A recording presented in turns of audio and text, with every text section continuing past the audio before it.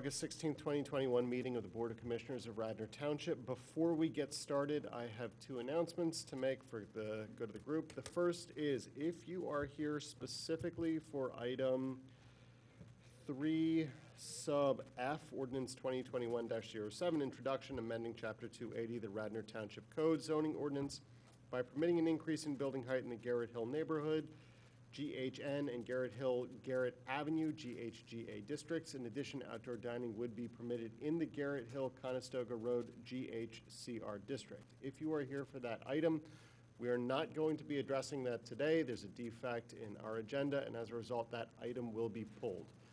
You are, of course, welcome to make whatever comments you want, but we won't be addressing it today.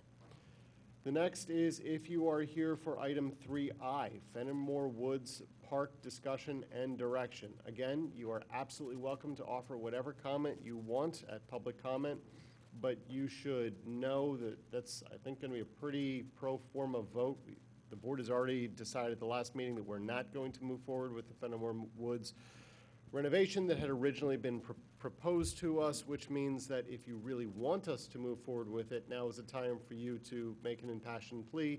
If you're here to tell us not to go forward with that, you've already got your votes. So again, you're welcome to say whatever you want, but just bear that in mind.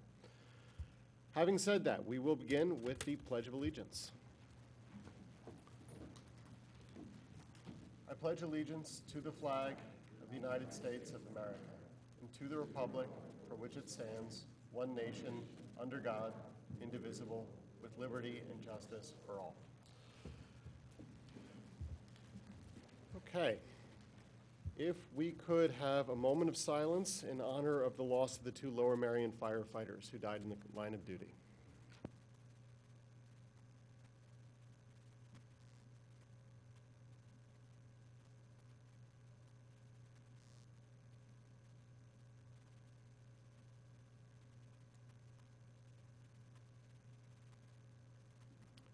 Thank you very much.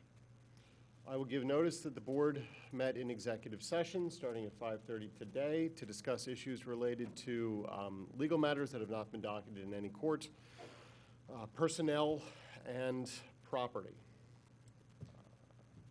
Moving on to the consent agenda. Are there, I apologize. Public participation. Is there any item that a member of the public would like to come up and comment on?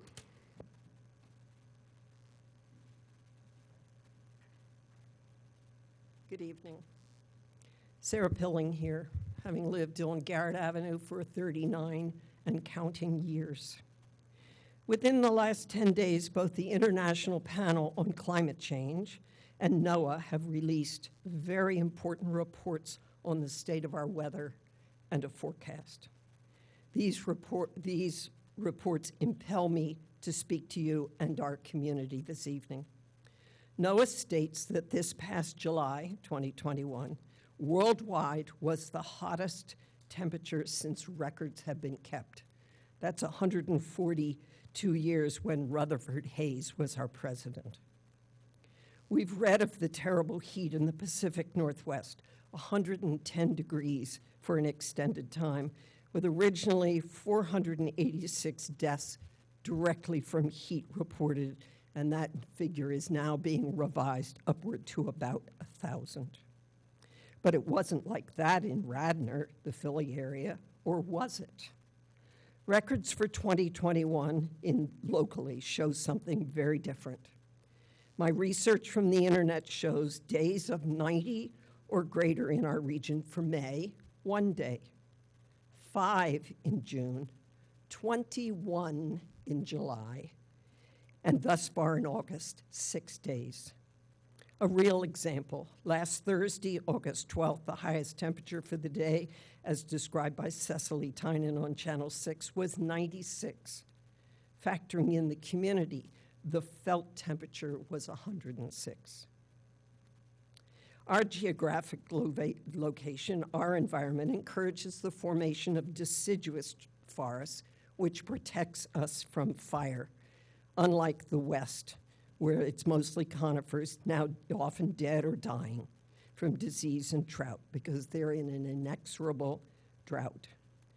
Hopefully, forest fires will never be an imminent threat for us. It's interesting to note that 820,000 square miles of forest have been burnt in the West. Perhaps we were safe from fire until a strong west wind blew the smoke from these fires across the country and into our special to us township. We were then under a code orange for several days, when little children and elders should stay indoors, as well as those with allergies, asthma, COPD, heart disease, and anyone who either worked or played outdoors should only do it for a very short time. At the same time as this smoky area, it was hot. So what did those Radnor residents who either don't have air conditioning or cannot afford the consequent electric bills do? And finally, rainfall. We've read in the news of the devastating drought in the West, a strong factor in the dreadful fires. While the West is so dry, there have been floods in the American South, in Germany, India, Pakistan, China, and Japan, and even closer in Bristol, Pennsylvania, and other communities in Bucks County. We here in Radnor were fortunate to have no flooding, an event that parts of Radnor suffers from, for with them it is disastrous consequences. So from one point of view, we had a summer when all sorts of playing could be done outside. It was not disturbed by rain. Well, what has our summer really been like? I can only give you the statistics from the professional grade rain gauge at my home in Garrett Hill. I measure it every day. We had a wet, cool spring, then went into summer with the following measurements. Incidentally, we really should get an inch a week. In May, we had 3.26 inches of rain. In June, we had 2.71. I'm almost done. In July, we had 3/4, and in August, we've had less than a half an inch. This is real trouble for our canopy, for those mature trees who really are vulnerable to drought. And if we should get a heavy rain, the ground is so dry and so hard, we will only get flooding, and we know what that will do.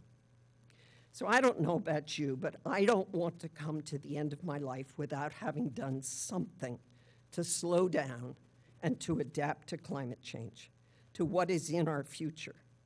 Often I feel like Don Quixote tilting at windmills, but hopefully not the ones described by one of our commissioners.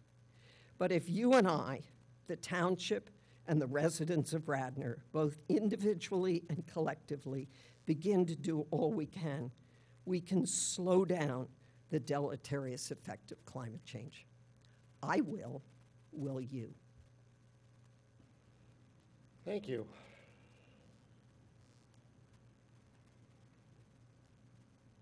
My name is Cameron Azarano. I live at 243 Willow Avenue, and I'm here representing the Friends of Fenimore Woods. I appreciate your comments. Really what I am here to say is thank you. I think it really is important to understand that we as a coalition did not take our efforts and our actions and our words lightly. We understand that there was much time, resources invested in the project at Fenimore, and in truth, it wasn't like there was this huge celebration of victory, because we understand how significant it was. And so we do say thank you to you. We say thank you for listening to our voices, and that's really what I'm here to ask for is, we have submitted our second formal request. I think there's probably about 10 to 12 of us who have an invested interest in coming up with a plan for Fenimore. I won't go through our 9 points of emphasis that we put in our letter. We have shared that with the whole coalition, and we know that you have that. And we do appreciate the time that you will take to review those. I think one thing that I would like to add is in my studies of the process, I came across the September 8th, 2016 initial plan that was created by Kimmel Bogret. Forgive me if I pronounce that wrong. And I think in reviewing that plan, I found myself really wondering, how did we end up with the 2018 plan compared to what was presented in 2016? Because I think the 2016 concept really took into account the entire space. The wooded lot, the old stable, which we do hope to save, but also the pond area. I think it's really important to note that any old map that you look at of Fenimore Woods, you will see that Gulf Creek runs through the pond. Right now, that pond is dying. I dare say the wildlife in that pond is dying. I do not think plopping a fountain in the middle of the pond is going to fix the problems that need to be addressed. And so I kind of personally would like to add maybe that 10th component to the conversation and see if we couldn't find a way to address the invasives and really appreciate it for what it is, but do make the necessary improvements that I know would be valuable. So thank you for your time. Thank you.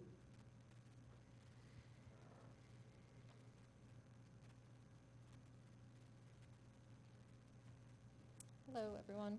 I'm Gretchen Grobel. I'm a Ward 2 resident, and I'm also here on behalf of Radnor Conservancy. I'm just going to speak briefly regarding Fenimore Woods because I do think that the board is going to give Parks and Rec direction on and on your thoughts on where the project goes. So I do urge the board to save the existing tree canopy. It's an incredibly unique wooded park.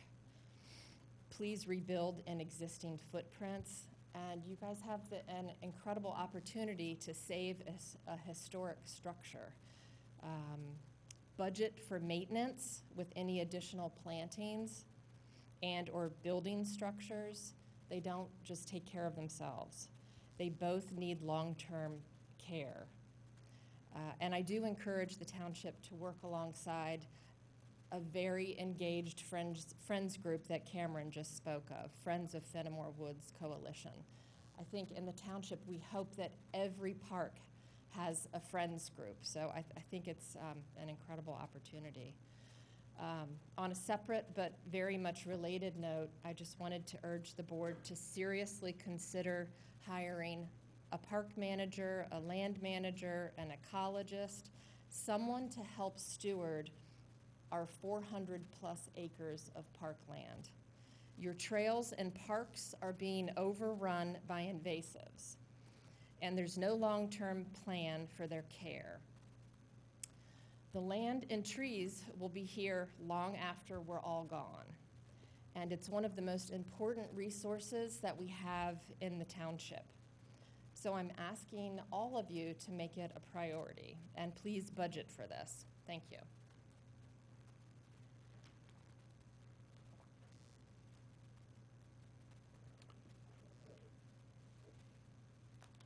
Hi, I'm Dave Laureen. I'm from Morris Road, and I'm here tonight to support item 3H, motion to authorize the township solicitor and staff to develop zoning overlay options for the South Devon Morris Clover area. We need your help, folks. We hope you'll support it. Thank you.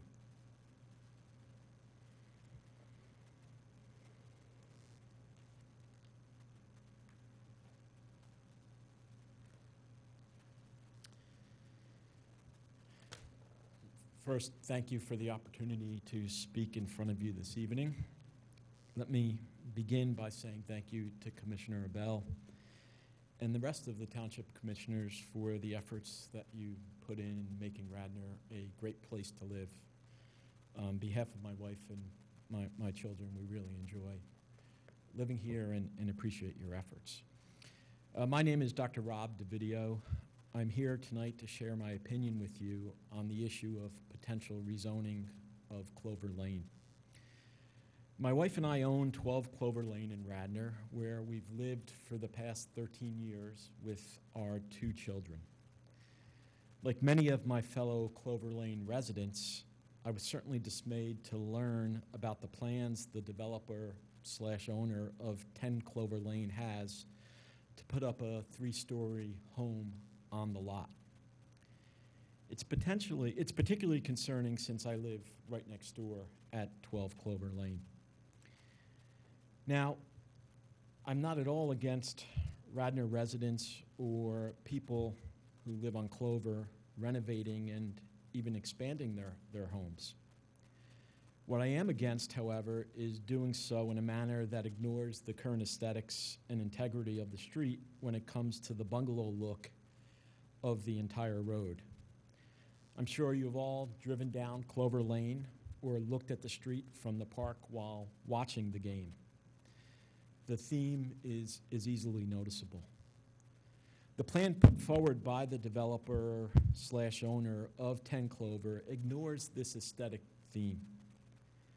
The fact that the developer is choosing to ignore the look and feel of the street and did not even take into consideration how the current residents would feel about such a stark change is certainly mind-blowing to me.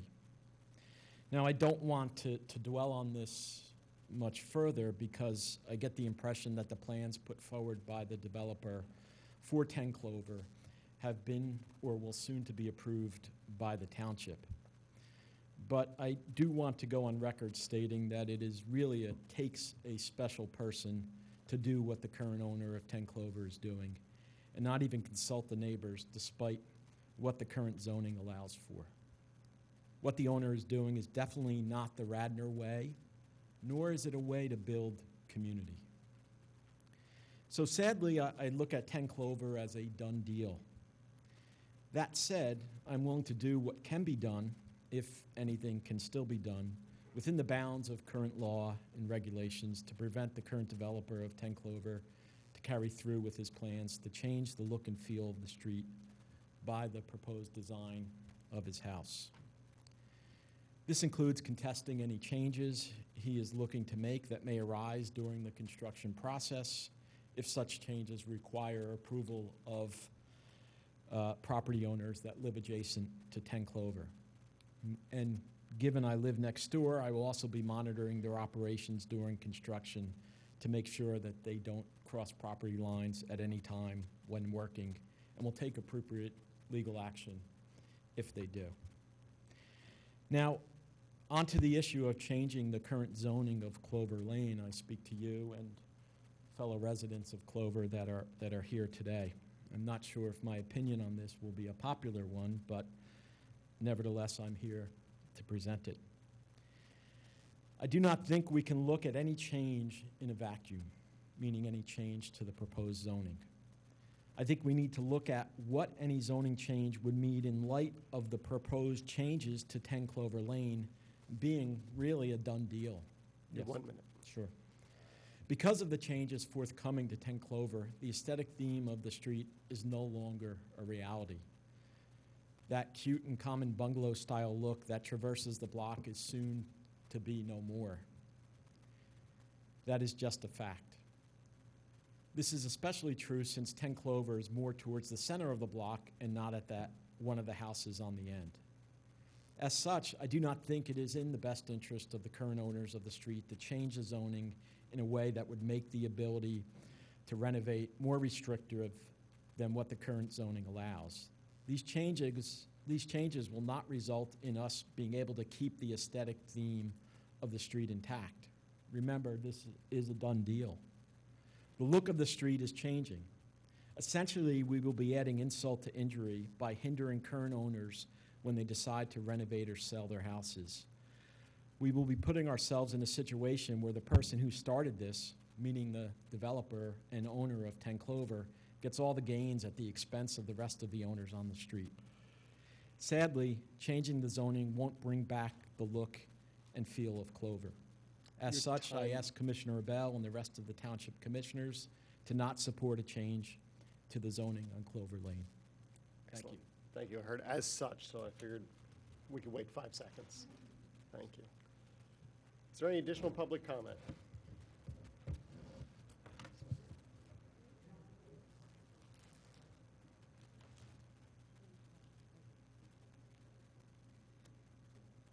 Good evening. Mr. Abel and the rest of you, thank you very much. I'll be very brief. I'd like to thank our residents who have come forward. My name is John Church. I've been in front of this board many times for other occasions, but never for one so personal as this. People talked about the aesthetics of Clover Lane. Dave Laureen has a photograph that my wife gave me of the homes on Clover Lane. I'd ask him to take it and show it to each of you so you have a better idea of some of the aesthetics, just to make them fresh in your mind. Try to keep control of my emotions. That photograph was given to me by my wife when I came back from deployment from Afghanistan. And while I appreciate the legal matters that exist with this issue, and I defer to your judgment, I can only speak for myself and for some of the residents who have been on Clover Lane for 50, 60, 70 years. This is our neighborhood. This is our home. We are asking you as respectfully as possible to do everything you can to enlighten other individuals who will never know what it's like to step on that street and weep because you thank God that you're back in one piece and you're with your family and your neighbors and you're in a town like this where people care. So I thank you in advance for your time and attention this evening, and I appreciate everything that you can do for us. Thank you.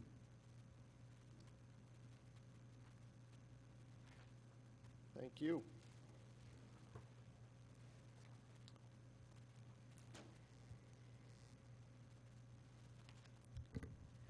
Good evening, Roberta Winters, 326 Williams Road in Rosemont, and I would like to again reiterate our thanks to the commissioners for all the hard work and the difficult decisions that lay before you. It's always inspiring to hear people who care so much about their neighborhoods, as you've heard tonight.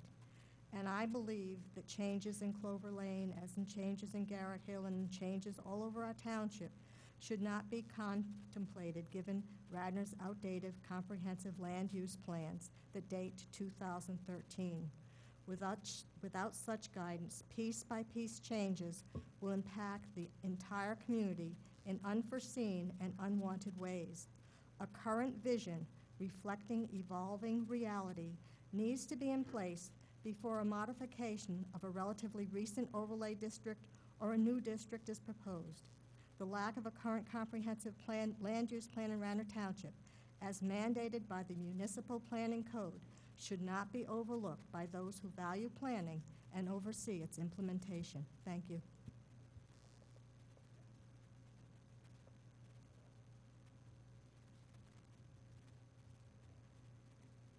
Hi, my name's Don Lewis. I've lived on Highland Avenue for 35 years. I just wanted to say that I support Commissioner Abel in his efforts to get some improvements at Oricio Park and also his efforts with the West Wayne Cemetery program. Thank you.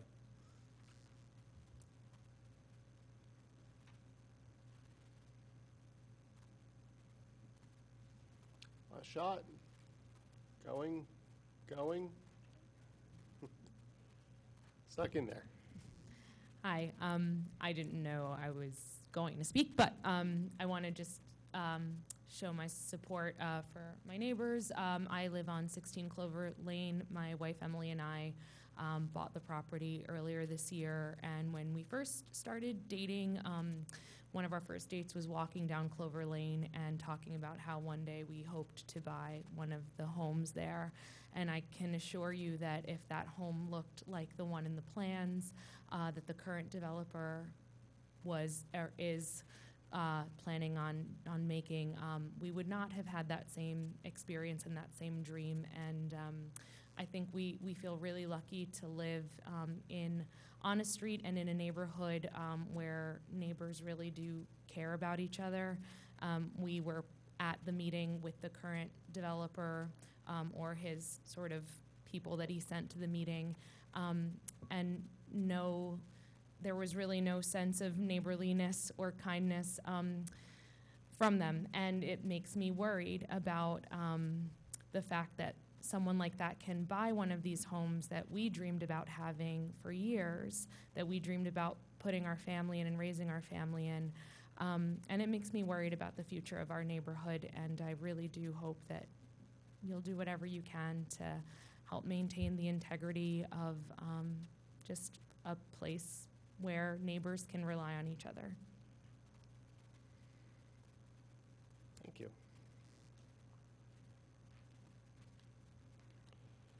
Hello, my name is Honora Jackson, and I live live at 28 Clover Lane. Could everyone just give a show of hands? How many are here for the Clover Lane? So we're all here. This is a small showing of us all. And you have read my letter. I sent one to all of you. Sure. The homes there are almost 100 years old. They're 90 plus. No one has changed the architecture to these places in all this time, except for this one developer that's coming in. And at the meeting, we kindly asked them to please consider what we are asking you to maybe not change the front. They verbally agreed to consider so and to have a second meeting with us. And we even had that. So I'm also asking you all to even look into that too, as well. I mean, it would be different if it were going to stay there, but they're just there to flip and leave. And we want to preserve our street and what we have there. And you're hearing very impassioned people speak about this neighborhood and how special this street is. And I said in my letter, they're not maybe majestic mansions that are in the historic part of Wayne, but it's still a treasured street. It's still a gem of a neighborhood, and it's still very special and unique in its own sense. And if you haven't driven down Clover Lane, I ask you to do so and see what we're talking about. So I support something that would protect us, an overlay, an amendment of some kind to prevent what is happening. It's a tragedy, what's going to happen to that street. It's all these two-story houses, and they're going to have this big thing that takes up. You guys, how many of you have all been down to the beach? You've seen those houses down there that take up all the whole property on this little tiny plot. That's what we're going to have, and it's going to really affect us. And we're all here asking for you, please. We're asking for your help. So thank you very much for your time.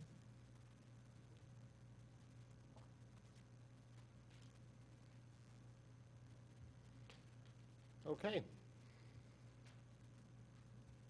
Thank you all. Moving to the consent agenda. Are there any items that any commissioner would like to pull from the consent agenda? Item I and item K. Okay. Anything else? H. Okay. Anything else? Let's start with H. I will move for item 2H, Resolution 2021-85, authorizing an electronics recycling and paper shredding event hosted by Radnor Township at an estimated cost of $11,375 to be held on October 2nd, 2021, the Radnor Township Municipal Building. Is there a second? Second.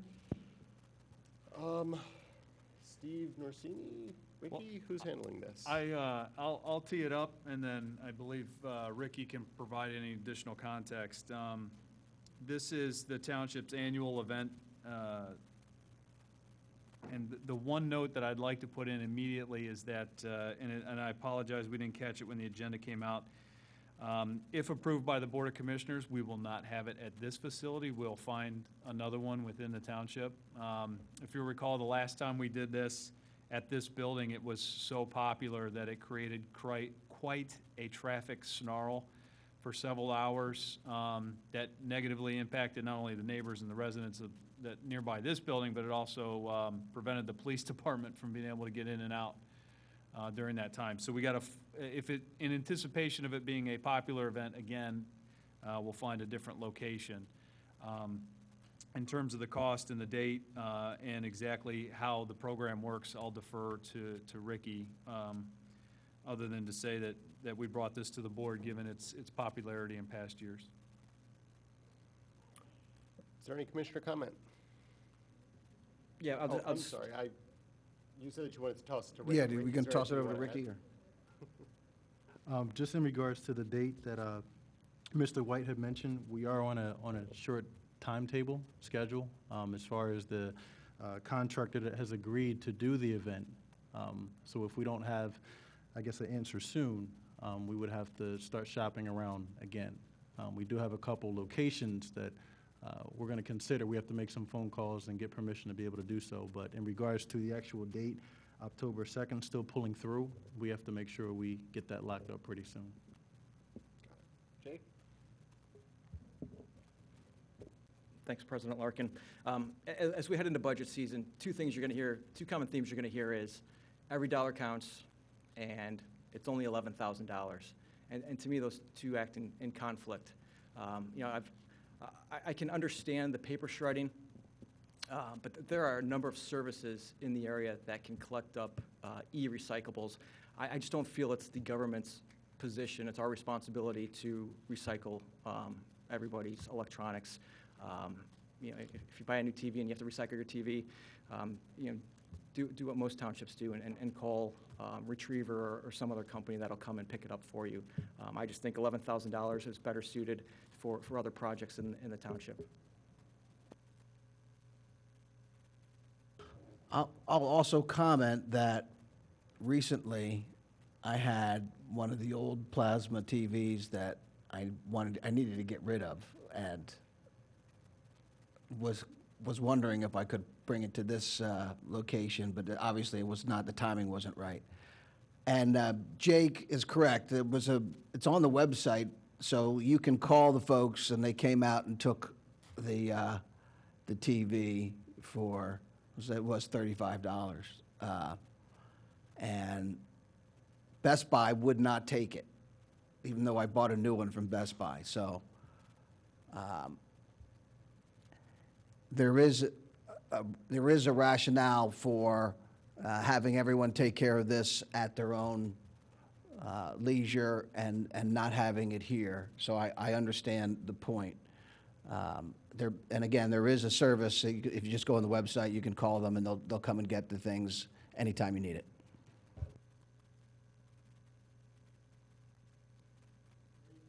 Is there any additional commissioner comment? Hearing none? No, I have a quick comment. I kind of see both sides here. But the advantage of us having a program like this is that I guess the company takes the items in bulk. So if they take it in bulk, there's a cost savings to the residents and the consumers.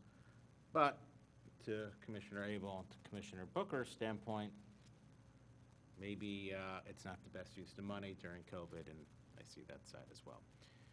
So maybe there's a compromise of charging a nominal amount if you do take something. Not to say that the township needs to make money, but if we could become net neutral or close to it, I think both sides here could win.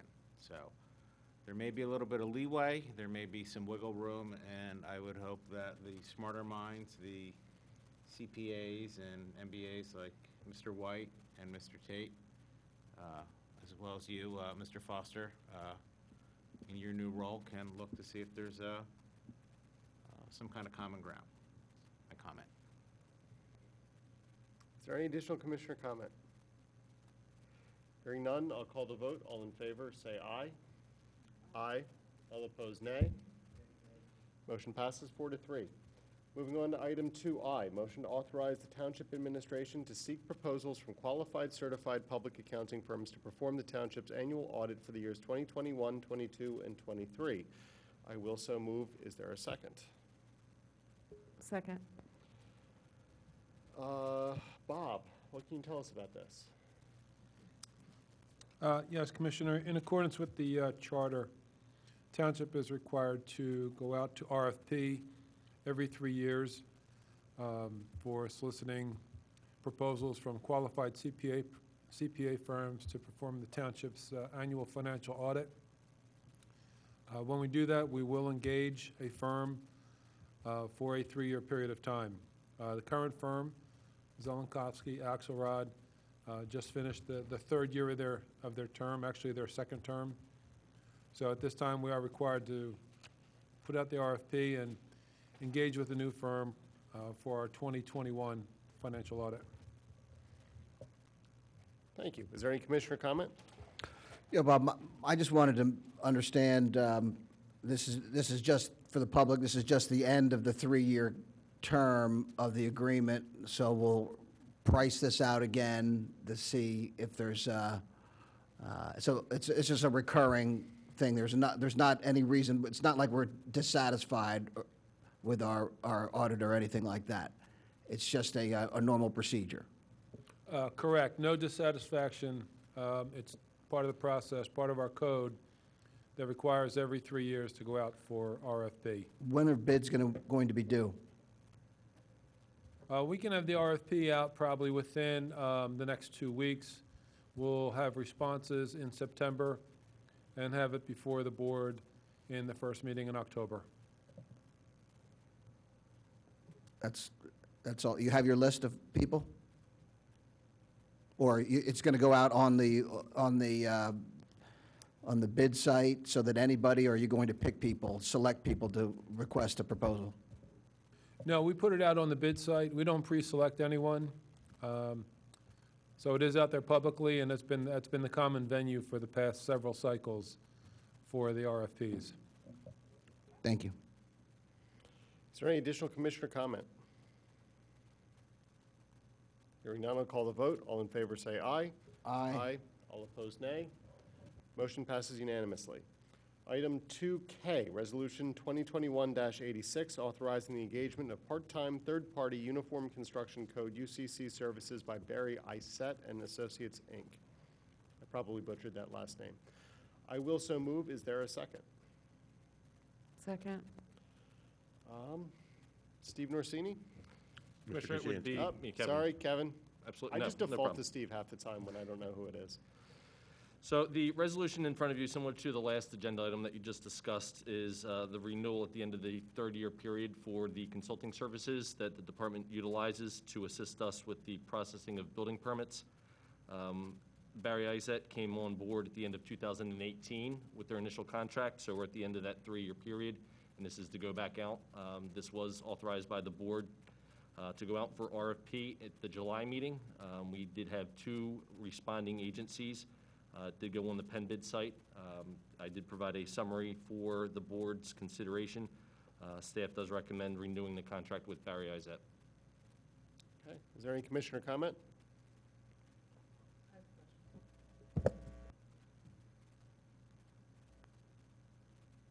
Sorry, it's my first time using it, sorry. Kevin, are we a named additional insured on their policies? I noticed there's a certificate of insurance, but I didn't see anything about us being an additional named insured. I believe that is the policy to do that. We can make sure that that is added if it's not. Okay, thank you. Kevin, I didn't see a spread of the bids in the packet. What page is that on? You said there were other bidders? There was one other bidder, Safe Build, at Arizona, I believe, is their corporate headquarters. Their local regional office was in Ohio. Those were the only other bidders that we received. It was on the second page, I believe. It was a memo outlining, for myself to the township manager, outlining the costs and our recommendation. And so what's the benefit? Between So the two? only 2 bids. There wasn't 3 people to, at least 3? And what was the difference in the bid price? Ultimately, the hourly breakdown was that Barry Isett was, the net was just under $42,000 cheaper for the services that we're currently providing. And we've had this since 2018. Did we have it prior to 2018? We did have it. We've had it, I want to say, since early 2000s. We had Keystone Municipal Services. They left in middle of 2017, 2018 timeframe, and that's when we had to go back out. We went to RFP. At that point in time, we had 2 responders then, Barry Isett and Keystone. Keystone ultimately dropped out and decided to not renew their services here. And why is it that we can't do this in-house? What prevents us from handling this work with our current staff? Well, we don't have enough staff. The organizational chart would require or outlines 2 in-house staff and 1 third party. Currently, we only have 1 in-house and utilize 2 third party. We have had a job description out there for a couple of years, and we just don't have any takers on the position. But yes, we would like to bring one of those positions back in-house. What do we spend on these per year, approximately, on these services? It's $80 an hour. And it's not like these guys are PhDs or anything that we're hiring. These are, it's pretty. Well, it is a very specialized career with certifications that are required by the state with continuing education. For the contracted services that we have, for the two in-house, or I'm sorry, for the two inspectors, plan review, and rental housing, the total would come out to $436,800.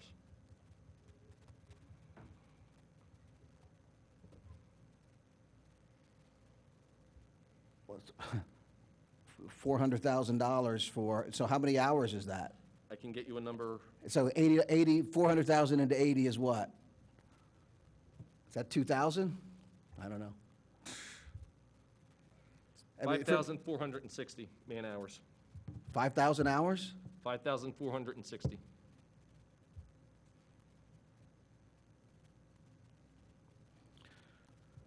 Thank you. Is there any additional commissioner comment? Don't we have, so in the budget, isn't there a request, or maybe I just saw that, are we asking for another fire inspector, or is that, am I? Yeah, so on understanding the, on the list of items to be discussed as part of the budget would be a fire inspection program with one FTE. Kevin, I apologize. I don't have it memorized if that was part of the hours that you have accumulated or added up with this. I don't think it was, but. It was not. We Yeah. added that as a service to get ahead of the curve in case that program is authorized, so we would know what to budget for. The numbers that I just gave out exclude fire and safety inspections, because that's not a service that we're currently providing. Yeah. And ideally, to Commissioner Booker's point, if we had the right candidates, these would be services that in-house personnel, that would be ideal. We've had several through the years retire. We currently have our full-time employee that does the job now is absolutely fantastic. If we could clone him, it would be an absolute home run. But we've, through the job market, had trouble finding an adequate addition to that. So we are relying on the third-party services until or unless we find the right candidate. And again, I mixed those two issues. You asked specifically about the fire inspection. We would only proceed with that with board approval as part of our larger budget discussions. No, I was just thinking, is that something that, so we're outsourcing now, but moving towards bringing it in-house? Yeah, again, for the inspection and community development related services that they're doing now through this, if we could find the right candidate or candidates, that would be the ideal way to go. To a certain extent, there's, I don't want to get into too much detail tonight, but given the amount of permits that are being pulled and the activity going on in the township, it's reasonable to have a certain amount of this contracted out so that we could adjust accordingly with the amount of activity, that we don't have idle staff in times where things slow down. But that's certainly not the case right now. And it certainly wouldn't be the case with another full-time employee. There's always 2+ employees in terms of activity going on with the permits and the various development items going on throughout town. But it's over and above that where the right balance is somewhere out there. But now our hands are tied. It's all outsourced, besides what Mr. Pankos does for us. So this is. And Kevin, of course. This is more than, it's almost 3 FTEs that we have here. And I know that Kevin said there was 3,500 pending building permits. Isn't this paid for out of contractor fees and escrows? Or is this on the taxpayers? Kevin, you can fill in the details that I miss out on, but generically speaking, this is paid for through the permitting revenue that is generated by the permits themselves. This is not the development, the escrow that the developers put up. That's done through the engineering department. And just so I and the public understands, these people are reviewing permit applications and then actual construction, or are they doing other services? No, Commissioner, so we have inspectors that review the plans for code compliance before permits are issued. Those same individuals also perform the inspections in the field while construction is occurring. What we also did not really talk a lot about was the rental housing inspection. So we do have a part-time rental housing inspector that is through this company that does all of our rental housing inspections. And they go and review with complaints, and they make sure that it's up to, the housing standards are up to code? Is that part of it as well? Correct. Every 24 to 30 months, they are out there inspecting the rental units. So the cost for that inspector would come from the rental permit fees. For the building side would come from the revenue generated from the permits. Thank you. Any final comment on this? Hearing none, I'm going to call the vote. All in favor, say aye. Aye. All opposed, nay. Motion passes unanimously. I move for the approval of consent agenda items 2A through G and J. Is there a second? Second. All in favor, say aye. Aye. Moving on to item 3A, 608 West Wayne Avenue, waiver of section 245-22 of the Stormwater Management Ordinance. I am going to note for both the presenters and the board, it's now 7:30. We are just now getting to committee reports. We have a long agenda in front of us. All of us have spoken about our opinions before on stormwater waivers. I swear we do not need to reiterate them. Let's make this as expeditious as possible.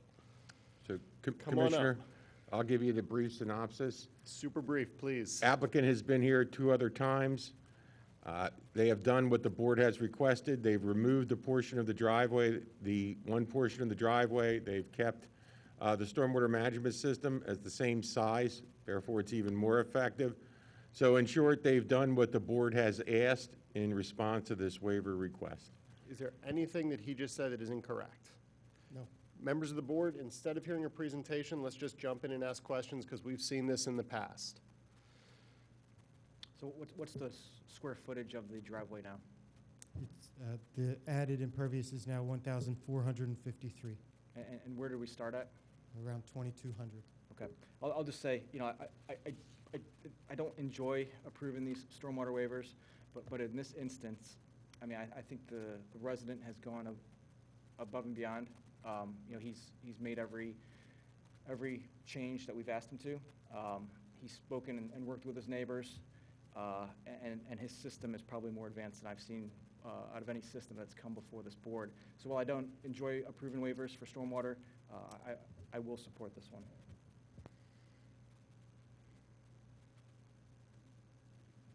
So I'd just like to thank you and the resident for coming before us so many times and for listening to the concerns of the commissioners and putting together, I think, a really effective plan that not only you know, is mitigating the stormwater, helping to mitigate it, but also is imaginative and a new innovative approach. So thank you very much, and I would just like to reiterate, I believe what I said last time. You know, we really, I don't believe that the Board of Commissioners should be engineering these plans for people. So we really need to update our stormwater ordinance. I know it's in the works, and really put forth some specific criteria that homeowners can work towards so that we are not sitting up here designing stormwater management systems, because I know that I'm certainly not qualified to do that. So thank you.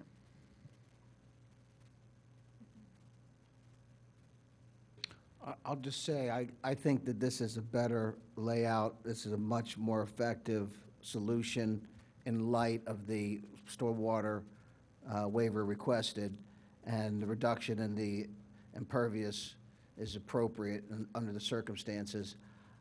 I did ask for that spreader down at the bottom there with the outflow from the storage tank to be increased in size. It doesn't look like it. So what's the width? Should be 25 feet, as what I talked about, right where your hand is, right there. The label says 10 feet. I don't recall from the last meeting, my colleague was here. I know that the homeowner met one of the commissioners out there and the adjacent neighbor, and they talked about the location of the spreader and making it bigger than it was the original time. Yeah, again, making that wider would help to spread that over a wider area, so I would still say it should be 25. Hey, Commissioner Booker, just to interrupt, and Steve, you may remember that conversation. Did the neighbor request it not be as wide because he wants the water funneled to a specific area because the neighbor has graded his yard to accept water in one spot? So Commissioner, you're correct. To go, and I understand Commissioner Booker's point, but to go to 20 feet wide, the topography there really, that would be a tough item to install. And right now, it's pointed at going to the applicant's rear yard, where it will disperse further.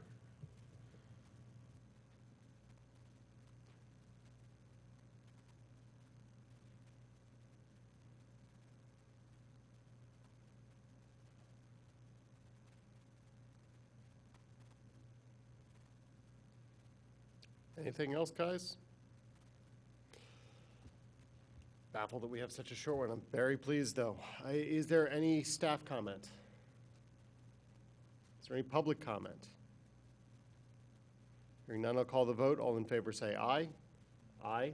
All opposed, nay. Nay. Motion passes 5-2. Thank you very much. Congratulations. Moving on to item 3B, 401 East Lancaster Avenue, Caucus, minor final subdivision plan. Mr. Myers, could you please pull the plan up for this? And I'll just introduce this very briefly, Commissioner. This is a pretty easy one. The American Legion owns 2 lots. They wish to remove the lot line. It's as simple as erasing a line on a piece of paper. They're asking for 2 waivers. One is the mapping requirement, which the board has been gracious enough to give to many applicants.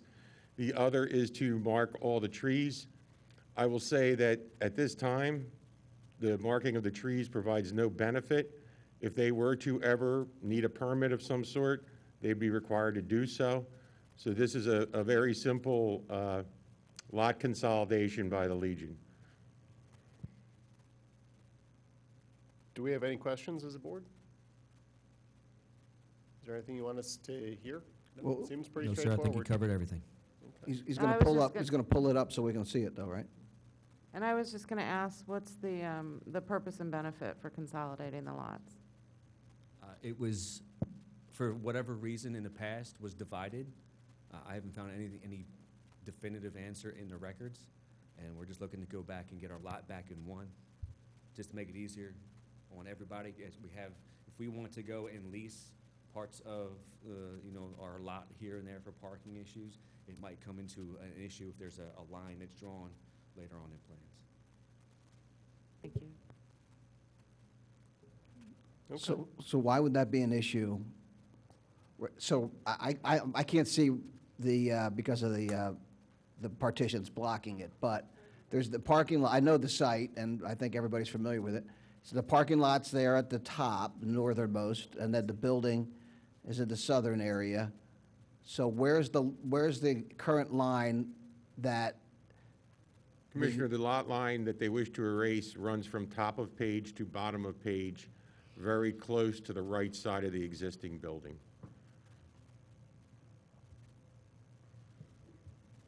Basically bisects what you see on the paper. Uh-huh. And is there a different owner in each, are the deeds the same? No, sir, we own both properties. Is it in the same name, the same entity? Yes, sir. So again, what's causing the issue? Why are you, is this in anticipation of a sale, or is this in No, sir. anticipation of some plans. development? No, sir. So what's driving it then? We're trying to be a little proactive in case things come up later on. It's an invisible line, and we own both properties, and we'd like to consolidate.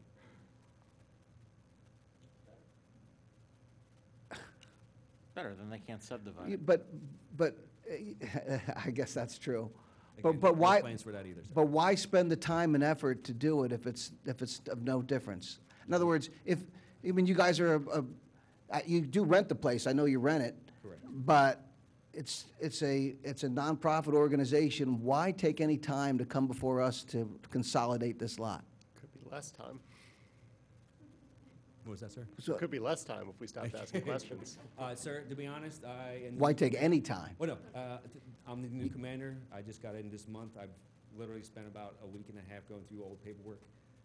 It was started, presented with the past commander, Joe Lewis, and I'm continuing on. So the exact reasonings, it's going to be a lot easier. Paperwork-wise, everything, it's all going to be one lot instead of two. Again, we had the lot. For whatever reason, it was divided. I don't have the answers for exactly why. How's it going to be easier? Commissioner, if I may, so at previous meetings, we were told by the previous commander, this is really a matter of housekeeping. They want to get their house in order and show their property as one lot.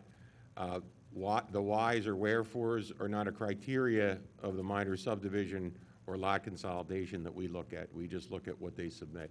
But that was basically it. They wanted to get their house in order. With no intention of selling, there's nothing, we're not going to do anything with the property for the foreseeable future. Well, it changes the building envelope, it changes I mean, I don't see what the benefit is. I don't know why it would cost any money, and it seems like there must be something that we're all missing here. So that's what I'm still looking at. In other words, you still have to pay the same tax. Yes. I don't know how much housekeeping could be involved, and I also don't understand the leasing. You said leasing parking spaces, you said? Yes, sir. We lease the top portion of our parking lot, and also the lot that's next to it is also leased by Land Rover. And so this will help with that leasing arrangement? If there's any problems in the future, we're just trying, again, to clean up shop, just in case anything ever popped up with that property line. I think we've gotten the answer that we're going to get. Are you looking to expand to No, make sir. your building bigger? No, sir. Okay. So do you pay other utilities on the other parcel? So you pay one water bill, or do you pay a separate I water bill? believe it's just going to be one, because there's only one water line coming into the There's building. only one water line. Yeah, So there's it's not- nothing on the other property. Sure. So there's not a water line on that vacant piece Correct. of land? Okay. So basically, you're just gonna We want to save erase one an check. invisible line, Instead of yes. writing two checks, you'll write one check when it comes to taxes, and that's it. And That's that's the only, okay. Great, thank you. Thank you for your time. Moving on to it's caucus. Moving on to item 3C, 250 King of Prussia Road, caucus preliminary final land development plan. So, Commissioner, again, I'll let the applicant speak, but brief introduction. This is 250 BDN. They're here with a structured parking garage to be installed on site. They have their Shade Tree Commission approval as well as Planning Commission approval. They're requesting a few waivers from Saldo, which you folks control. The most two being the preliminary final plan approval, right? So they're asking to not have to go through the preliminary and then subsequent final plan approval, and the groundwater recharge requirement, which they can talk to you about. And again, this is caucus just for informational only.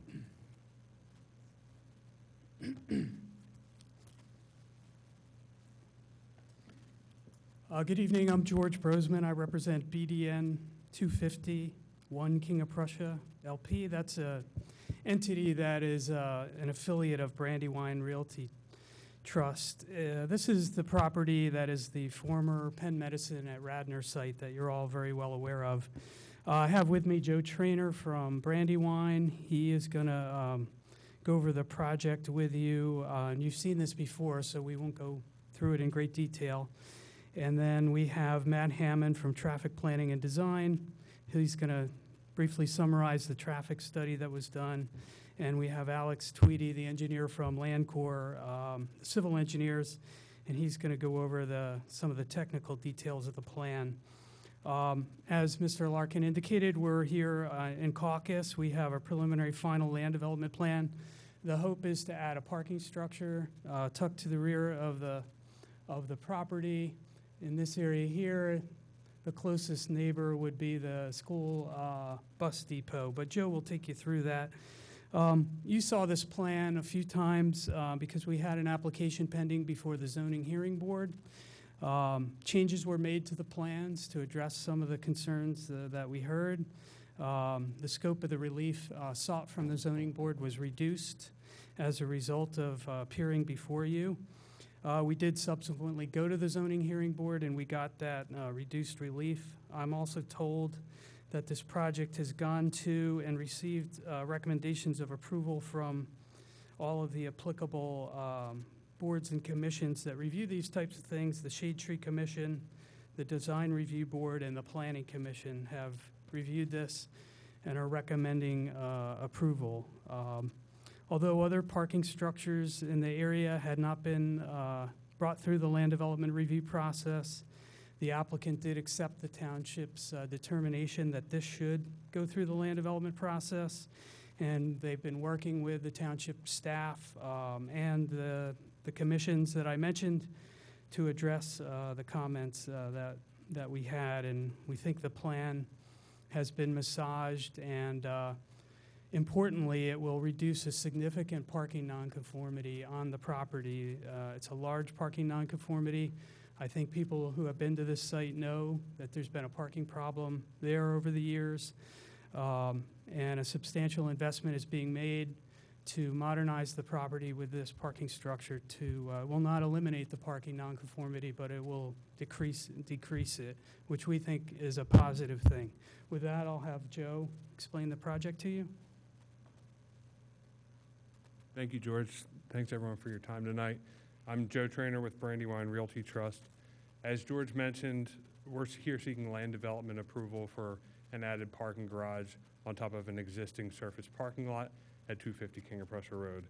We, Brandywine, purchased the property at the end of last year when Penn Medicine moved out and into their new facility down the street at 145.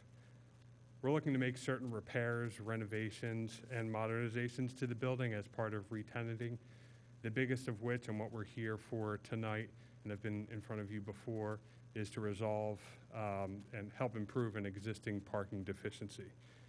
George highlighted all of the approvals we've gone through. Our plan to date incorporates feedback we've received from all of the different committees along the way, including feedback from the neighbors across the street. Matt Hammond, our traffic engineer, will take you through an overview of the traffic study that was reviewed with the Planning Commission 2 weeks ago, and then we'll turn it over to Alex Tweedy, our civil engineer, who will take you through the details of the plan as well as the comments from the township consultants. Thank you.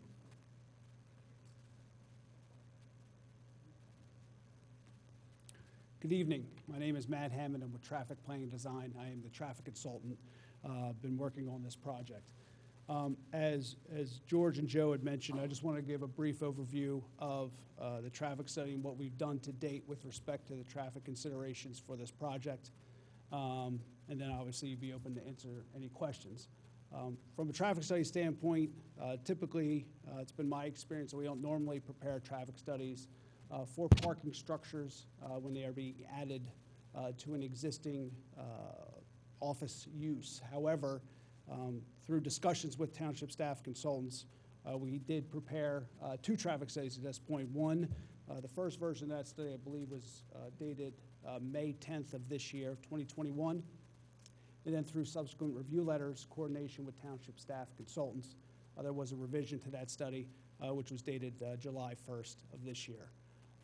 Essentially, what that traffic study does is it builds upon the traffic study that was previously completed as part of 145 King of Prussia Road. Data was collected along King of Prussia Road and Radnor Chester Road when the subject property was in operation. So we utilize volumes contained within that study as well as volumes collected specifically. Pardon me, what were the dates of the study that you used for the traffic counts? The study for the traffic counts. I believe they were done in 2015 and 2016. Can we get so we know exactly what it is? I don't have that study in hand. It was information that was provided to the township consultants who did review that information as part of the second submission of the traffic study. I'd be more than happy to provide a copy of that study with the information. I can tell you that included within the 145 King of Prussia Road study, there was something that was entitled Appendix G as in giraffe. And in that appendix, there was specific discussion, pretty detailed discussion about traffic volumes that were collected at the existing 250 King of Prussia Road office building when it was operation.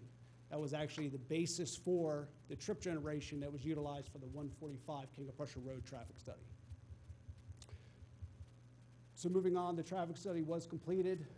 We did look at a number of study intersections, most notably, obviously, King of Prussia Road and Radnor-Chester Road, Radnor-Chester Road and Raider Road, King of Prussia Road and Raider Road, as well as the two driveways, in addition to, I'm sorry, bear with me, Matson Ford Road. Those were the study area intersections, very similar to the study area intersections as part of the 145 study. We did go through, as I mentioned, go through and coordinate with the township staff. We did receive a review letter from Gilmore and Associates dated July 13th. We did prepare a subsequent response letter dated July 27th, essentially addressing the comments and providing for will comply for the remainder of the comments.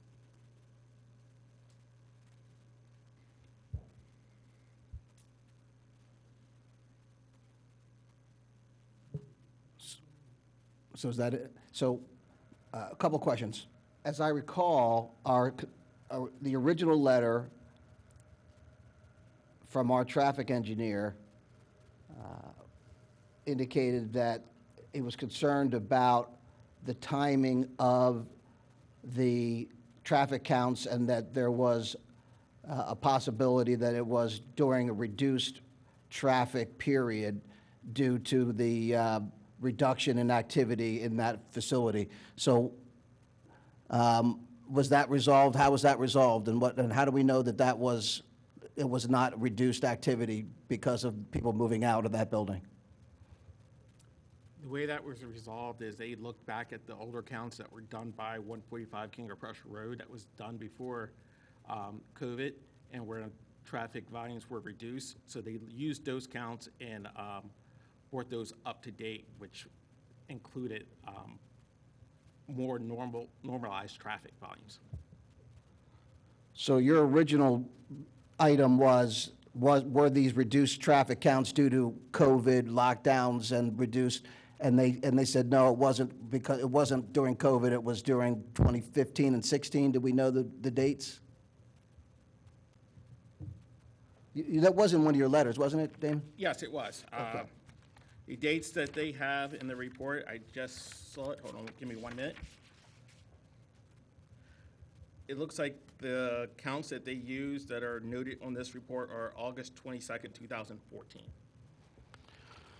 So August 22nd, there's no school, right? The traffic study was dated August 27th. That wasn't the date of the data collection. Oh. That was the date of the traffic study that was completed. Okay. So we looked at, we utilized a number of different methodologies from a traffic count perspective.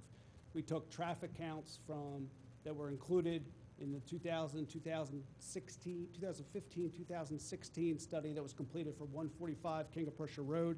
The traffic counts that Damon is referring to was a traffic study that was dated August 22nd, 2014. That was done for 240, 252 Radnor-Chester Road, as well as other counts that were conducted in the area during COVID, which were adjusted as well. So we utilized a bunch of different methodologies to determine whether or not the volumes seemed reasonable. We also utilize, again, the volumes that were contained in the 145 King of Prussia Road study, which included everything, and what I mean by everything pre-COVID, normalized conditions, as well as traffic volumes specifically conducted at the subject property when in operation. Okay, so how do we verify that the traffic counts were taken during representative times? Can you provide that information for me and the public so that we say the counts were taken not during COVID and not during the summertime when there's no school in session? And so do you have any of that data? I wasn't able to find that in the packet. All of that data is included in the traffic study as part of the appendix. All of the data that we utilize, the raw data, is included in the appendix and was submitted as part of the July 1st, 2021 study. I'm assuming there's an abbreviated version of the study in the packet because the study is approximately, if I remember correctly, 600 to 800 pages long. So much of the data is included within the appendix. And Right, but you don't know the dates that the data was collected on, right? So that's, all right. All I can say is that the data was included in the appendix. It was referenced in the traffic study, and that comment is no longer exists in the Gilmore review letter, the most recent review. Okay.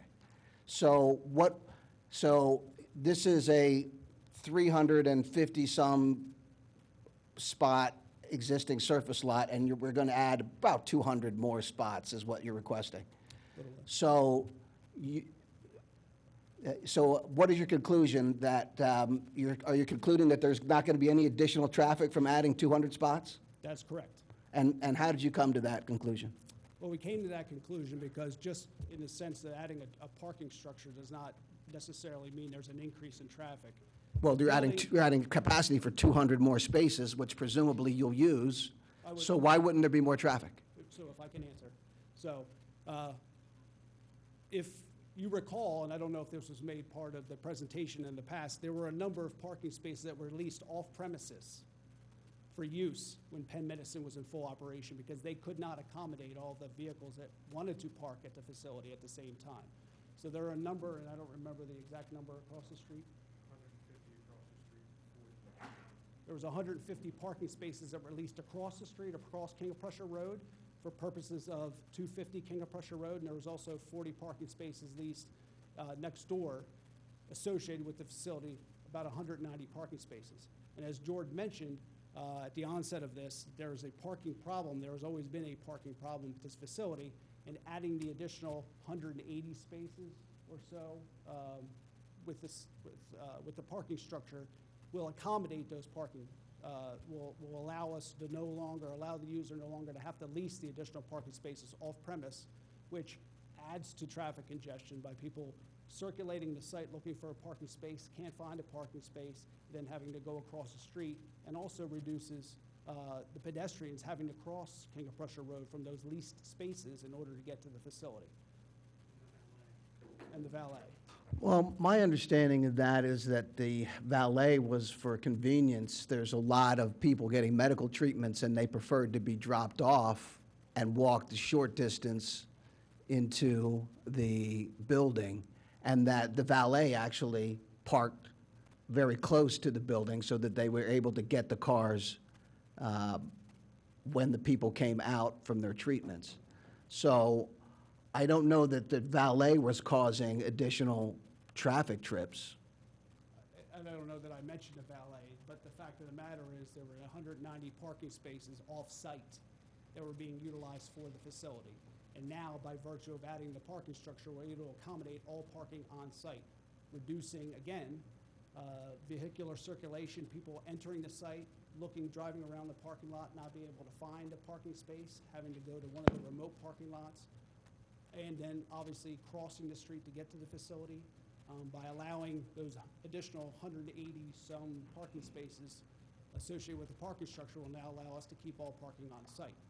Can you walk us through some of your analysis, how you can prove out your thesis that there is no additional traffic from adding 200 spots?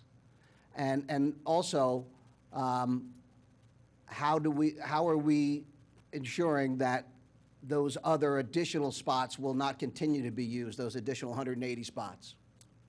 So I don't know that I can answer part two of that, but my thesis, again, I guess I'm confused by adding the spots. The spots. Well, you're adding 200 new spots in the new parking garage. On site. On site. Right. So how does that not increase trips? Can you show me how you prove that out? What I would point out that 190 of those spots were previously provided, just not on site. So by saying that we're adding 200 spots, which is true, technically we are adding almost 200 additional spots on site, but those spots are accommodating or replacing the 190 parking spaces that were off-site. So over the years of me doing this, the 26 years that I've been doing this, I don't know that adding parking necessarily means additional traffic. There's only so many patients that can be seen. The split of the building when traffic data was collected in 2015 and 2016 was approximately 70% medical office and 30% office. That is the exact same split that's being proposed at this point. Quite frankly, may be reduced slightly based on market conditions. Medical office generates more traffic than does office. Mhm. So if there's less medical office and there's more office, then the likelihood is you're going to experience less traffic at the facility. But we didn't assume that. We assumed the same exact 70-30 split. So again, we're not adding 200 parking spaces that weren't there in the past. We're accommodating those 200 parking spaces on-site versus off-site. So what you're saying is that you believe that there's not going to be any additional traffic in the neighborhoods or on the streets, but have you looked, you don't have any objective traffic patterns, flows, counts, or data that you're saying supports that? Or is there? Is there any summary that you could say, here's the trips before, here's the trips with the new building, and they're the same? There's actually information in a traffic study where we are saying exactly that. Could we look at that right now? I don't know that the traffic study is an exhibit that we can put up there, but again, what I would say is we are not changing the building itself. The building previously in operation was 70% medical office, 30% office. That is exactly the same split. The building is not being increased in size, so there's only so many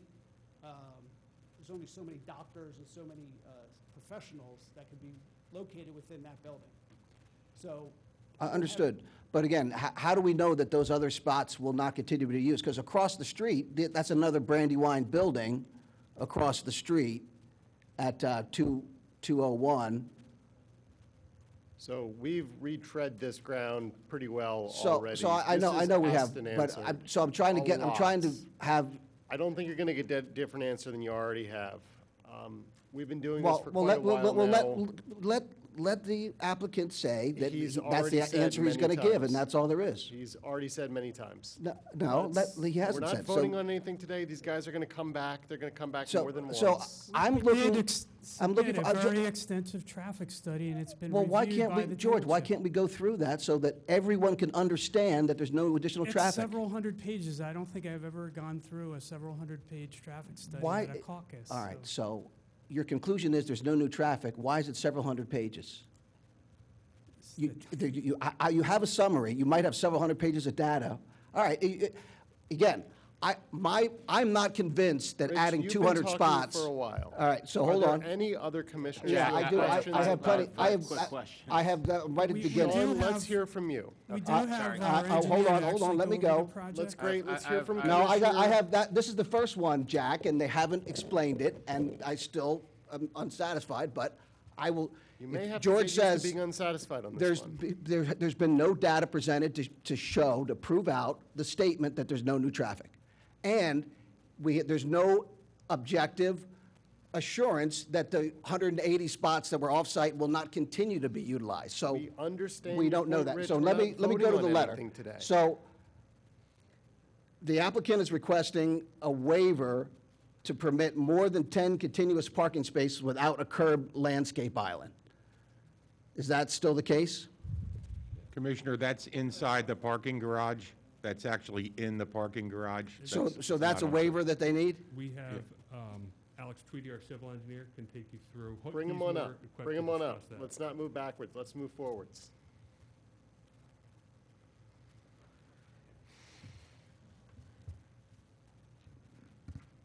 Thank you.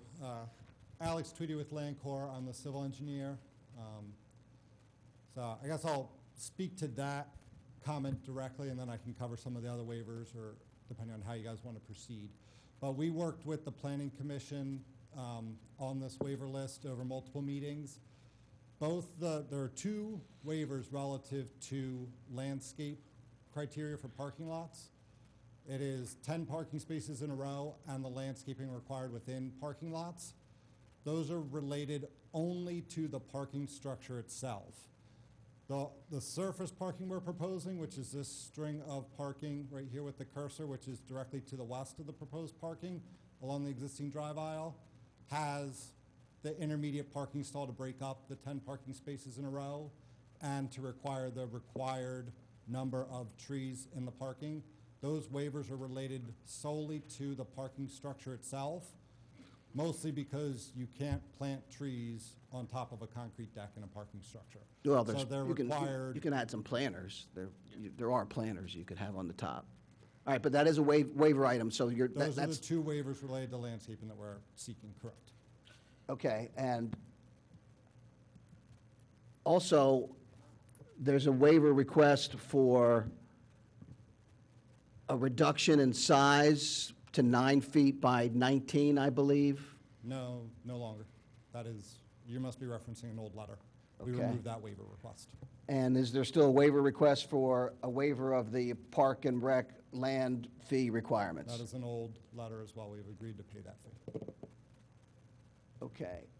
What about the, Would you like me to do my presentation on this? That sounds great. well, there's still some of the other transportation impact study items. We're going Well, to we were talk about trying the to- engineering yeah. right now because we've got the engineer. Give us the presentation. Thank you.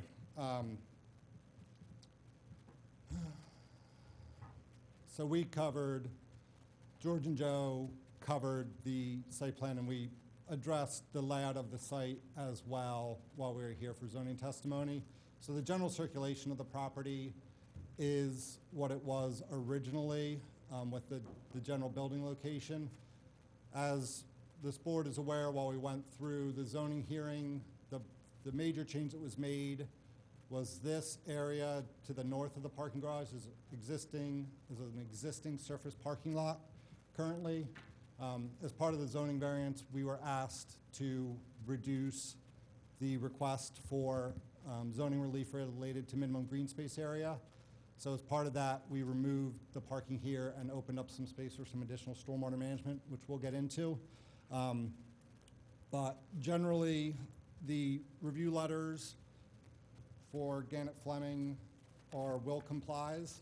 The majority of the letter is commentary in nature relative to the zoning variances that were granted and the stormwater and the waivers that are required. There are 5 waivers required that we're requesting, which is the bulk of our discussion here tonight relative to the site plan. We already covered the landscape requirements for 10 continuous parking spaces in a row and the parking lot landscape requirements. And as I discussed in response to the question, we are complying with the code requirements for surface parking. We are asking for those waivers solely within the footprint of the structured parking. One of the waivers is procedural in nature. We are here seeking preliminary and final approval as one application. There are no third-party agreements required for this structure, so there would be nothing additional to discuss should we come back for final. So we're asking for a prelim and final approval. The fourth is the common waiver you receive for the 500 feet survey district, which is commonly granted by this board. And then the 5th waiver is similar to your earlier discussion for a stormwater waiver or modification due to the inability to recharge the groundwater. This is similar to all the presentations you've heard for many of the residential properties that have been before this board for the last couple months. We've done multiple stormwater and geotechnical tests throughout this entire project limit, and the soils are consistent throughout the whole property, and they do not infiltrate water in any way. We've tested both within this area of the proposed stormwater facility and throughout the garage, and it was found to be consistent soils, and when tested, we got a 0 inch per hour infiltration rate for that portion. So what we have proposed, and I guess from background, this site requires full stormwater management standards for your code. This isn't similar to the residential homes where some of them are just those partial requirements under the 100 square feet, this is full stormwater code requirement. So you have 4 provisions of your stormwater code. We comply with 3 out of the 4 of them. The only waiver we're requesting is for the groundwater recharge, and I would present that more so as a design modification than really a waiver. What we are proposing is a 2-part stormwater system. Within the footprint of the garage, we have a detention system, underground pipes, to do peak rate control, which will comply and provide full compliance with your peak rate flood control standards and your stream bank protection standards. And then that water is then discharged to this area that we added green space for related to the zoning discussions we had. And in that area, we have a proposed rain garden, and that rain garden is designed to meet your water quality stormwater provision and address your groundwater recharge intent, but because of the soil condition, the water is not able to be infiltrated into the ground. So the way we've designed it is it's still a rain garden where typically that water would be captured in the rain garden and then it would slowly infiltrate into the ground. Since it doesn't absorb the water in this area or anywhere else on the site, what we've done is we've planted a special planting mix and planted additional trees in that rain garden so that the water is stored in the soil of that rain garden and slowly absorbed by the trees. And the trees get to use that water instead of it percolating into the ground, which it can't do. It should be noted that this site in its current condition has no stormwater available today. So these parking lots drain from west to east down to basically the loop road. There is a stormwater drainage system along the loop road, and it then dumps into the creek that's just to the east of our property, in between our property and the bus depot. What we're intending to do is capture the garage and capture this western drive lane to the west of the garage and drain it through that series of systems. The garage drains into that underground detention system, and then that discharges to the rain garden, and this existing surface parking lot then also drains to the rain garden and provides stormwater control that doesn't exist today. One of the benefits of doing this project is it puts this property under the criteria of your stormwater code and requires us to improve that condition. For summary of what benefits you get, even though we're asking for the waiver, as you know, your stormwater code already requires you to improve stormwater above and beyond just the existing condition. So from a compliance standpoint, I kind of broke up the summary into the low-level storms and the high-level storms, the 1 through 500, or the 1 through 5-year storm, and then the 10 through 100-year storm. So relative to the code, and the low-level storms were about 10% better than the requirements of the code, and in the low level were about 20% better than the code requirement, and in the high-level storms were about 30 to 40% improvement from your code requirements. And then in reality, because you require peak rate reductions, it's actually better in the real life condition. The 30 to 40% reduction is the low-level storms in reality, whereas we beat the code standard by 20%, we beat the pre-development conditions by 30 to 40%. And then in the high-level storms, it ranges from 10 to 20% of a reduction in flow coming off the property because of the system we're proposing. Do you have a table that is already in the packet or that you can show that summarizes those figures? Yeah, let me pull up the chart.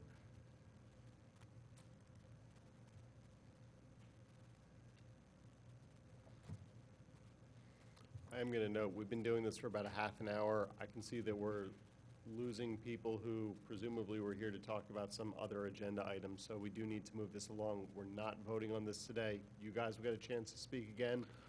Rich, Guys, we'll get to ask questions too, so let's wrap it up. Well, Sean, I know you've got a just couple of questions. Just a couple of other things. Rich, you've been talking for quite a while now. I think that it's time for somebody else to ask a question. Sean, why don't you go ahead and ask your question? Rich can think through his final question. Rich, I'll be like 3 minutes. Couple things. So the rain garden basically is having polluted water from 2 levels. That's going to go from, I guess, down a pipe underneath the garage, and then you'll discharge it into a rain garden. Is there more pollution when it's 2 actually levels better- as a, you understand what I'm saying? It's better to as do a opposed garage. to- One of the benefits of the garage, one, it's concrete, not asphalt, so concrete is generally cleaner. You don't get as many hydrocarbons off the tar and the asphalt. Okay. And the top levels of the garages are typically the least commonly used of all the levels. Okay. Obviously, you're going to park as low as you can going up. So the rain obviously falls on the top level and not on the lower levels, other than snow melt or blowing rain. So you actually get less traffic and wear and tear on the top level, hydrocarbons rubbing off the tires, oil dripping, et cetera. So the roof of the garages are generally cleaner than a surface Okay, so parking then- lot. So you get water quality improvements just by the nature of it being Okay, so. a structured parking Sure, deck. so then is the bottom lot almost more of a sponge when it comes to, look, I'm not The saying water that. never gets to the bottom lot. No, but all that oil and, discharge from air conditioning water that has, pollution, that's all gonna just sit on that asphalt or whatever that material is that makes up the, that level, correct? Yeah, I guess if you Okay. looked at it that way, yeah. It would be sitting on the surface lot today. It would be a Okay, similar all condition right. in the I lower level just of the garage. Just worry about it, then all of a sudden, when you do get rain or, a big windstorm and the water comes in there, it's gonna kind of flush all that pollution back into that rain garden. Okay? Right, which is the benefit of the rain garden. The rain garden, the vegetative practice of a rain garden is the best at dealing with those types of water quality issues, as Okay. opposed to an I underground just stormwater system. Don't or want it to something be a similar. super site years from now. So a quick question, how long has the structure, when was the structure erected? When was the original building Yes. constructed? 1950s, I believe? Right. It was in the 50s for, I believe it TV was Guide. the TV Guide Okay. headquarters, then it was an insurance company headquarters. Okay, great. And how long has that parking been non-conforming? How many years? Well, I don't know the history of the code. It was rezoned at some point. It was originally C Okay. commercial, I believe. Yeah, we believe the township changed the zoning several times and nonconformities were created. Okay. And just when it comes to the traffic, how many days did you have the traffic study? Is that just 1 day? I'll have to defer to Matt. And then I'll have one more question. Sure, traffic studies are typically 1 day. You look Okay. at the peak hours, depending on the peak hours. However, as I mentioned, this traffic study is a compilation of a lot of different data that's been collected on a lot of different days over a lot of different years. So a typical traffic study would look at maybe 1 day. You look at the AM and PM peak hour. This study has multiple days over multiple years. Okay, so it just sounds that it's kind of apples and oranges, like you're saying, well, if we have data, we're gonna use it, but it may not be relevant to whatever this project is.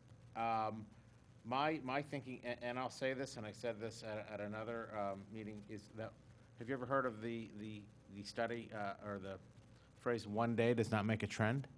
Yes. Okay, so why is it only 1 day? I mean, one sample does not make a trend.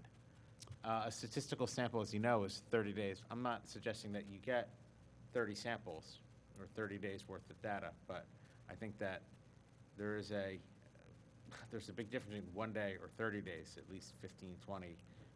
To me, it gives me a better feeling of confidence when you're saying, there could be a million other factors that we don't know why it's high or low, and that data's skewed. Sure. So just to clarify, this traffic study is not based on just 1 day. As I mentioned, this traffic study has many different days over many different years worth of data that's involved, and there's balancing that goes on. So if you do data on a Thursday in 2014 and you have data on a Wednesday in 2016, and there was no major changes in that area, you're going to balance the Where, traffic. where was that data performed? At that same exact place, or was it on this, a higher part of the street, or, was It was all at the same exact intersections The that I same referenced in the intersection? site. Yes, sir. Same exact intersection. So And- I would say that, to answer your question, it wasn't just one day as far as our study is concerned. Number two, and whether or not you agree with this or not, but that is the standard practice when Okay. preparing a traffic study, is Sure. you collect data over one day, depending on the use, maybe more, but it is just one day is what's required. And then my final point or question is, when you bought the property, did you know that the parking was non-conforming? Okay, so why, so you went into that saying, what, we'll just go get, we'll just come to the board and try to make it all better? So our goal, obviously, which we've stated multiple times, is to resolve the parking deficiency on this site. There is, adjacent properties around. The alternate is just to have it operate in its current condition. The current condition caused, as Matt mentioned, traffic issues. Penn Medicine had to require the use of a valet service. They had to utilize parking spaces at adjacent properties.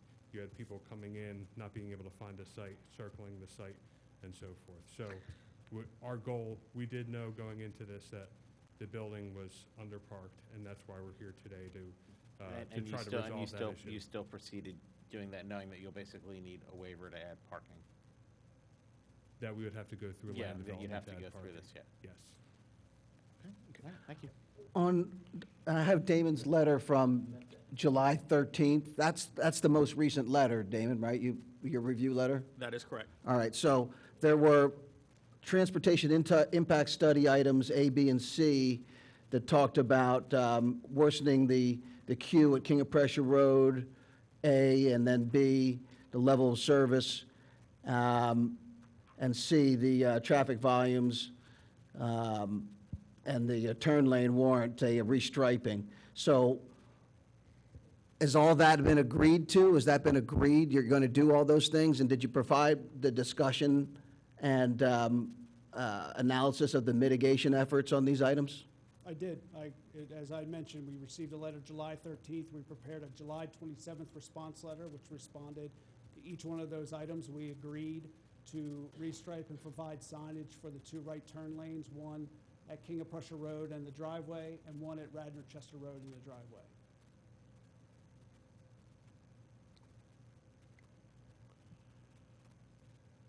Great. Are there any other questions from the board? Hearing none, thank you all. We will see you, I presume, at our next meeting. Thank you. Moving on to item 3D, Concordia, Eagle, and Radnor Road Caucus Preliminary Final Land Development Plan. So Commissioner, the applicant's here before you tonight. This is for an 18-lot subdivision. Again, this is Caucus, and they're requesting to move this through as preliminary/final. The project has received zoning relief, has been recommended for approval by the Planning Commission and the Shade Tree Commission. Included in the packet is the applicant's request for the zoning map amendment. You may recall this was moving together in conjunction with the zoning map amendment. This is solely for the Commissioner's information at this time. It is not the topic of the caucus meeting, but you can set a hearing date. The Commissioners will have to schedule a hearing date for the zoning map amendment. So you have the latest review letters, and further back in the packet, you have the applicant's zoning map amendment request. Mr. Falcone. How's everyone doing? Behind the glass here. So David Falcone here on behalf of the equitable owner of this property, which is C.G. Wayne LLC. It's a Concordia group. The owner of the property is Eastern University. We've been before you all previously. We've spent many evenings with your planning commission, some time with the county planning commission, as well as a few evenings with the zoning hearing board and the shade tree. All have, as was noted earlier, been recommended for approval. We also obtained some zoning approval to disturb steep slopes that are existing on the site as part of this development.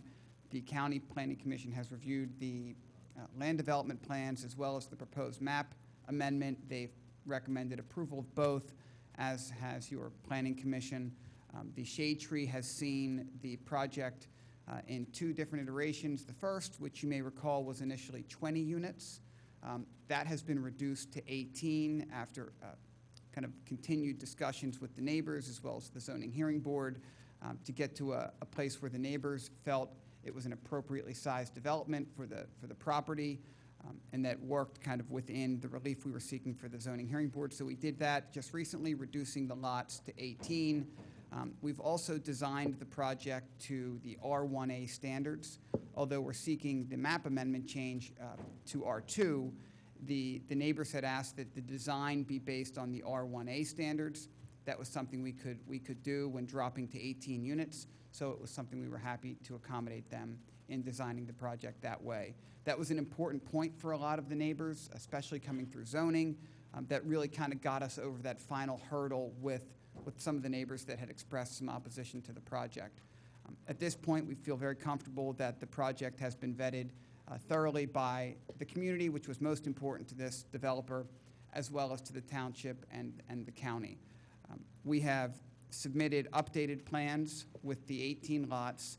We've received review letters from your consultants. Rob Lambert's here to discuss them. I just wanted to give a little background on why we're here tonight, what we've been through to get us back to this point. And if there's any questions, I guess when Rob's done walking through the review letters that have to do with legal or any kind of neighborhood communications or communications with you all, I can certainly answer those. And Devin Tui here from the applicant, he can answer them as well. But I'll turn it over to Rob just kind of initially to walk through that review letter process that we got, if that's okay with the board. Please. Thanks. I'm just going to quickly jump in and say, while you get set up, Rob, it's appropriate having the residents who are here from Morris Avenue because although you, Mr. Falcone, didn't use these words, I would say that the developer has been comedically gracious to the residents in the area. I know that there have been offers to allow the residents to collaborate on the facades of the homes, the size of the homes, the design of the homes, the number of the homes, which has been reduced several different times over the course of the development.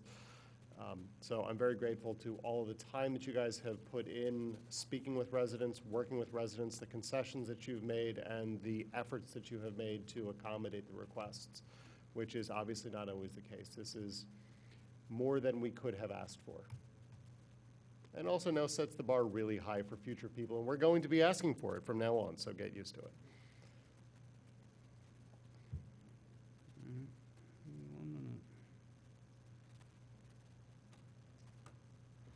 Steve, do you know who was preloaded? Oops, Steve. I had sent the plans to Ian. I don't see them here, and now it's not. Ian, can you pull up the plans for Eagle and Radnor?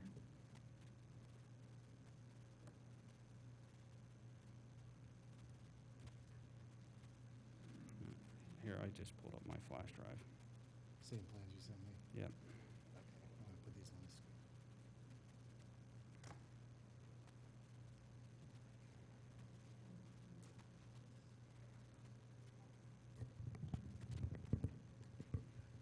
We can jump to the punchline and say that all the letters are will comply.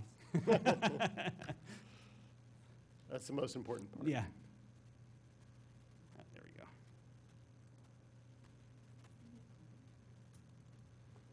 I think so.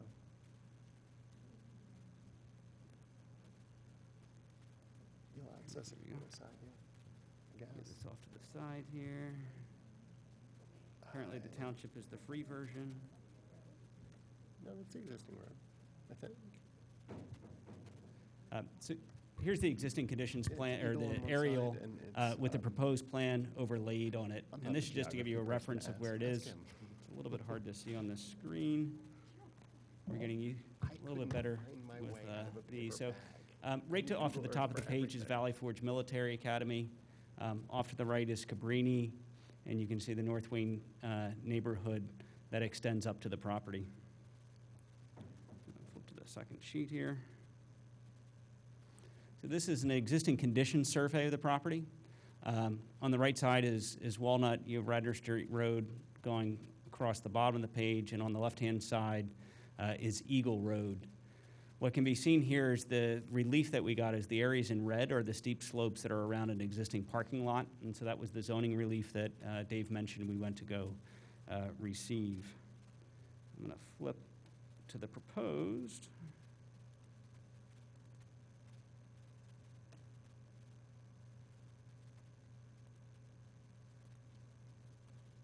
There we go.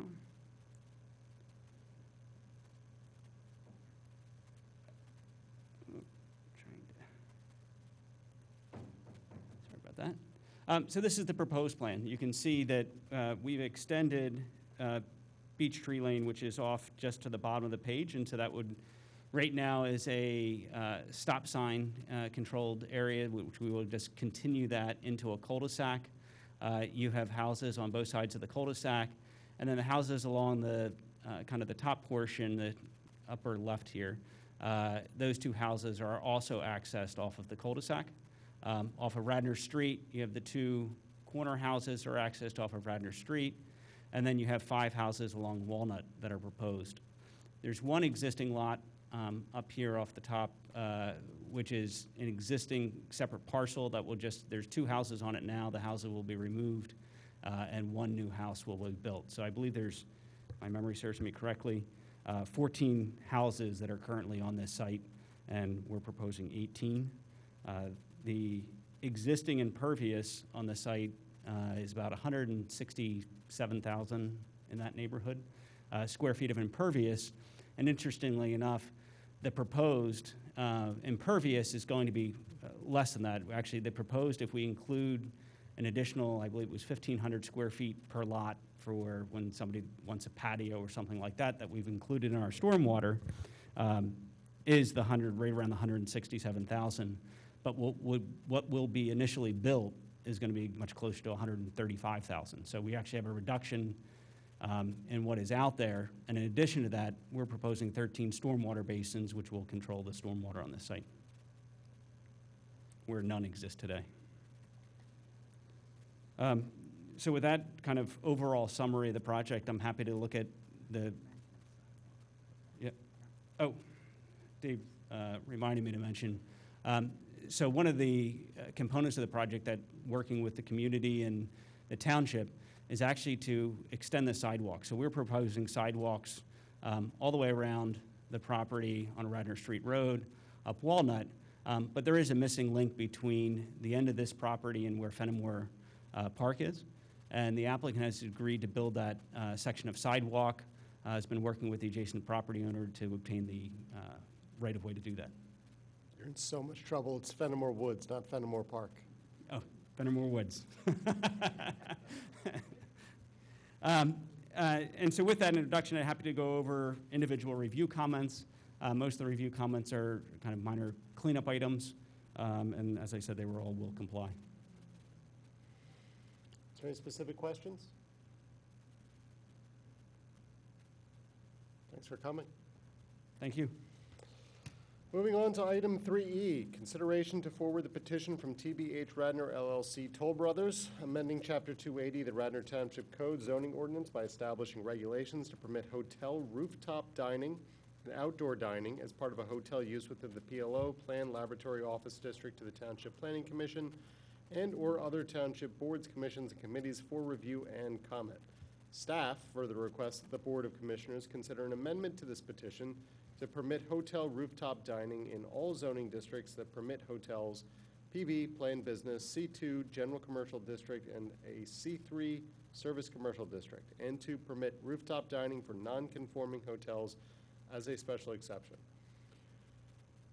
I suppose that we will need a motion for this, so I'll start by moving for that mouthful I just read as item 3E. Is there a second? Second. Go ahead. Good evening. Allison Zarro on behalf of TBH Radnor LLC. TBH Radnor LLC is an affiliate entity of Toll Brothers. Now you may be thinking Toll Brothers, typically residential. However, Toll Brothers does have a hospitality division, and they purchased the proposed hotel located on King of Prussia Road at the Penn Medicine campus.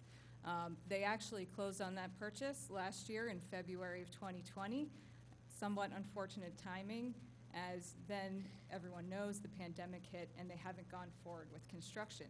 However, as they were looking at that, and even before the pandemic, they were interested in including a rooftop dining component with the hotel. That's become even more significant now that the pandemic hit. People are more interested in outdoor seating and dining. Additionally, they would like to have an outdoor seating area on the surface level. It's our understanding in the past year or so, Radnor has approved outdoor seating in certain areas. And so tonight we're here with a petition that would allow both rooftop dining and outdoor dining as part of the PLO district. With me this evening is John Ambrose from Toll Brothers, and we have a we'll be brief, we know it's getting late, PowerPoint to show you what's happening at the hotel and what the vision is, so you can understand better what the proposals are for both surface outdoor seating and rooftop dining. Good evening, everybody. How are you?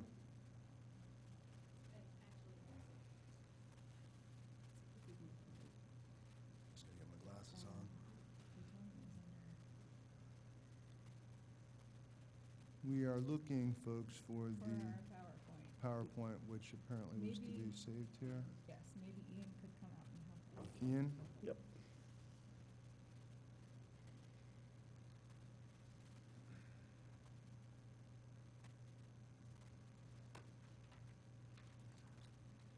Right there in front of us. Thank you, Ian. Yes, sir. Great, thanks. I can guide.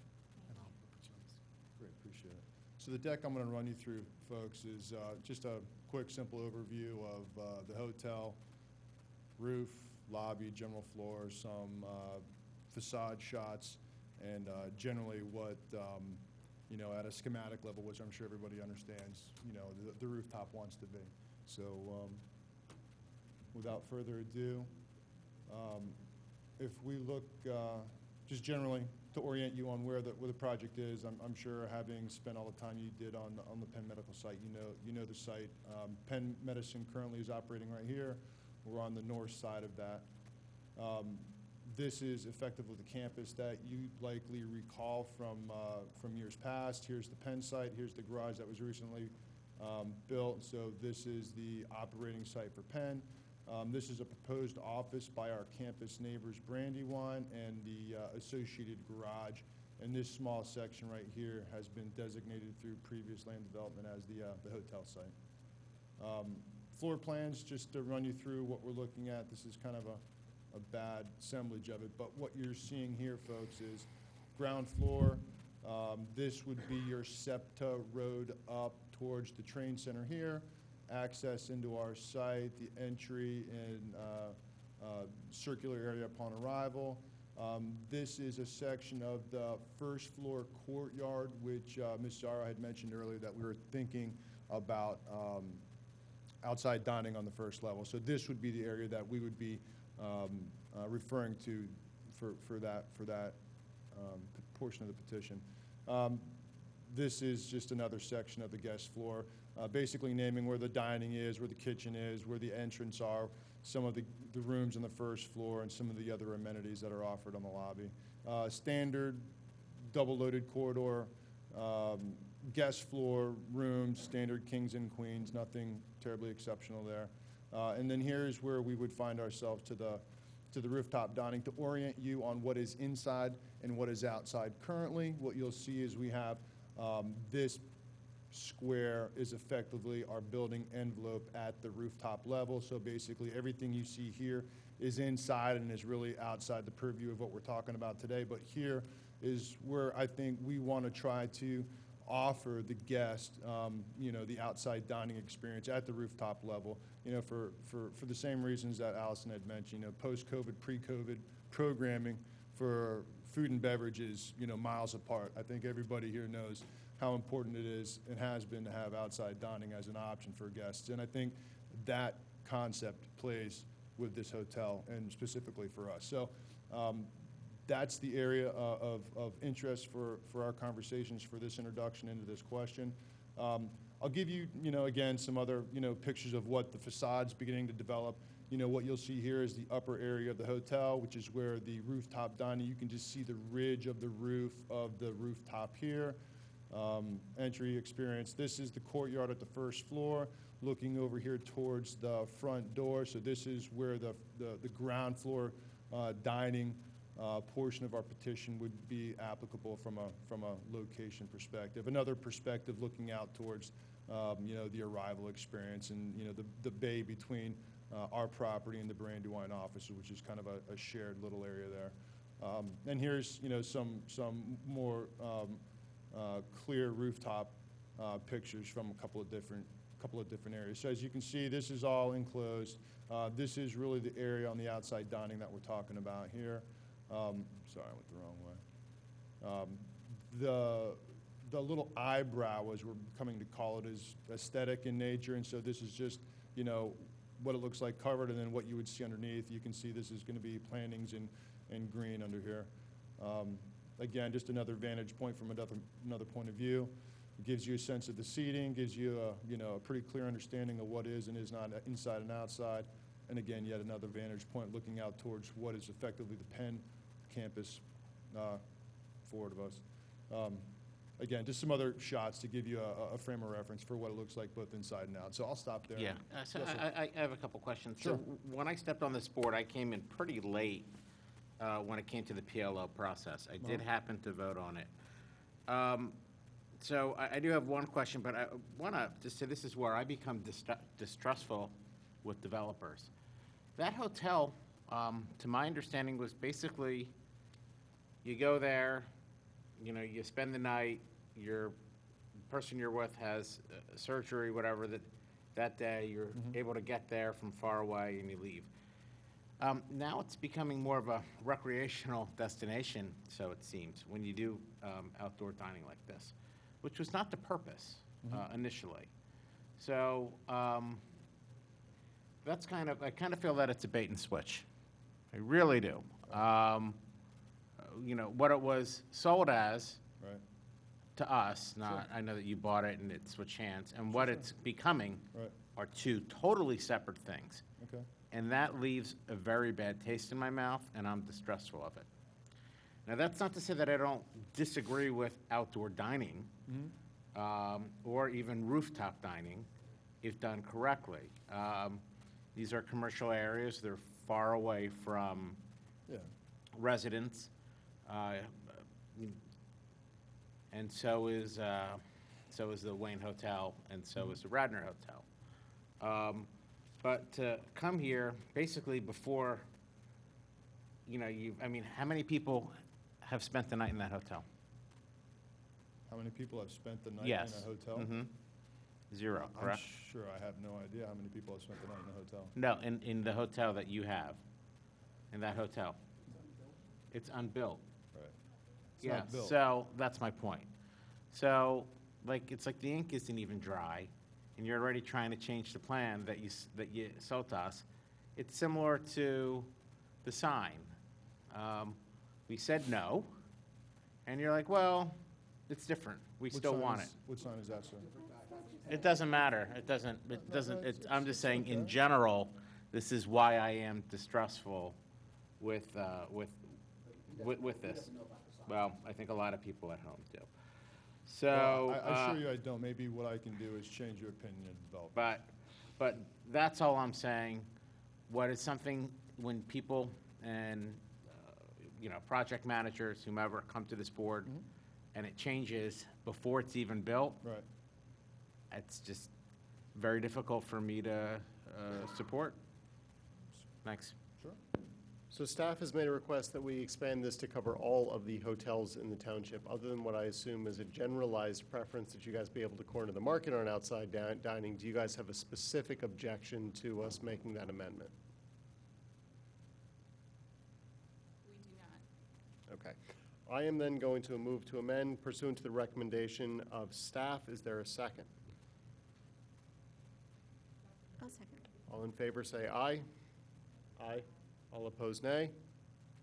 Amendment passes unanimously. Are there any additional commissioner questions with respect to this item?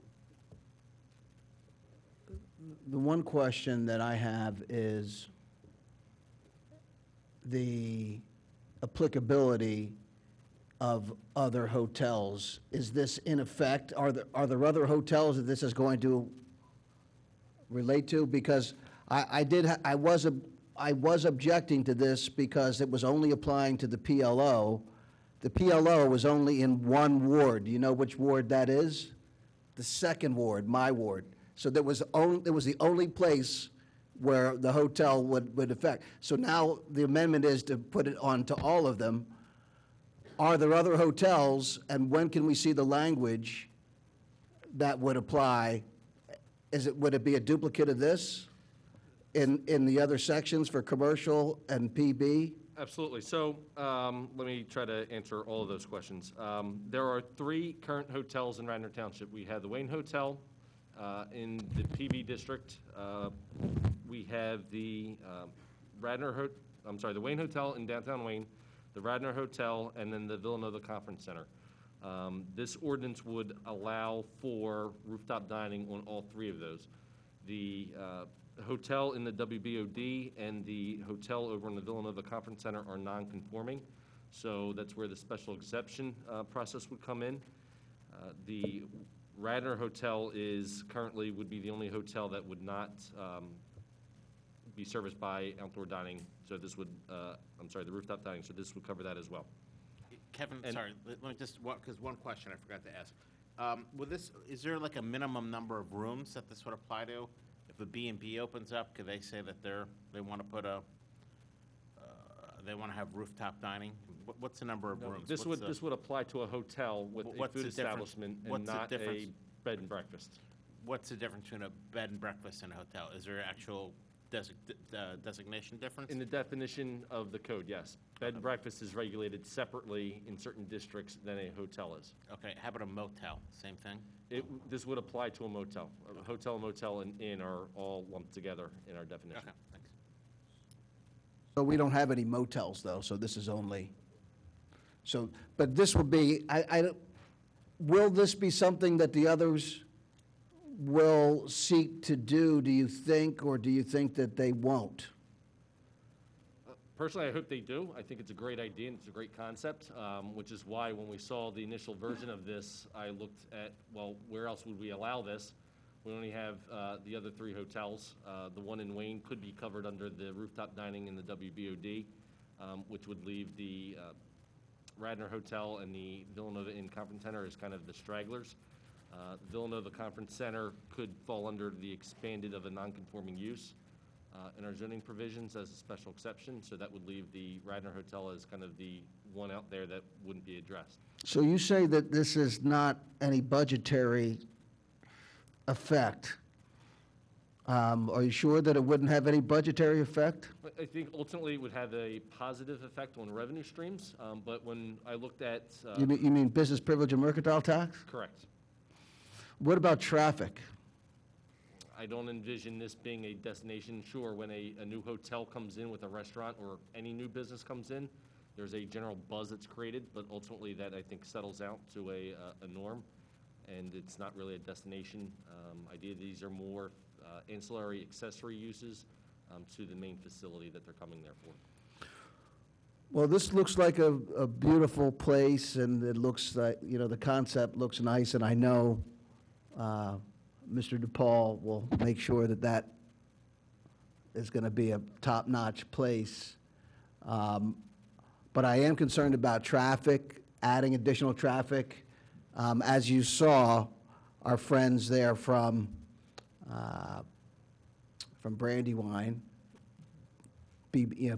whatever it's, BNP, they have 250 King of Prussia Road, which will be redeveloped with you saw a 200-space parking garage. Then you have on your site there a new parking garage and the old one for Penn, and the office building and the hotel. The hotel is the one my constituents like the best, because we like that.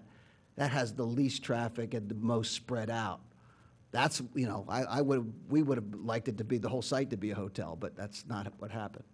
But I am concerned about traffic on King of Prussia Road. King of Prussia and Matson Ford Road is very congested.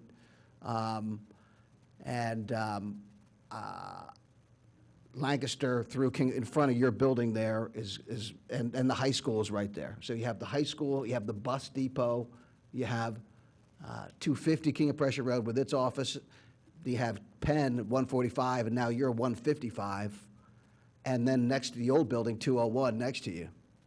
It's very congested on that road. It's very congested. So to keep that in mind as you know, I envision this will be a destination, right? I think that people from our neighborhood and from around the area will want to go to this new place. So hopefully that'll be off of the peak, but it's very much a concern of mine. Well, it was helpful to understand your concerns from the 250 project. It was helpful to hear your concerns from the 250 project, because when the time comes and we have an opportunity to speak more technically about, you know, what we're talking about here, we'll obviously be prepared to speak about traffic. Kevin, is there going to be any restrictions on capacity that we talk about on, I mean, I saw what you presented, it didn't seem like it was. Occupancy is probably the primary driver for load and what can be conveyed top to bottom in a responsible and per code. Could you step back to the mic? Yeah. I'm sorry. We Yeah, broadcast on occupancy television. load, sorry about that. Yeah, it's occupancy load. It's code driven. You can only have so many people predicated on how many square feet you have and how many people you can convey to the floor in a safe manner. Yeah. So, And thank you for that. And then checking in with our staff. If we are to go beyond just your property and allow this to other hotels, do we have restrictions on the number of tables that can go on a rooftop? No, there's nothing contemplated in this code. We did not develop the initial version of this, although we did work with Toll and their representatives on the review of this when it was initially presented. I think the thought process is when you have outdoor dining, you kind of have unlimited expansion on a property. When you're talking rooftop dining, you're really kind of confined to the building footprint itself, and then also the egress of that and what the building code for capacity. So the stairwells and the exit ways off of a roof are going to be very limited to determine the total capacity of, assuming that the rooms are full, as well as in the rooftop capacity will ultimately determine what that rooftop capacity is going to be. So there are built-in constraints with the building codes as well as the constraints of the footprint of the building, the roof area. And I would imagine that a lot of these facilities, if they're going to be constructed new, have mechanicals up on there, so that's going to eat into a large section of the roof footprint that could be utilized. I think one of these images that were up there on the presentation really kind of showed about half of the footprint of that roof being utilized. Yeah, no, I can appreciate that, and as this picture shows, it's nice, it's set up with some tables and some spacing. What would stop a hotel from turning it into, you know, more of a bar setup where people could be standing room as opposed to, I'm not speaking directly to your project right now. We have that at the pub. Right, and so do we want that on every hotel? And, you know, is there a way to put some capacity beyond, you know, what the hotel's elevator can handle? I guess I'm wondering if that's contemplated in this. It is not. The way we contemplated that for the outdoor dining is it was a percentage of the number of indoor seats. So if you wanted to cap, this is not just an outdoor dining, it is outdoor dining that is associated with an indoor dining that's part of the hotel. So you could build in that capacity restriction. Do remember, too, that we're not voting on this today. We're voting on whether to, PC will ultimately have recommendations for stuff like this. But if we're voting on allowing rooftop dining, don't we want to? We're not. We're voting on whether we would send their petition to the Planning Commission. Oh, The I planning thought the commission would extension then- of the staff further request the board. That's an amendment that we passed That's to their approved. petition. So With- the whole to thing their as petition. amended goes to Planning Commission. Got it. Thank you. No worries. Is there any additional commissioner comment? Hearing none, all in favor I'm sorry, go ahead. I was just going to ask a question of Kevin. And Kevin, would you just talk a little closer to your microphone? I don't know if it's me or, I'm sorry.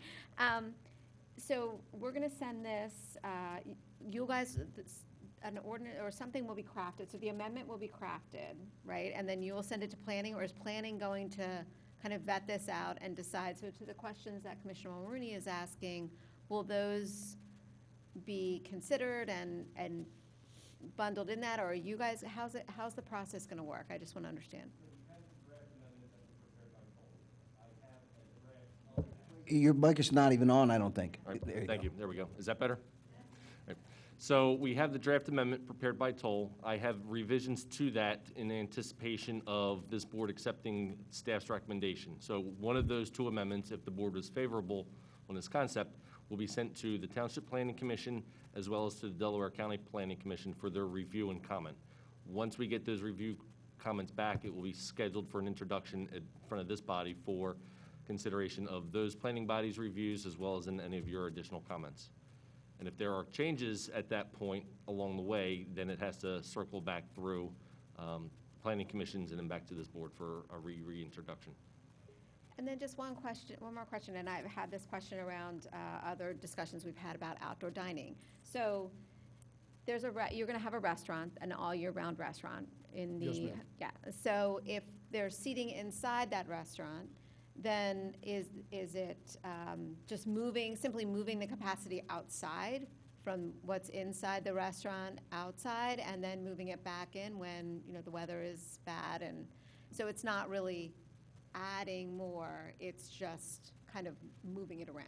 It would be in addition, so when we issue outdoor dining licenses, it's a different license for additional capacity, and that would be the same thing here. It would be additional capacity beyond that of the hotel's restaurant or of any restaurant's indoor capacity. And that's a standard for anything with regards to outdoor dining. Correct. But we wouldn't issue more than we know we have available parking for and things like that. The hotel does not, the hotel rooftop dining does not contemplate parking for the rooftop dining, aside from what would be required in the restaurant. And these are more, because they are very limited, more ancillary and accessory to the restaurant than it is kind of a coming attraction like you would have street side outdoor dining. And just one other quick question, and I'm not sure who would address this, but when we did vote on the PLO, and to Commissioner Booker's point about traffic, didn't we talk all about traffic overall for the entire site? So that included the Penn Medicine site as well as what would potentially be developed? Because at the time, it was the PLO that we considered and what was going to be there, which wasn't at the time necessarily. It was always a hotel, always an office building, always the parking garages, and always the medical building. Yes. We have had the traffic then. So if you remember, that came through, as you said, it was always noted, hotel of X square feet, office of X square feet, parking garage. So everything was done in totality. There was a subdivision, financial subdivision, but the whole project came through. Great, thank you. So this is an update. This is further specifying, and we have more granularity now that we didn't have when the PLO was approved. And also, Kevin, any limitations would be suggested by the Planning Commission or the Delaware County Planning Commission, if that would be part of their comments on these issues that Maura raised. That could be part of their comments. It could also be from this board directing staff to make a change now or after they hear the comments from the planning agencies. Just one more question. May I sorry. ask you, your plans for the hotel, do you have conference rooms? So in those conference rooms on the weekends, there can be weddings? Potentially, yeah. I think they're small for an event of that nature. They're probably more geared towards. Sorry. I'm sorry. So potentially, the answer is yes. The likelihood is probably low, only because the size of the meeting rooms would not facilitate what you would expect a wedding offering to be. If you have conference room A beside conference room B and you open them up, that could accommodate it. Collectively, they're maybe 2,000 square feet, so less than All what of them put together? Yeah, if you'd like, I'll give you a quick show. No ballroom is planned? No, ma'am. It's a fairly modest offering. This area here in the lighter green is the two connected meeting rooms relative to the entirety of the footprint of the site. So this gives you a sense of where they are. And it's flex space, so we can offer it as meeting space, we can offer it as a private dining, we could offer it as many things, but But not necessarily a wedding, because that would be weekend traffic, that would be, yes, ma'am, of course. et cetera. Yeah, but, Right. if I said anything other than I don't know, I'd be making it up to you right now. But it could be used for whatever. Okay. Simply said. Just one more question, if you go back to so you'll have two different restaurants, correct? One on the top and two different kitchens, one on the top and one on the bottom. You're not going to be taking food the one up top, for the one up top, yeah, flights. the one up top. But then you got to talk about offerings. So the way generally we're thinking about the hotel operating is AM lunch, ground floor. Sure. Ground floor closes. Up top is where you would then find your. So would evening it meal. be? So would that be one license or two license? Because you have two I would different have kitchens. to defer to you on that. I can't yeah. speak to that. But Kevin? whatever it is, we're prepared to. Mhm.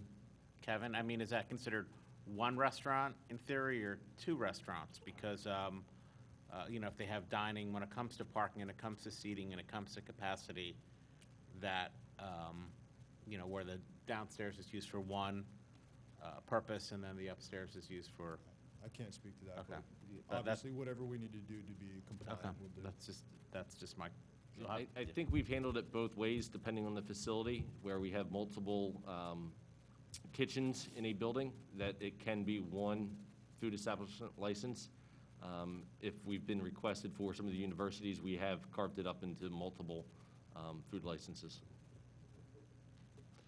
For rooftop, we have the bottle in the Wayne Business Overlay District. We have rooftop dining, so that we have a model for this, correct? Correct. I don't know if Allison, if that's where you developed the regulations from? Sure. So I probably should have said in my introduction, when we took the first stab at this and we came to the table and said, what should we work with? We actually looked at the Wayne Business Overlay District, and so we crafted a lot of our requirements off of that. There are certain things that don't make sense for a hotel that are specific to the Wayne Business Overlay, but generally speaking, most of the things that you're seeing in there came straight from the Wayne Business Overlay District.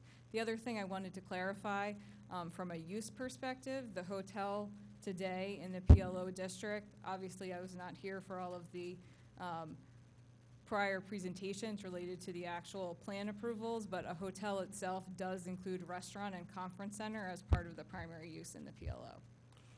So we have 13 more items to get to. It is 9 o'clock, and this is not really a discretionary vote for us. So I'm going to call the vote. All in favor of just sending this on to the next stage in the process, say aye. Aye. Aye. All opposed, nay. Motion passes unanimously. Thank you both. Ladies and gentlemen, thank you. Thank you very much for your time. Moving on to 3G, consideration of the Music is Love Foundation's request for $75,000 for the 2021 Wayne Music Festival.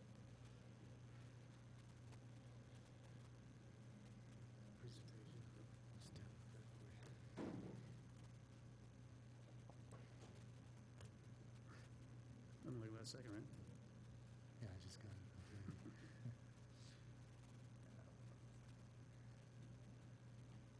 That's the one. That's good. Thank you.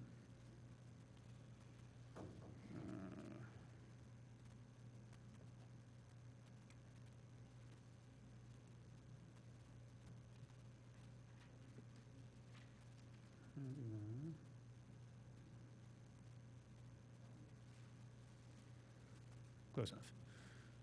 Everybody, Ken Kearns, 221 Walnut Avenue in Wayne. Here tonight on behalf of the Music is Love Foundation, which is a 501c3 nonprofit which has produced the Wayne Music Festival since we took it over in 2015.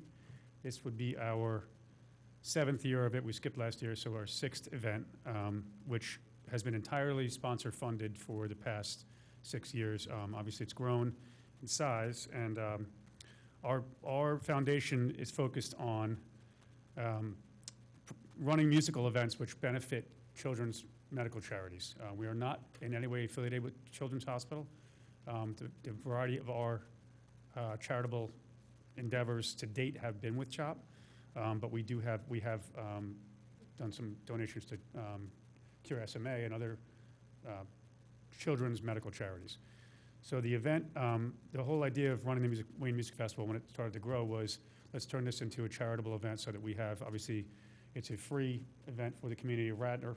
It's become the biggest and most high-profile event we've had in this township. It's been wildly successful to the point where now we're actually doing this. We're producing an event in Ardmore along with Narberth Ambulance on August 21st of this year.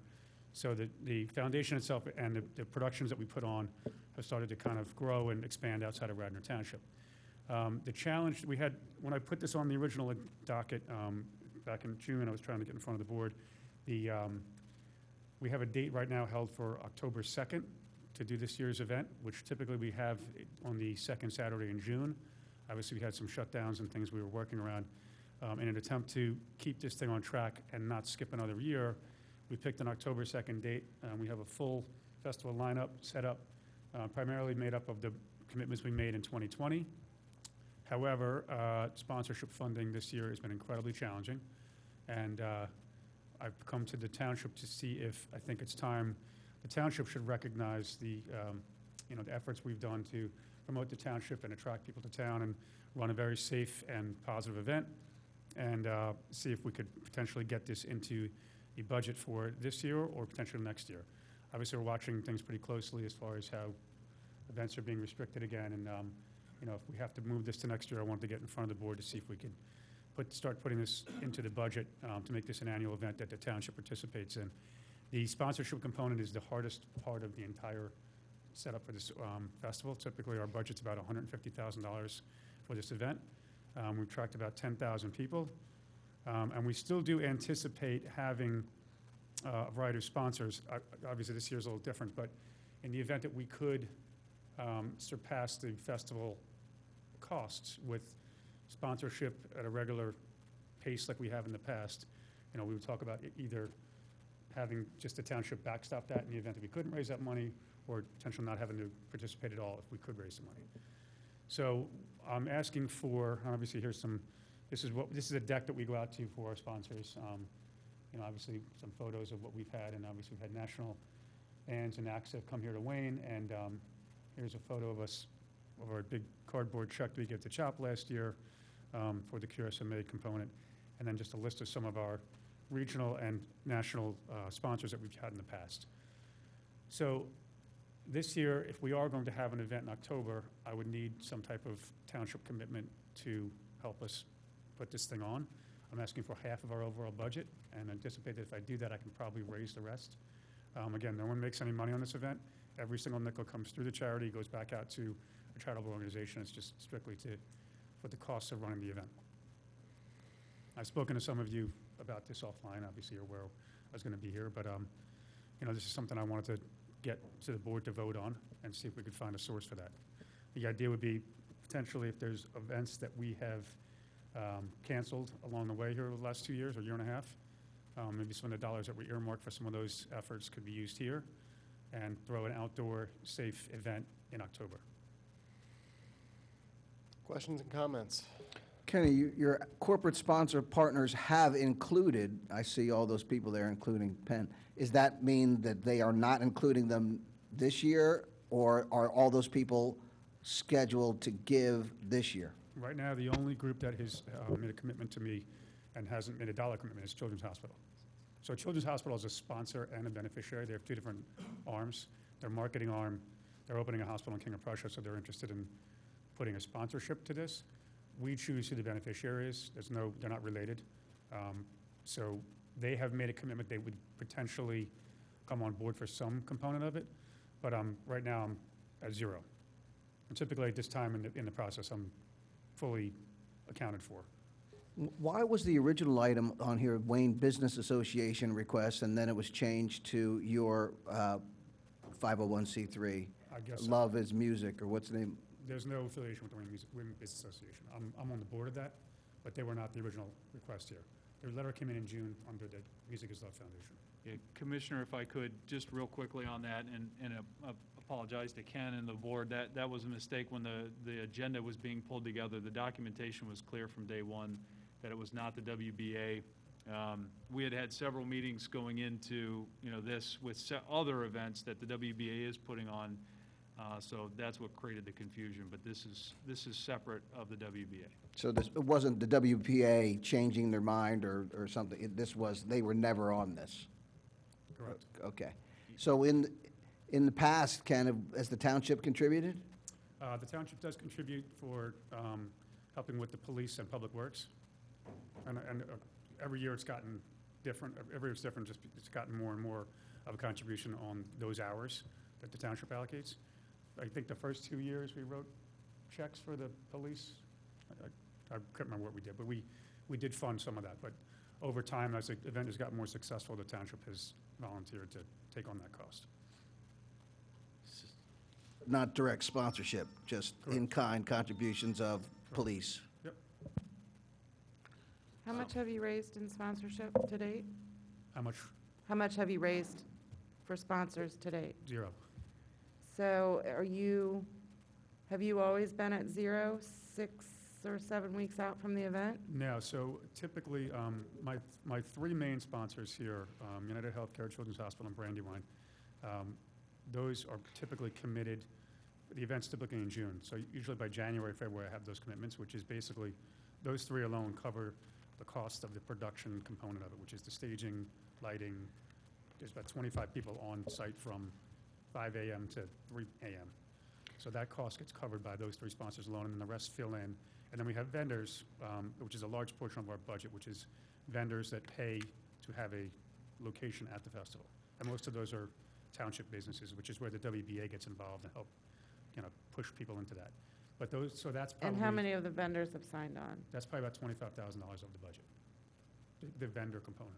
And they're signed on this year, those vendors? That's the last step of the process. I don't want to commit to anybody, I don't want to get anyone going until I know I have a commitment to get the date. But typically, when those 3 are all dried up, I can't commit to chicken and egg. I don't want to start asking sponsors for something that's not going to happen.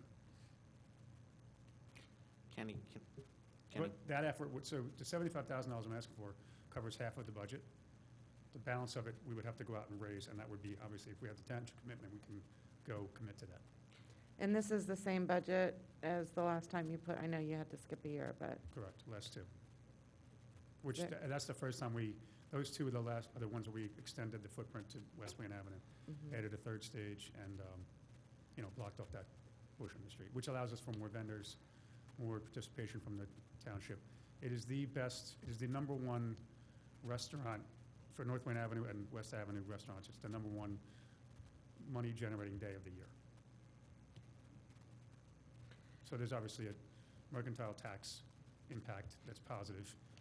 All the different vendors that participate primarily are Wayne businesses that want to showcase to that audience.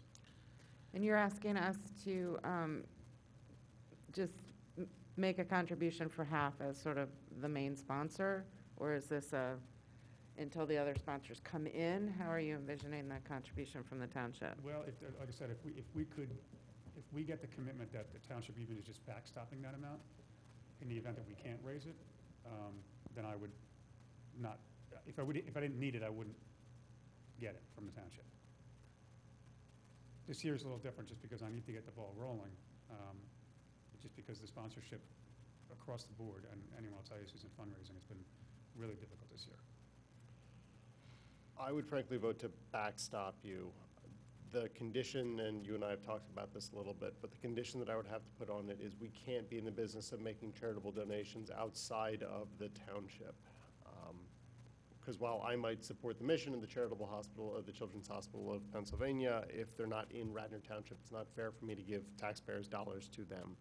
So we would probably want to do something where we said, we've got $75,000, assuming the board were to agree, but we had $75,000. If you need it, as much of all of that is available to you. Please don't take it if you don't. But if you do take anything, you can't pay a charity until you've paid the township back. Right, the $75,000 would cover the production component plus the talent buying. That's typically, and I would be glad to show you the budget from last year.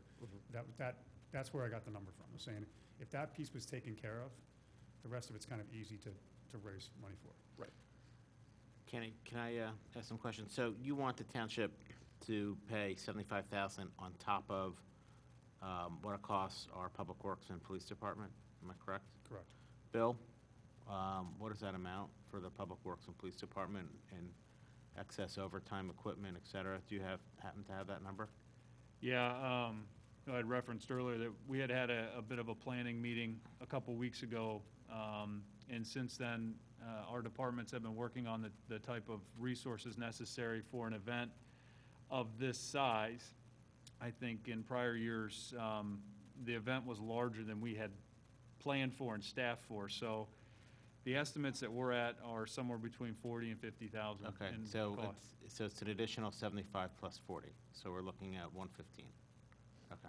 Yeah, I would only qualify that in Or, that we have not I refined don't know our. if it's 100 or 115, Okay. It's the same. Okay, and you said that it's the best day for the residents, or pardon me, for the businesses, and it generates a lot of mercantile tax, but I don't know if it's gonna raise 100,000 or 115 or 75,000 in mercantile tax. I will tell you this, 75,000 is someone's job, 75,000, it's a lot. It's a great event, don't get me wrong, I love it. Like, I love it. It is a special thing. It makes Wayne Wayne, it makes Radnor one of the great places to live here. I am looking at these numbers for CHOP right here, and I have a special affinity of CHOP because of my son. But CHOP has a, multi-million-dollar endowment. I guess they, looks like have revenues of 120 million a year. I can't use our money, our taxpayer money, to front or back, especially now when we're making hard cuts. When it comes to resources, we have positions we can't fill, and the reason why we can't fill them is we don't have enough money to make it, to make it competitive. The chief of police wants more policemen. Our public works, I'm sure, could use another hand. Engineering, we need someone from, another engineer. We talked about codes earlier. We have computer systems that we need updating, everything. And I love it. I love Wayne. I love the Music Fest, don't get me wrong. But that is just, I get it, yeah, that's what I'm up against. it's for me, Yeah. like, I'll be the first one out there and supporting it. I'd be happy if you have 10,000 people, I'd be happy to pay $15 at the door. Maybe you'll get your $15 that way.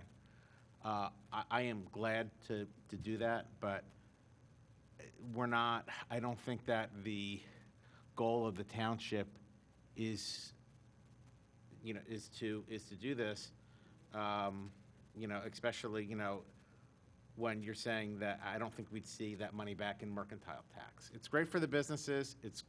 I represent Garrett Hill. It doesn't help the Garrett Hill businesses. It probably hurts them because everybody's going to Wayne. Mhm. Fine, I get that. But at the same time, I just, I support you. I would do what I can on a personal level. I just can't see using taxpayer dollars, especially in this time. Yep.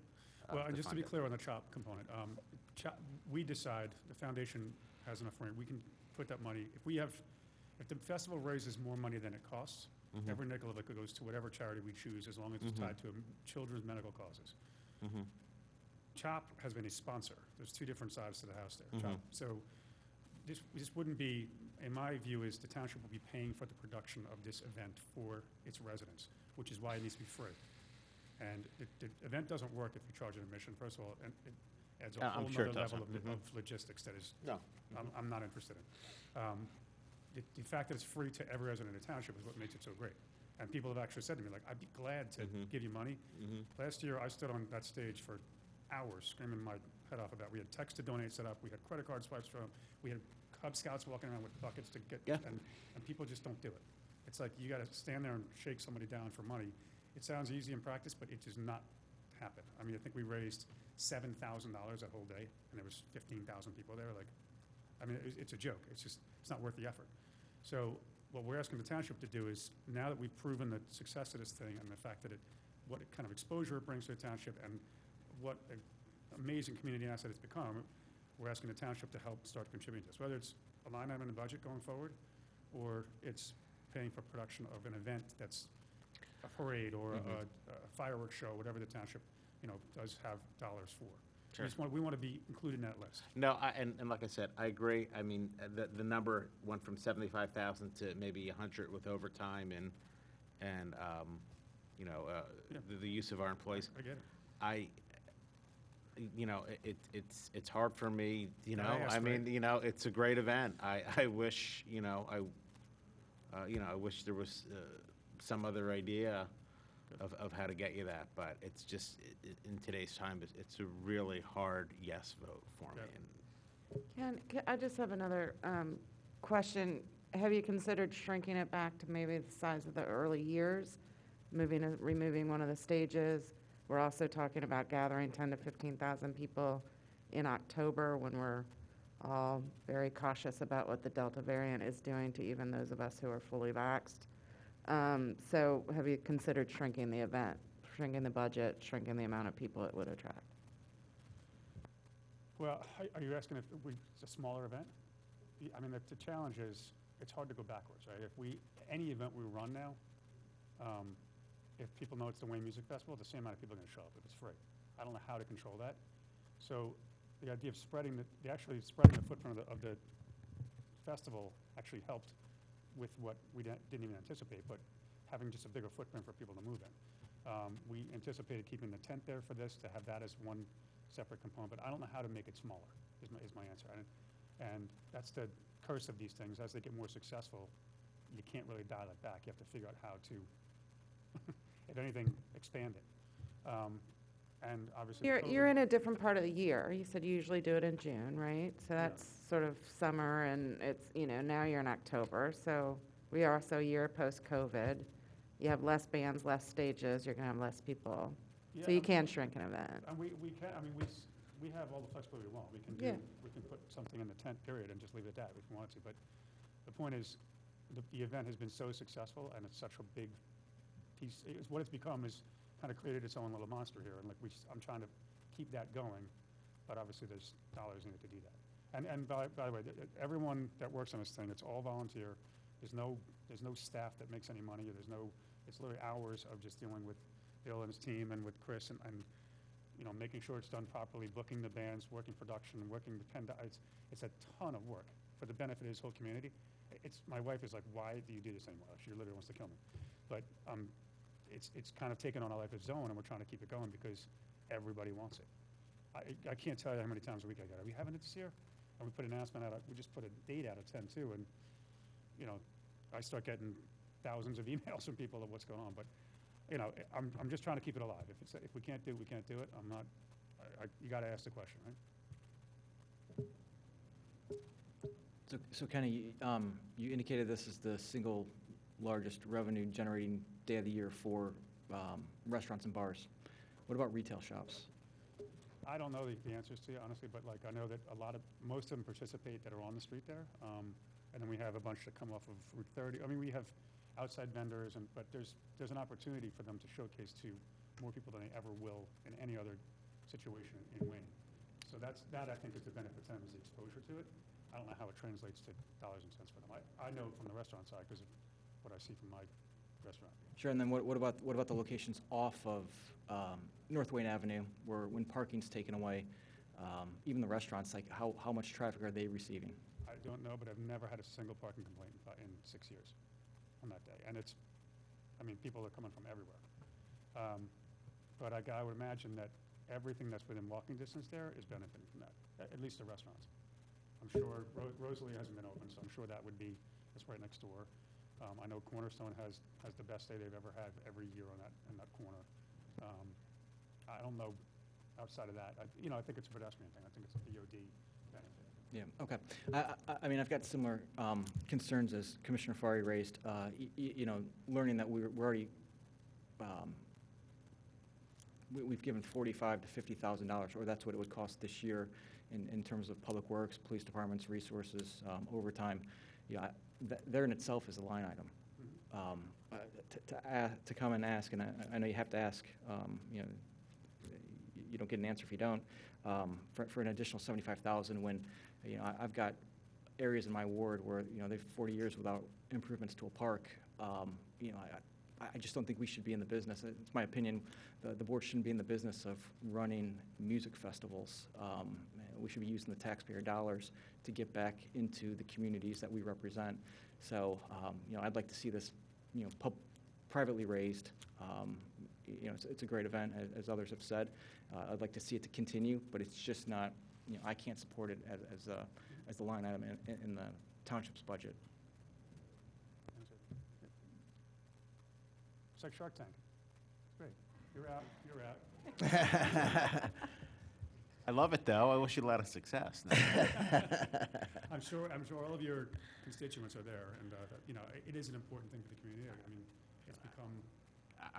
I could live with almost the 40,000 in what we pay the township, and if you did have in excess of that before you pay the charity that you want, that you pay the township for our labor and our cost and our gas and everything else, I could probably live with that, but an additional 75,000 on top of that, it's too much. To Commissioner Abel's point, it's just too much. I mean, we have safety issues, stormwater issues, parks. Unfortunately, they take precedent. So you're in for 50. I'm in for that. If there's some kind of agreement that the township is made whole before any kind of donation, So Kenny, I feel your pain. I work in fundraising myself and for healthcare, and we make a lot of our budget up doing events, and certainly it is a challenge last year, but certainly still this year, to be doing that and to be planning these events. I guess the one thing, I do feel like $75,000 is a lot. It is a lot. I agree with the commissioners that have voiced that. I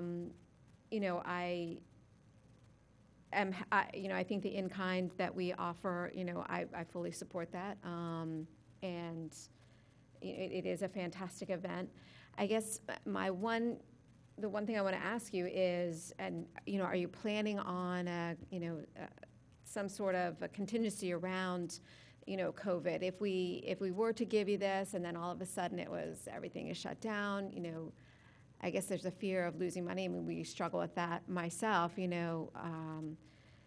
what kind of guarantees do we have that deposits we make aren't going to be lost, or can we move them to next year? Well, the good news is this year, a lot of things have changed in our favor in that regard, where deposits and things like that are off the table. Like if events get canceled and I've got staging ordered, sorry, all bets are off. So it wouldn't be just frivolously throwing deposit money down. It would be run as if it was the money I'm raising with the sponsors. I just have a different backstop here. We're just trying to have the event. That's all. And I don't know any other way to do it unless the township is willing to help me figure that out. And if the money doesn't exist, it doesn't exist. I mean, I'd like to think of it though as not just it's a music festival. This is a community staple that's become part of this town now, for better or for worse.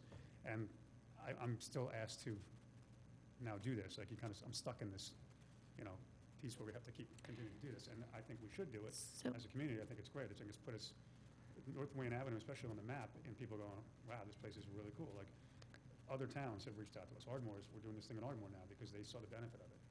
Suburban Square there stepped up and was the backstop for putting the money behind the production needs for it. We went to the commissioners there, and it was just too late. We were too late in the game. But we're in the process there of applying for their annual budget. So that's what I was going to say.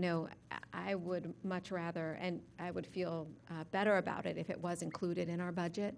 We've already this year said no to some things that have come forward from commissioners.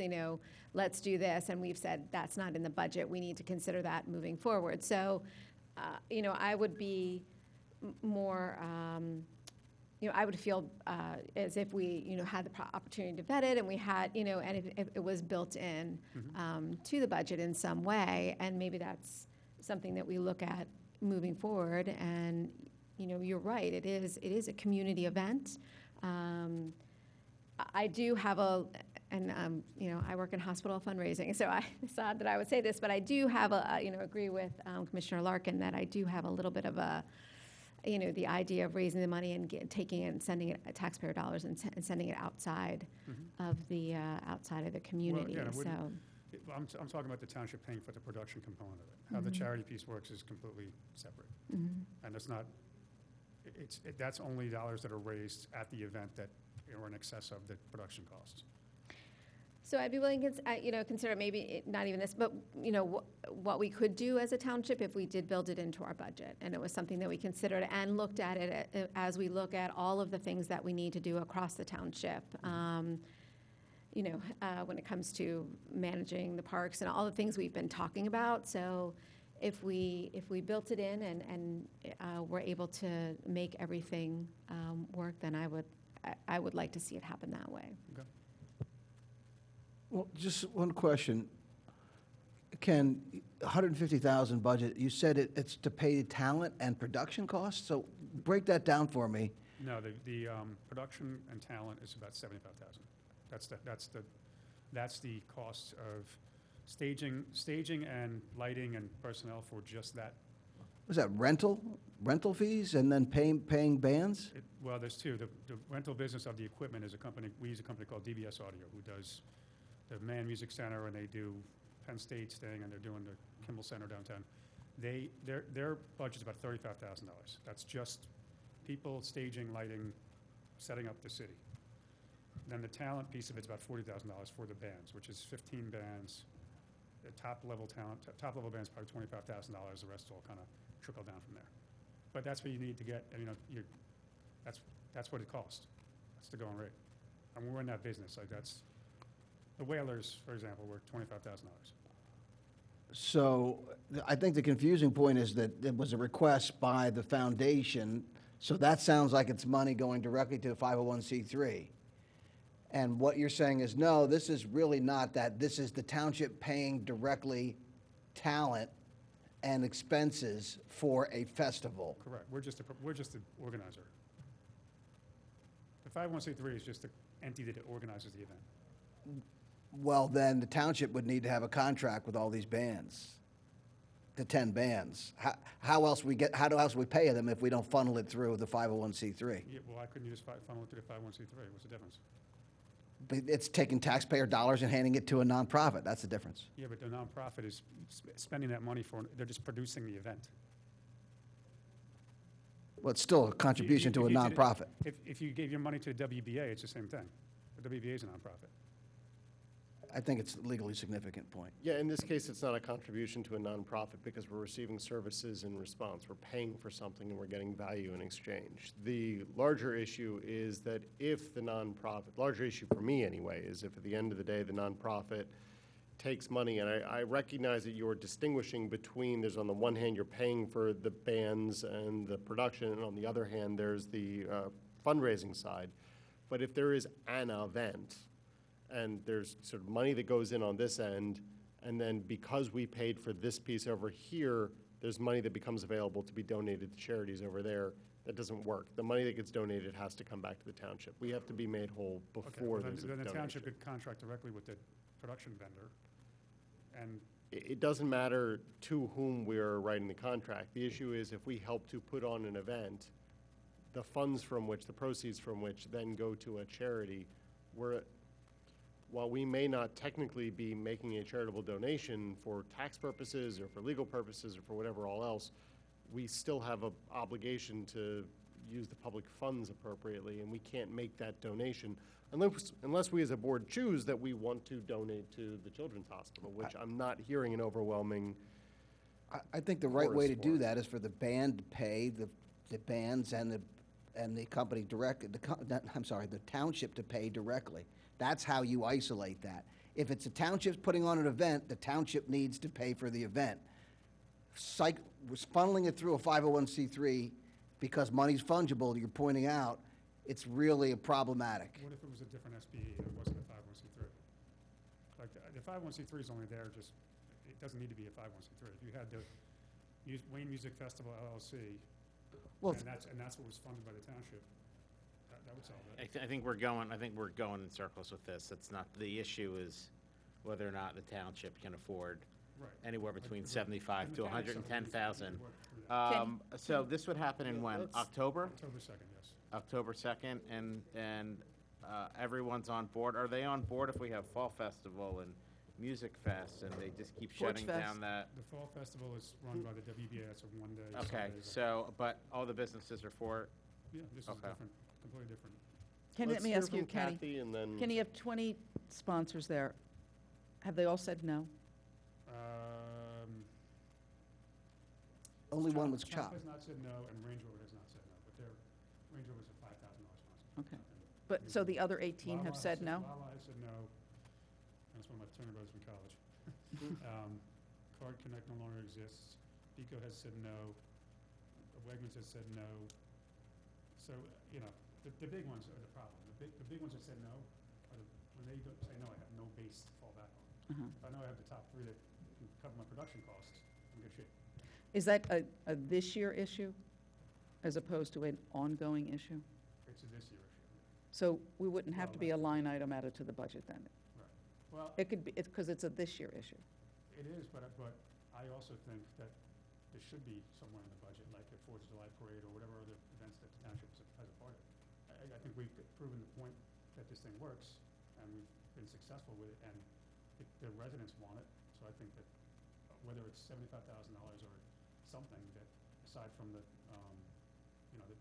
public works and police contribution, should be considered in the budget.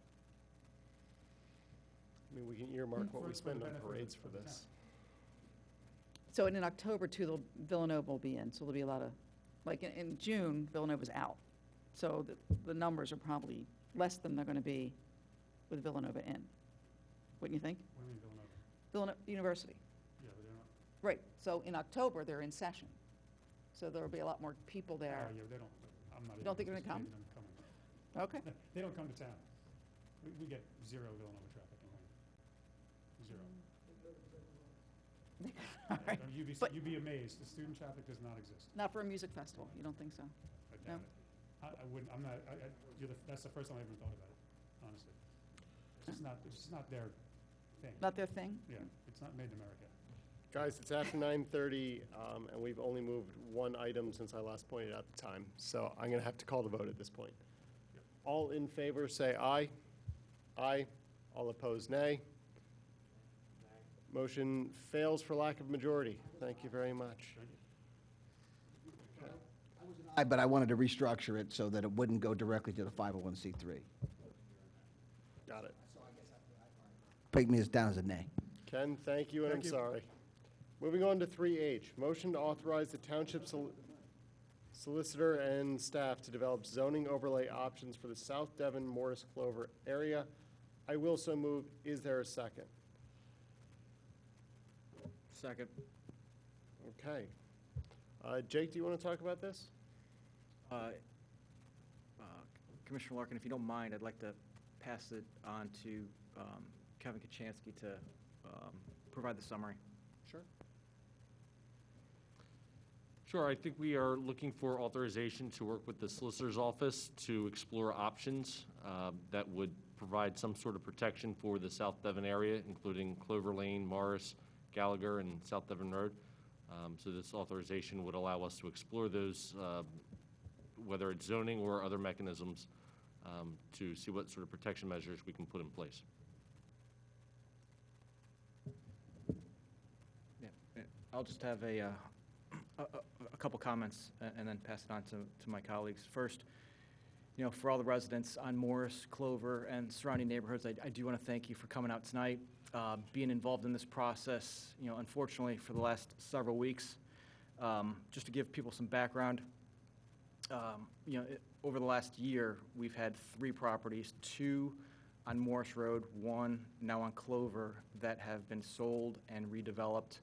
The two on Morris have, I don't think are within the the standards of the street, and the proposed plan currently on Clover is clearly, as the neighbors have explained, it takes away from the integrity of the street that neighbors have known for decades. Some who are here and who will speak have lived at their homes for, probably, roughly 50 or 60 years. So, it's a shame. We had a town hall meeting with the residents outside of 10 Clover back in July. The developer owner was out of the country, but he did send 3 of his team members.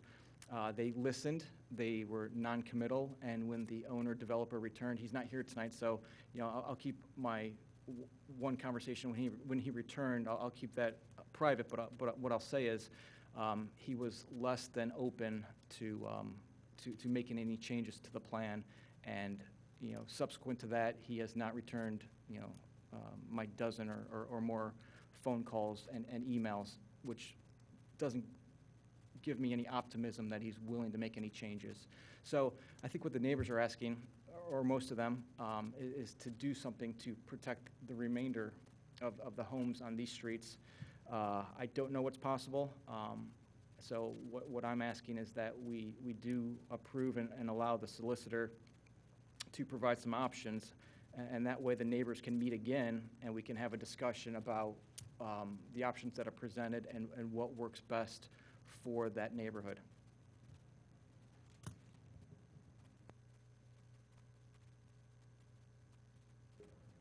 Is there, Well, Jay, could you, and/or whoever from staff, I need you to put more clarity around exactly what protections you want and how you want to accomplish them. Well, So basically, this is about limitations on, similar to Harb on construction.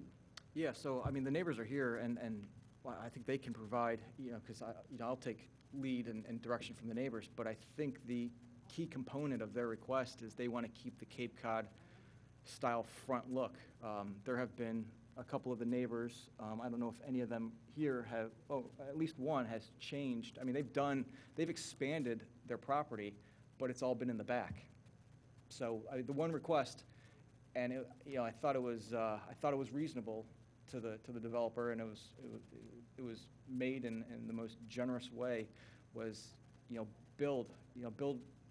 add to the property, but just do it in the back and leave the Cape Cod front.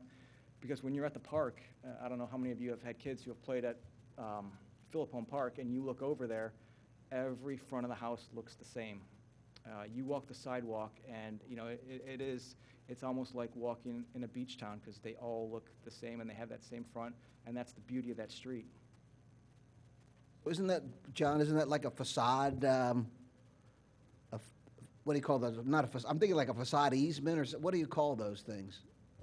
Yeah, I mean, a facade easement is something that the property owner does to a building or structure that's got some historic character that limits what you can do with the face of the building. I mean, that's not something that the township can impose. That's something that the property owners can voluntarily do if they want to keep, the structures the way they are. Well, what can the township impose so that everybody has to have the concept of a facade easement? Well, I mean, we're talking about zoning. So just, and I'll just bluntly tell you what I think you can and can't do. You can't zone for one street, right? You can't put zoning regulations in place for one street. I think I counted 15 homes on this street that are on Clover. So, if you're going to do any kind of zoning overlay, you have to take either the entire district or a defined area in order for it to be, I'll say, constitutional or in compliance with the state planning code. Remember, we're in Pennsylvania. It's a very strong property owner state. So, you all can put facade easements on your buildings. I can certainly work with the neighbors to do that if the board authorizes that. That then restricts it. You're doing it yourself. The township would not be doing it, but you would be doing it yourself, and it would be enforceable by that neighborhood. Could be enforceable by the township, too. A zoning overlay is a much bigger issue, and you get into issues of, if you're targeting a specific street, it's a spot zoning issue. You're treating 15 homes different than everybody around it. If you make it a bigger area, then you're pulling in other property owners that may not agree with what you want to do just for Clover. So that's problematic. They're basically the issues. To go through a overlay zone or to create a HARB district is months and months and months of planning. It's not something that this board can just, wave their wand at and create. And what I heard tonight, there's at least one of the property owners is not interested in an overlay zone because of the one individual who's building the house that's out of character.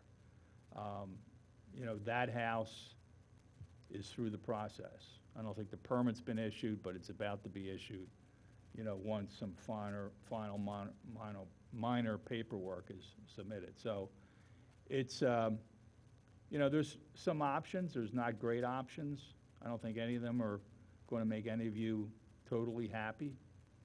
But you can do, as Rich said, something that's called a facade easement. The city of Philadelphia and historic downtown areas use facade easements all the time to maintain the front of the building, the side of the building, the roof line. Sort of what a HARB district does, but not exactly. But that's, voluntary on the individual property owners. I can certainly work with the street and the residents to give them some examples of that.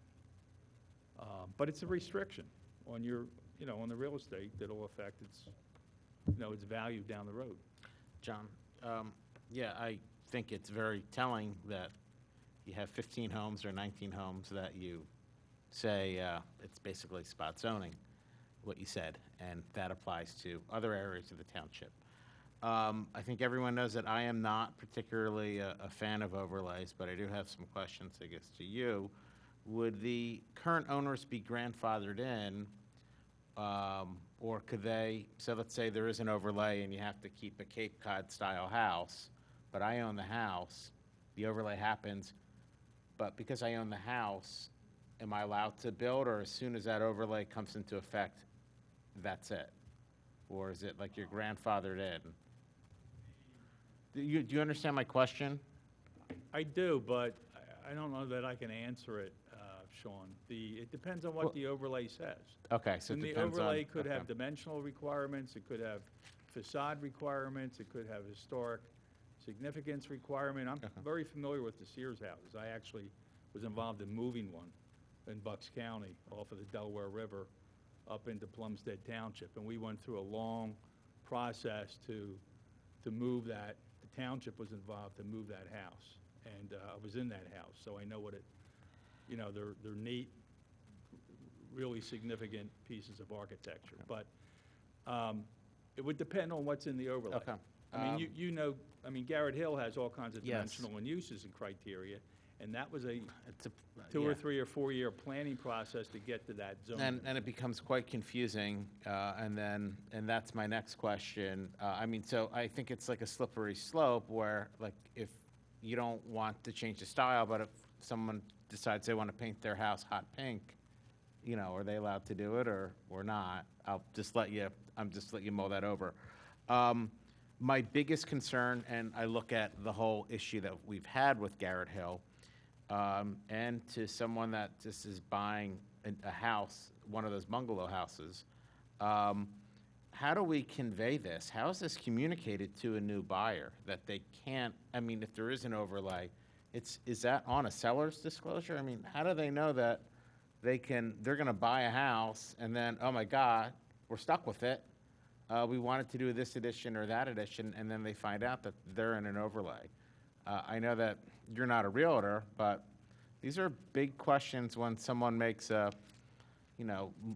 almost $1 million investment on their house to find out, wow, we're restricted. How is that conveyed to a new buyer? That's my question. There's zoning disclosures in all real estate agreements. There's a duty on the buyer to do an investigation. I mean, it wasn't done in the Garrett Hill overlay, and all the people that have moved into the restricted overlay, the height restricted overlay in Garrett Hill, none of them knew that their property was height restricted. Well, So- I mean, there's a zoning map in every municipality in Pennsylvania, Sean, and, you know. I'm just If saying, you're buying real it's a big estate in thing. Pike It's a County, big you thing. better look at the zoning map in Pike County and Okay. see what it permits. So, you know, the township is not involved in individual real estate transactions. We don't go to settlement with everybody that buys a house and explain to them, you might not be able to put a pool in your backyard because you're over the impervious surface ratio. That's the realtor, that's the seller and the buyer, and the seller and buyer's lawyers. It's not the township. Our info is available, it's Sure, online. but something so important as being in an overlay district, I think needs to be communicated effectively to a new buyer. That's all I'm Well, saying. this particular, I mean, to talk about an overlay, you'd have to take in more than just the one street. You'd have to have a larger area. Otherwise, you'd have a spot zoning problem. And if you take in that larger area, now you're impacting people that don't have homes, the bungalow homes, and they're going to be subject to whatever the restrictions are. So you create some additional problems by making a larger overlay area. I think the individual private facade easements are probably, you get the same result without putting a zoning ordinance on top of, you know, more than just Clover. I mean, that's something that I can certainly provide info and some guidance to the residents on. Kevin and I have talked about that. I mean, that will get the result for those that want to do that. Those that want to implement that and preserve the character of their homes. It would be voluntary, though. It's not going to be mandated by the township. John, would the one street qualify for HARB? If we want to do it to create a HARB Well, area? I don't know that I've ever seen a HARB district that has just one street on it, unless it's, you know, like Broad Street in Philly. Usually when you have a HARB district, you have a, you know, a much larger area. And I'm not a HARB or historical resource expert, but usually you have a larger area like the other districts that we have that are on the books in the township. I mean, that's something that we can look at. I'd like to compare, you know, the size of the other HARB districts with this particular area. Are the other streets worthy of inclusion, other than Clover? Are the other ones worthy of being included in a HARB? I don't know. So, you know, and I, again, you know, I thank the residents for being here, and I sympathize with you. You know, in my ward, we have a whole area where there were quaint little split levels, and now they're being all torn down, and big giant homes are being built in their, you know, in place of them. So there's definitely change, you know, happening around the township, and everybody isn't always happy with it, unfortunately. So, but what I did do, and because we also did have the Garrett Hill piece originally on the agenda for this evening, I went back and I took a look at our comprehensive plan, which is very old. We are looking at in our budget for next year to start the process of redoing our comprehensive plan. And I think there's some things in there that, you know, if we're going to do a HARB or we're going to do something like that, I feel like it should be done in conjunction with a comprehensive plan as we look at everything. And in the comprehensive plan we had before, the things that we felt were important were maintain and protect the many residential neighborhoods that make the township such a unique community. I think there are places in the township where we've done that. There's also a point to protect the existing aesthetic values and restore areas where aesthetics have been degraded through use of appropriate planning techniques and rigorous performance standards.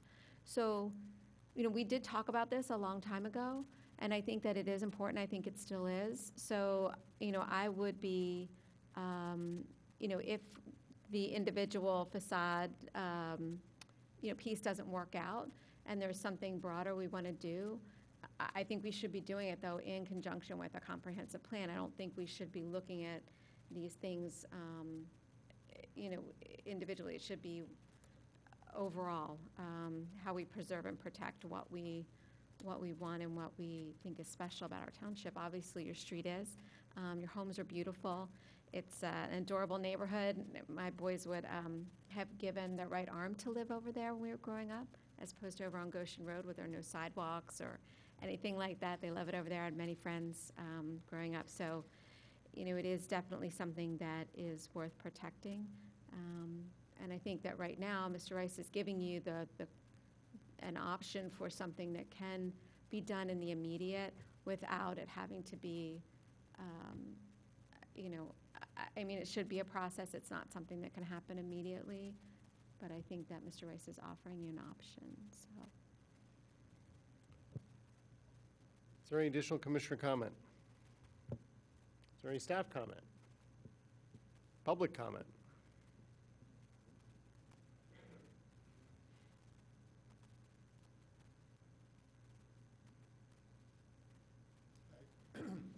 Ryan Rose of 364 Morris. I do think you brought up HARB, a historical area. I do think that would probably be a better solution than a zoning issue. And you can do single street HARBs, you know, Gulfers Alley, and you probably find half dozen in Boston. These houses were all similarly built at the same time. I think it'd be a great area to look at for historical restoration bureau.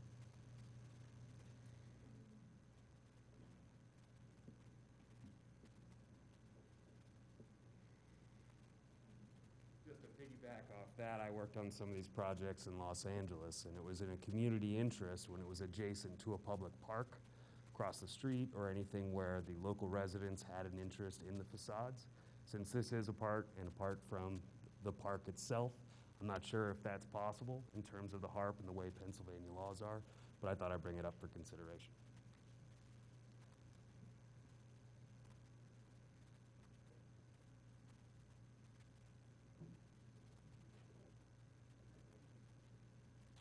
I just wanted to thank each and every one of you again, and especially Jake and everyone on the staff here for hearing us out, and I apologize for being a little emotional earlier, but it's a very difficult subject for some of us, and we have residents that have been here 50, 60 years, so we really appreciate, I know I speak for everyone, on your willingness to listen to us and your willingness to step forward and offer us a path to perhaps make this work out. So thank you very much for your time and attention. I really appreciate it, and I know everyone else does as well. Thank you.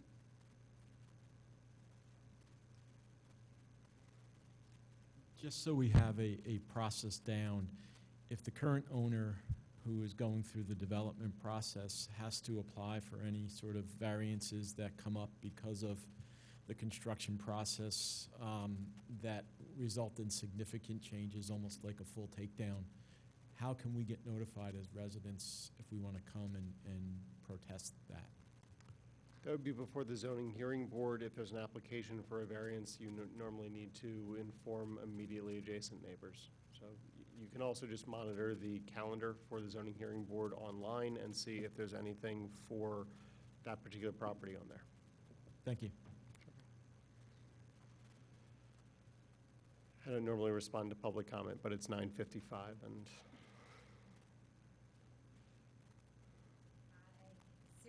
from 362 Morris.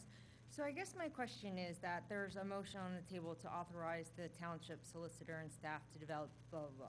So what exactly does that entail then? What are the details and what are the next steps then, should that be approved?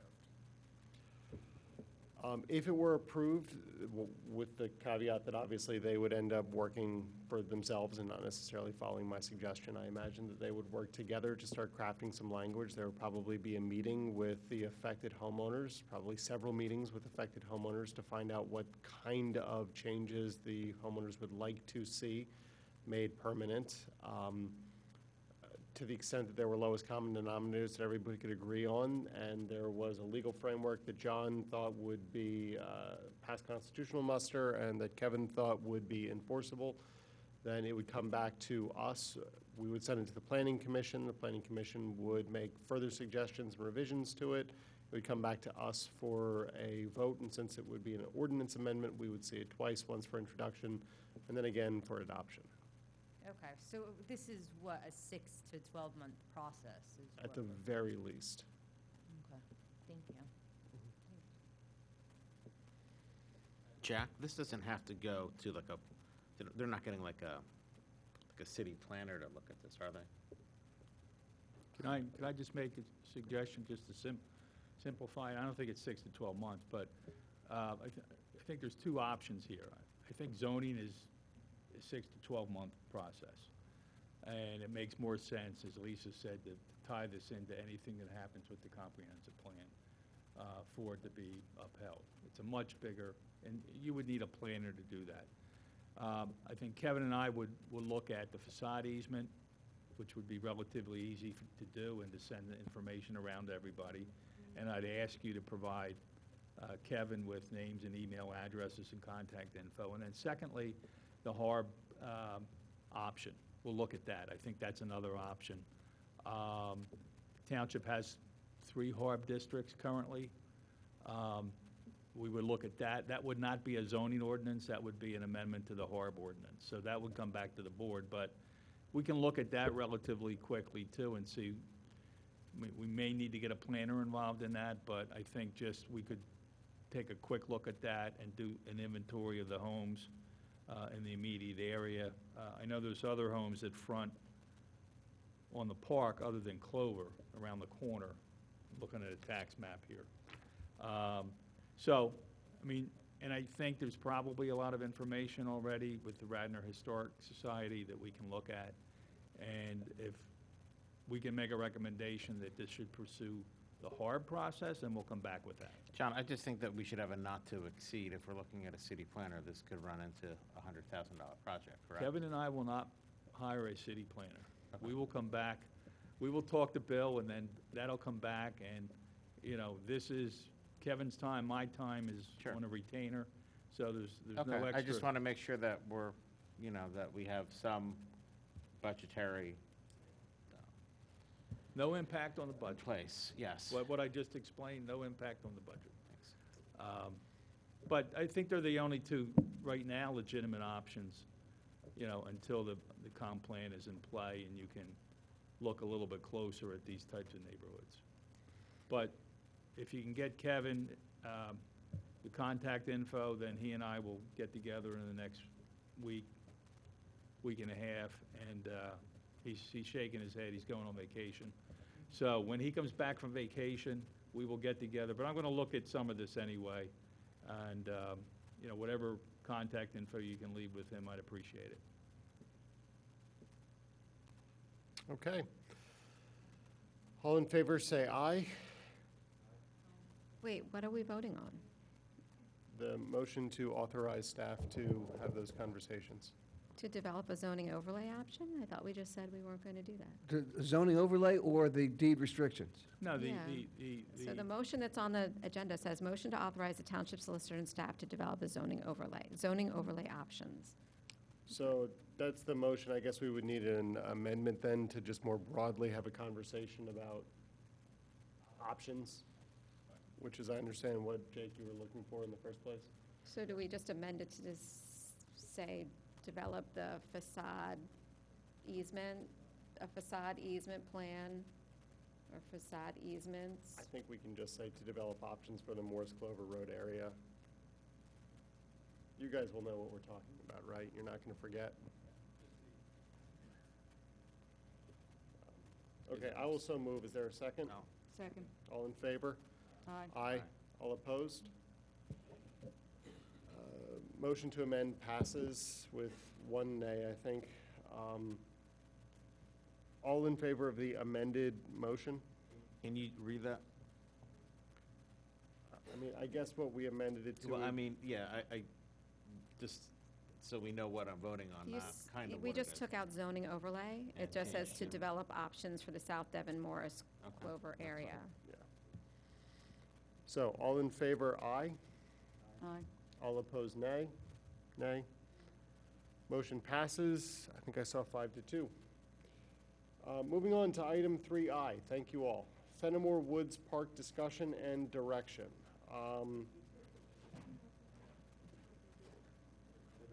No, we've got that one. No, we know what we're doing.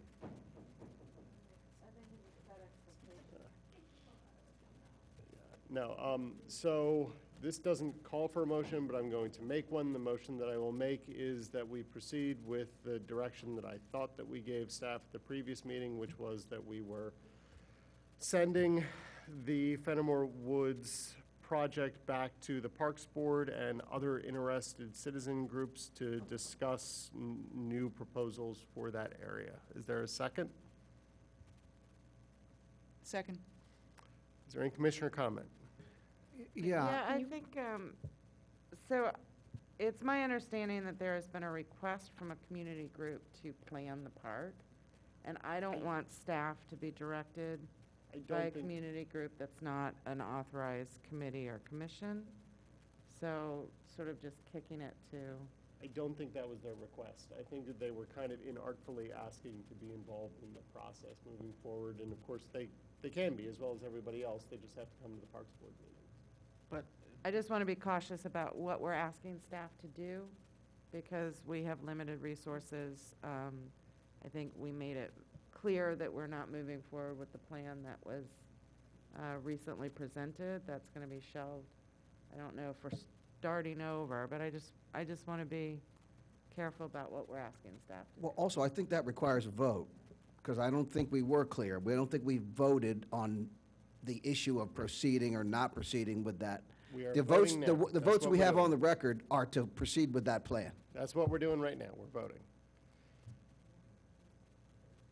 Okay, so what we're doing right now is voting to stop or to no longer work on the plan that was approved and to create, you specifically said to send it back to Parks and Rec and interested groups. Parks and Rec, if you've looked at Tammy's very detailed project timeline on how this worked, Parks and Rec has been involved, and Shade Tree has been involved since 2016 in this.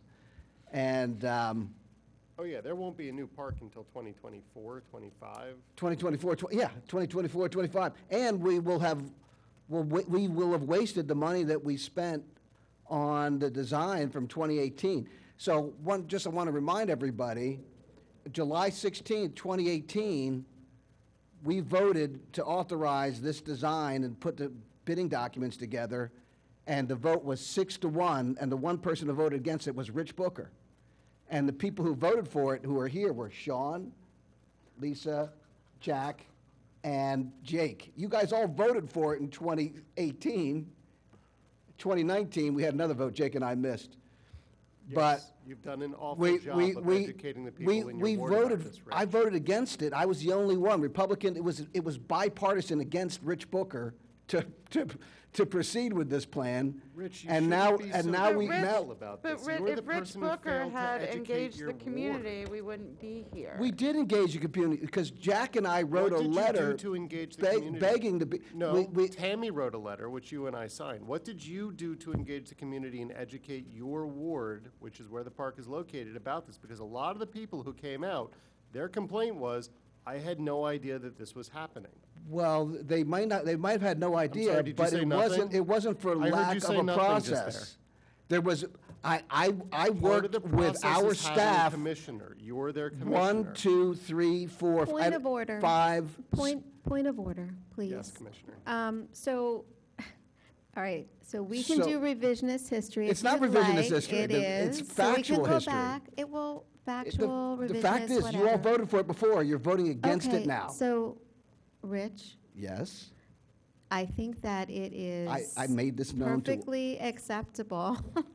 And it isn't as if we haven't done it before, to hear from the community, that's our job, to hear from the community that people are not in favor, are unhappy with a plan that's being put forth.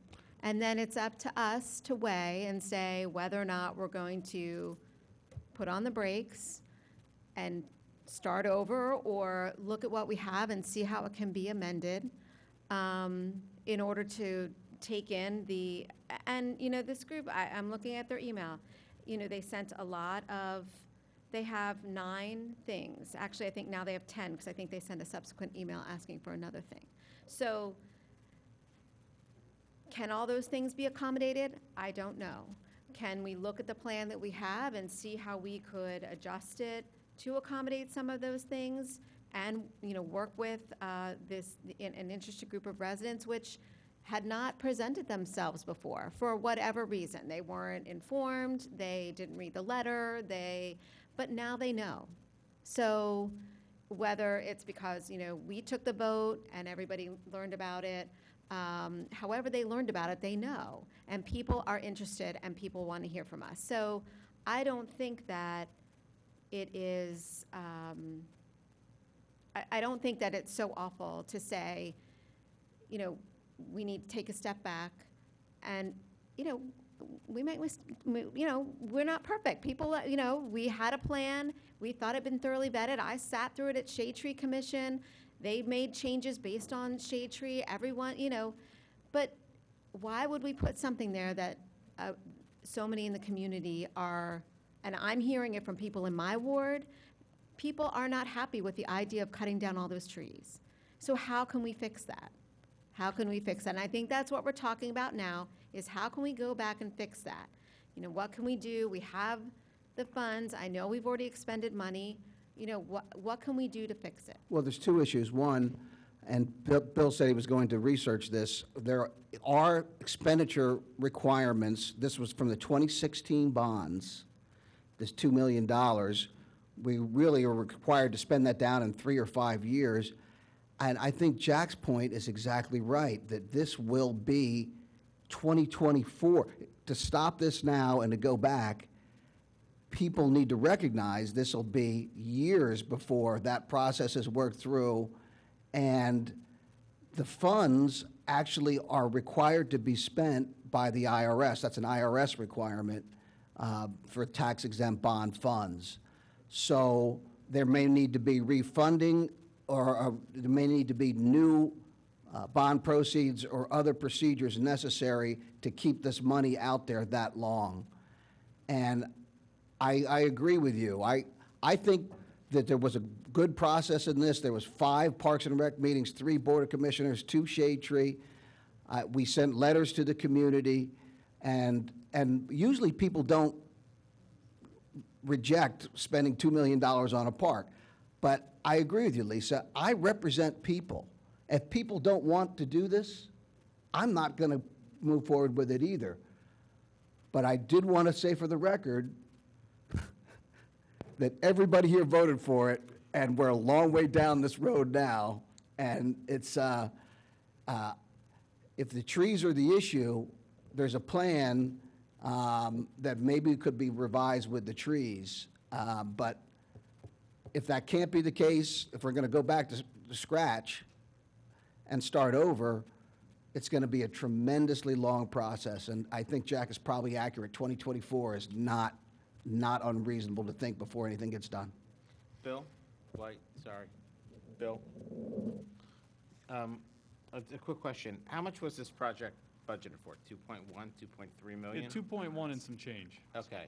How much have we spent so far on engineering and going out to bid, and not really staff time, but how much have we spent with engineering and all that other good stuff? I can give you An order estimate. of magnitude off the top of my head. I just want I an mean, it's estimate. been, what, about 200,000 to 300,000? No, 250. Okay, that's fine. 250? 250, yeah, 10%. Okay, all right. And if we start over, can we use any of that 250 that we spent in design, or is it we have to start from scratch again? Well, so first of all, I mean, the 250 sunk. I mean, that's paid to the engineers. Going back to Commissioner Borowski's point, if during these discussions we determine that there are elements of the current design that are good, and things the puzzle pieces need to be moved around to reduce the tree impact, then not all of it's sunk, but it will cost more in engineering to do that. How about material costs, because we're delaying this maybe 3-4 years? I mean, obviously, you don't know what the price of Anecdotally, it plywood. goes up. Look, I get it, but typically we've seen a steady increase since I've taken on the board. The perfect example is the comfort station at Emlenton L. Every time we went out to bid, the fabrication unit went up 10%. So we're looking basically maybe at a project that's 2.1, moving, I'm just gonna say to 2.5, 2.6. Maybe we can use some of that 250,000 plus staff time. We're looking at almost $3 million on this, and I'm just using But numbers if we off the have a top of my head. budget, if we've said that we're going to expend 2.1, we've already expended 250, then we have, I don't know, someone do that math for me. It's 1.8. Okay, thank you, Rich. 185, You're much 185. better at math than I am. So that's what we keep it in. I mean, I don't see it becoming like a larger project. That's all we have to spend. We're dealing with And inflation maybe- too, though, bad inflation. Well, hold on, I But- get it, that's what we want, but now we're having all these outside factors saying, I want this change, keep the wall. I remember, Bill, we had a conversation about the wall. I love old historic structures, but saving that stable is a project in itself, making everything ADA and handicap accessible. I mean, it's a lot, and to me, it just seems it's a lot to chew. It's So- overwhelming. So right now, all we have to do is provide staff, I think, give them the go-ahead to go back, look at the plans, talk to, the community that is so interested, and if it's the Friends of Fenimore Woods Coalition and anyone else, I guess, who's involved, have people at the table, and, then we have to vet, and if we can't save every single thing that's there, I think the main goal is to save the trees, right? Save the trees, and I heard tonight, talk about the pond, and what can we do about the pond, which I know was also part of the original plan, and there's some flooding components, to help with. So, maybe everyone needs to prioritize what are the most important things, and that's how you do it as a community. What are the most important things? But we have to at least give staff the direction to be able to have those conversations, and I think that's what they're waiting for, right? That we aren't scrapping the plan. We're going to take a look at the plan and look at it in a new light based on what we are hearing from the community and the people who utilize it, pay for it, and are concerned Sure. about it. My only concern is that 2.1 that we had budgeted, less of 250 that we spent, is now 1.8, plus new design, et cetera, et cetera. Now we're looking at a project that's maybe 1.4, and then you factor out inflation, maybe it's 1.2. I just don't know if we're going to be able to make everybody happy and get everything that we want. You're correct, we need to prioritize things. I'm just watching the budget number go down and the ask list go up, and I'm thinking, how do we reconcile this? These are really, that's my concern. So a couple things, if I could Sure. just jump in quickly. Based on my non-engineering perspective of what I've seen from the Save Fenimore Coalition, if, assuming that's the direction that the Parks Board and the larger public review take during this next phase, if that happens, I fully anticipate many of the elements of the project are going to have to come out or be significantly reduced to the point where the overall cost of the project is going to go down. I just don't see a scenario where it's going to go up. If the only way to save trees is to do less, which means that the project cost should come down. That's just a very anecdotal, linear way of looking at it. So for the discussion tonight, it would be to green light moving forward with that. The project budget is whatever's left in the account, 1.7, 1.8 million, and that's what we have to work with. Bill, my experience in government, costs never go down. Project costs never go down. And again, what about the spend down requirements under the IRS tax exempt bond regulations? I'd just like to piggyback on that question, maybe you can answer it together, is that if we are unable to spend that 2016 bond money on this park because we're stopping, pausing, revisioning, is that still funds that would be accessible to us for other projects? And should we be looking broader? Okay, excellent tee-up to address both of those. And I'll let Bob go into the more salient details because he spoke directly with Cozen on it when we followed up from the last meeting. The easy answer is that these are capital project funds available to Radnor Township.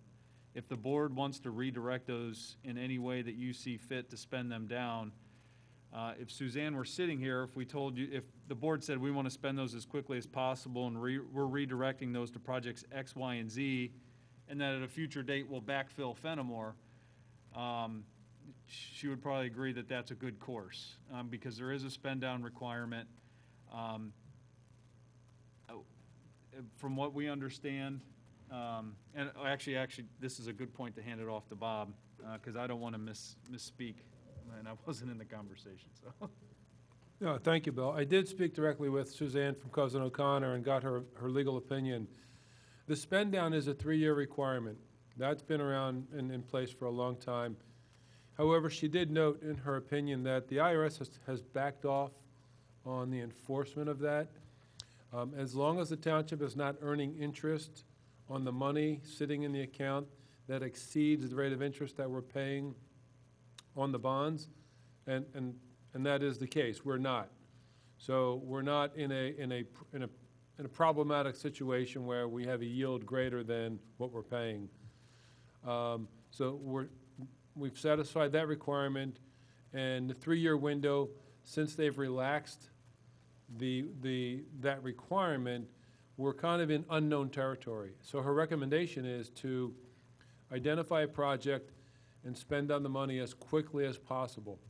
So whether it's Fenimore or if the funds were to be redirected to a project, as Mr. White mentioned, that could be very quickly adopted through an amendment to that bond ordinance and identifying the project, provided it has similar useful life as the original Fenimore Woods project was adopted. So we're okay, but the message was, please, put your energy into identifying a project and spend down those funds as quickly as possible. So that would mean we would need to backfill with new money to replace this if it took another 2 years to build the park. Or choose not to. I mean, at that point. Or choose not to. Right. Or choose not to. So it may never happen. That's true, Maura. It may never happen. It may be 2024, but in any case, what our staff is saying is spend the money on something else right now and then worry about that when you decide. Guys, it is 10:19. Who here wants to build the That's park as not it's what we originally said. proposed? Just- Anybody? Well, If Jack, the answer is no, then what we're doing right now is we're voting on whether we want to send it back to Parks. And that's the only thing that we're doing right now. Parks and We've got a Rec. bunch of other things on our agenda. Is there any last comments? Well, we on need to this? understand what the Are there ramifications any are if we last vote yeah, on that. I have a quick question. So we're going to send this back to Parks and Rec? Yes. That's number one. Number two is backfilling. I mean, I think we should give them options. Should we backfill it? Should we put it in another project? Should we look at? I don't think we should alternate- make any of those decisions now No, we're until not we making look at decisions. We it. should give them the options and saying which is the best course of action and not just say, here you go, decide what to do. You know, we have, I mean, if you want to put it in Odoricio, I think that makes sense, and then backfill it. So can we ask? But I Then think- we're taking money that we may never be able to get back for a part. People are expecting that. I'd rather look at it first. Let's see what People can don't want happen it. and what can't happen, and then bring it back to us. And if they say, all the things we want to do, we had this thing, we put all the stickies up and everything that everybody wants, we think it's going to take 2 years. all Then I'm- that's when we make Okay, that all I'm decision. saying is give Parks and Rec We're 3 or already 4 being- options and have them decide, are these the best options, or has something else come up with it? Well, Or have you come up with a better option based on what we have?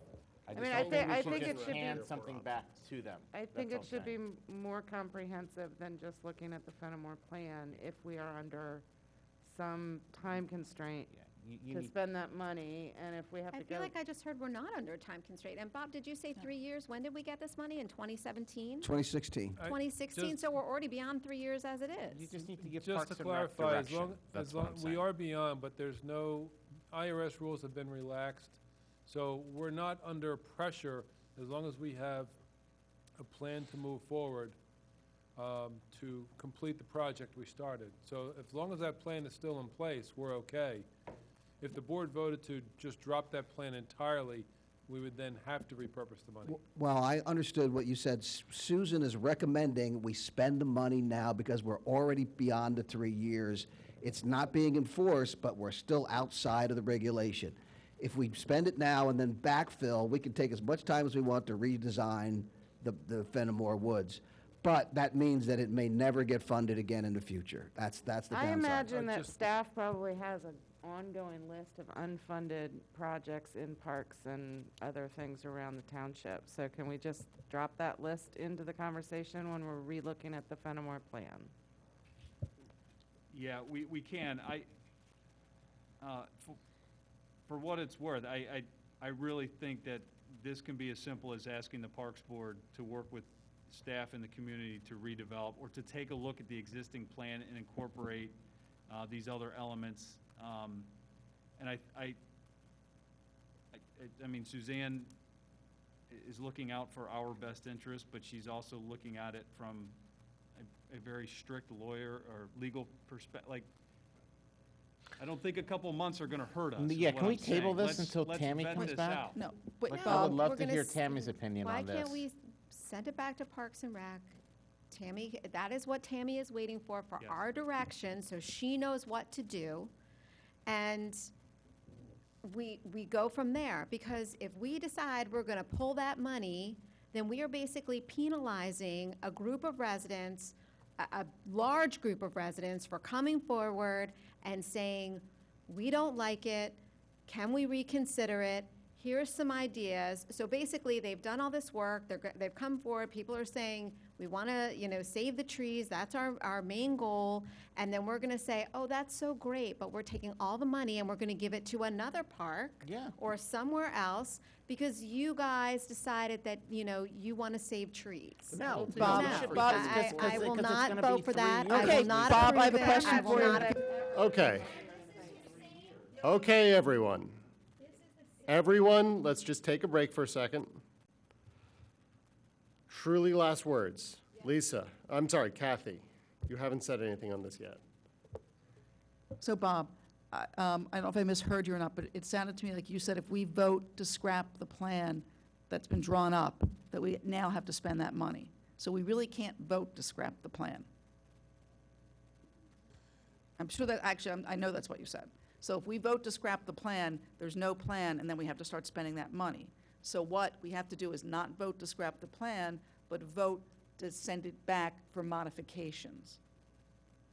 Sending it back to Parks Board satisfies bond council's opinion that we are moving ahead. We have a plan in place. There is a project that will be completed. So we are in process.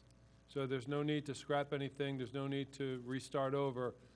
Sending it to Parks Board and continuing the process satisfies the requirement that we are working towards spending down the money. Okay. So we can't vote to scrap.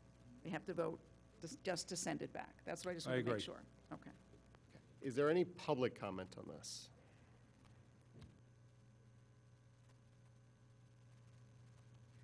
Marla Neeson, 230 Windermere Avenue. I promise I'll make this short because, yes, it's very late. Okay. I am a resident. I am a board member of Radnor Conservancy, and I'm also a participant on the Friends. So I'm just going to try to quickly hit some of your specific questions. Commissioner, no, the Friends are not in any way requesting or anticipating directing staff. Instead, to participate, just to be, as we've all discussed, this is a very expensive and also a good project for the community, and Fenimore Woods is not a neighborhood park, it's a community park. So in response to Commissioner Booker, yes, there was the letter that went out, which was signed, but unfortunately it only went to 75 residents, so there wasn't broad community buy-in. The second is that what you voted on in July of 2018 wasn't actually a plan for Fenimore Woods. It was to authorize Gilmore and Associates, you authorize them to start developing plans. There have been a number of iterations of that plan. And interestingly enough, you know, and up until July of 2020, I mean, everything looked fabulous. There was nothing that anybody would be opposed to because they were all improvements to the park. What happened in the middle of COVID in July of 2020 was the first time this went to the Shade Tree Commission, and that's where it was, oh, in order to accomplish these hardscape improvements, 143 trees were going to come down. So instead of being a woods with shade, it was going to be a big sunny baked parking lot. So that's what's evolved, is that we don't want to scrap the plan. There's so many wonderful elements to it, but instead, can it be modified back at Parks and Rec with the Shade Tree Commission to preserve more of the canopy so we don't wind up with another baked parking lot, but maintain part of the woods. Thank you very much.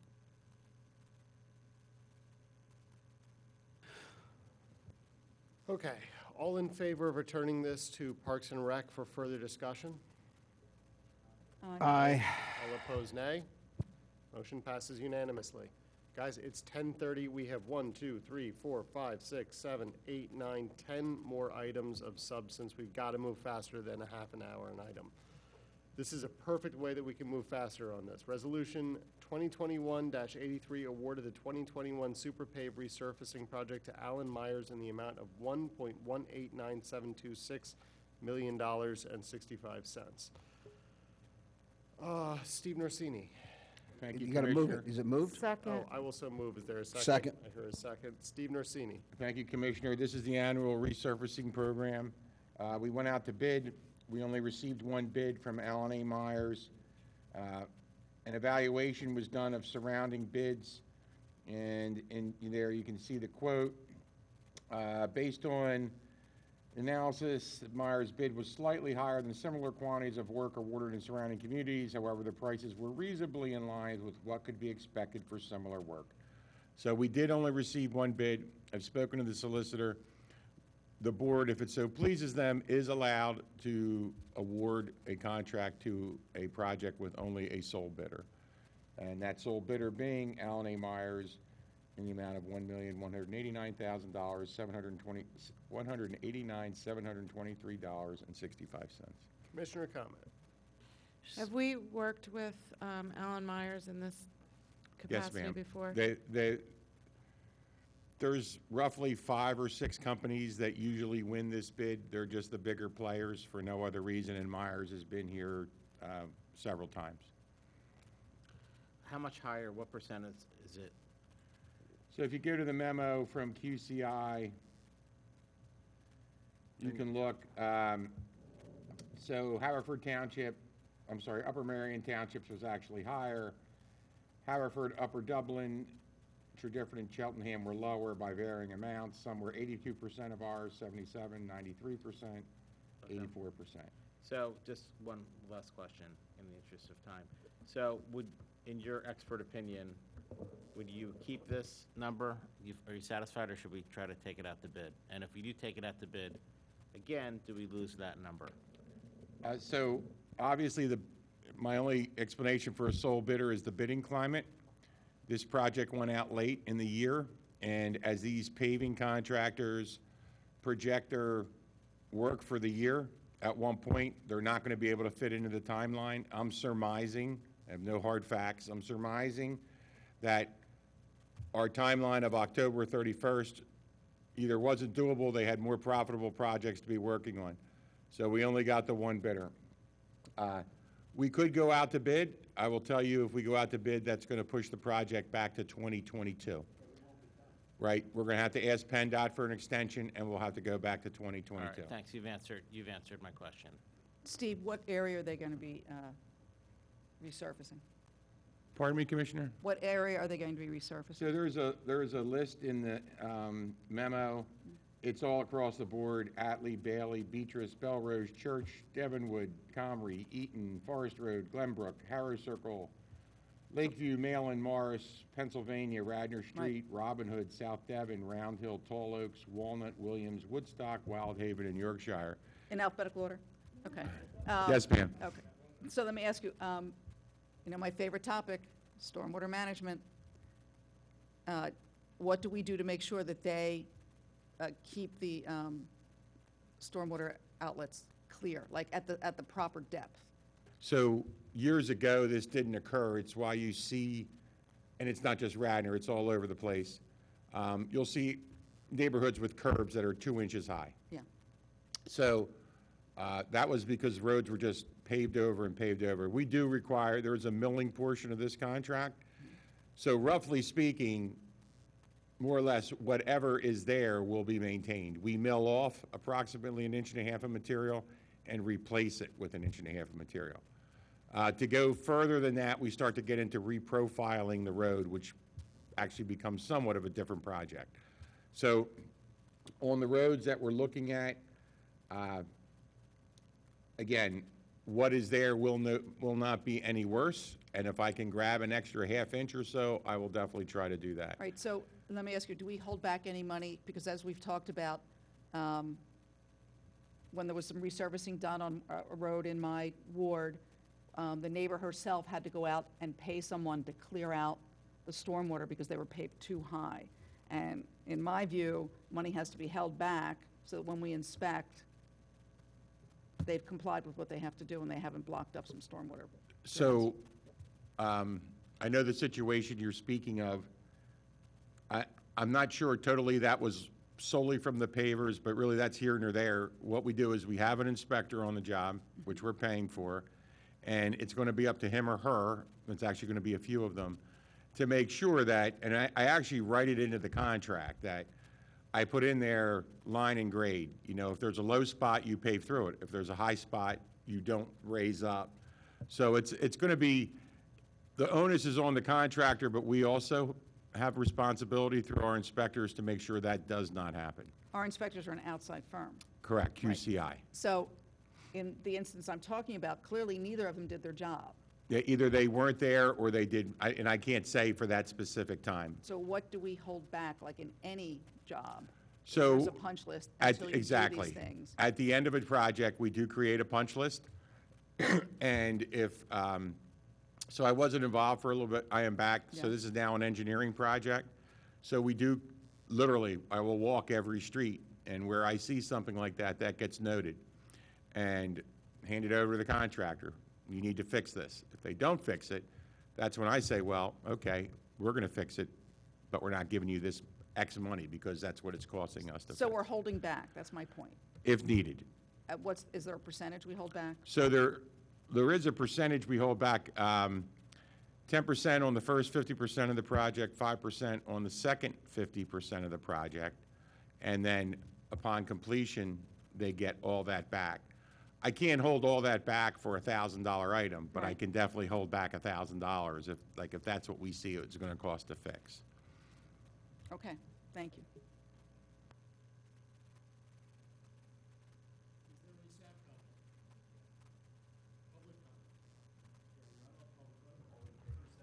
Aye.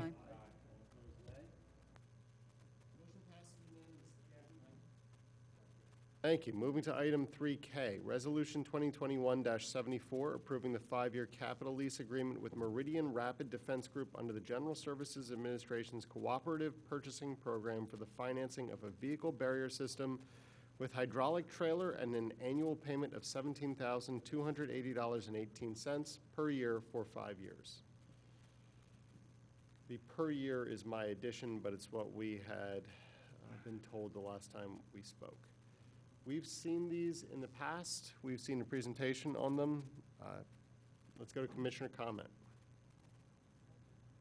No, sorry, Again- I will so move. Is there a second? They're outside, they look pretty nice. My question is, Chris, where are we going to use these? Is it just, we're going to use it for the festival instead of the festival that we're not having? Are we going to use it, where are we going to use these that we need to have this type of barrier crash protection? We're counting approximately 9 to 12 events a year that we would utilize them. Upon their immediate delivery, they would go to the tent and be at that location until that moves away. The other, I mean, I can read off the events that we're anticipating using them if you would like. But why do you need such a strong barrier for these, for the tent and for these events? What I would call it is best practices. Radnor, not to get into the speech that just went on, but Radnor is a destination holding a lot of community events where people and vehicles meet. There's a public safety factor from medical emergencies to anybody who wants to create a problem and conduct a random attack. We want to be prepared for them. We want to have equipment that is very functional and designed for stopping vehicles and that are maneuverable and they last a long time, and this is the product we chose. A lot of the street curbs in Wayne or anywhere in the township are about as tall as this, so I think it's easy for cars to jump curbs pretty easily. Not that it's got to be at the right place at the right time, but I think safety is important, so I'm for it. Any additional commissioner comment? Public comment? Hearing none, I'll call the vote. All in favor say aye. Aye. All opposed, nay. Nay. Nay. Was that Nay. 3 to 4? Motion fails for lack of a majority. Kathy, how did you vote? Were you for it or against it? Yay. Okay, so 4 to 3, it passes. 4 to 3, motion passes. Okay. Moving on to item 3L, Resolution 2021-88, authorizing the execution of a grant application to the Pennsylvania Department of Community and Economic Development Keystone Communities Program in the amount of $25,000 and township matching funds up to $25,000 to be used for the development of a Radnor Township Business District Strategic Plan. I will so move. Is there a second? Second. Bill? Mr. Tate. Oh, Bob, sorry. Thank you, Mr. President. The board previously authorized back in February for staff to apply for the Keystone Communities Grant Program. And there was an application timeline that the initial one we were not prepared for, so this is the second application, and we're now prepared to submit. And the grant will include for a business planner, and it's $25,000 from DCED and then $25,000 matching funds from the township. So you're asking us to say yes to the same thing we said yes to before, but in a new grant cycle? That's exactly correct. Commissioner comment? What is the contents or the sum and substance of the business district plan? What are you planning for the business district? The task of the planner is working with initially WBA, but then in the February meeting, we added in the Garrett Hill area, those business districts, and help to identify what improvements the business community feels would be helpful. This is kind of an outgrowth of what occurred with COVID last year, and helping those business areas to rebuild and develop a plan to bring back to the township to consider implementing whatever the improvements that the business community feels would be helpful for their district. So it's a planning arrangement to help improve those business communities in concert with the business owners in those areas.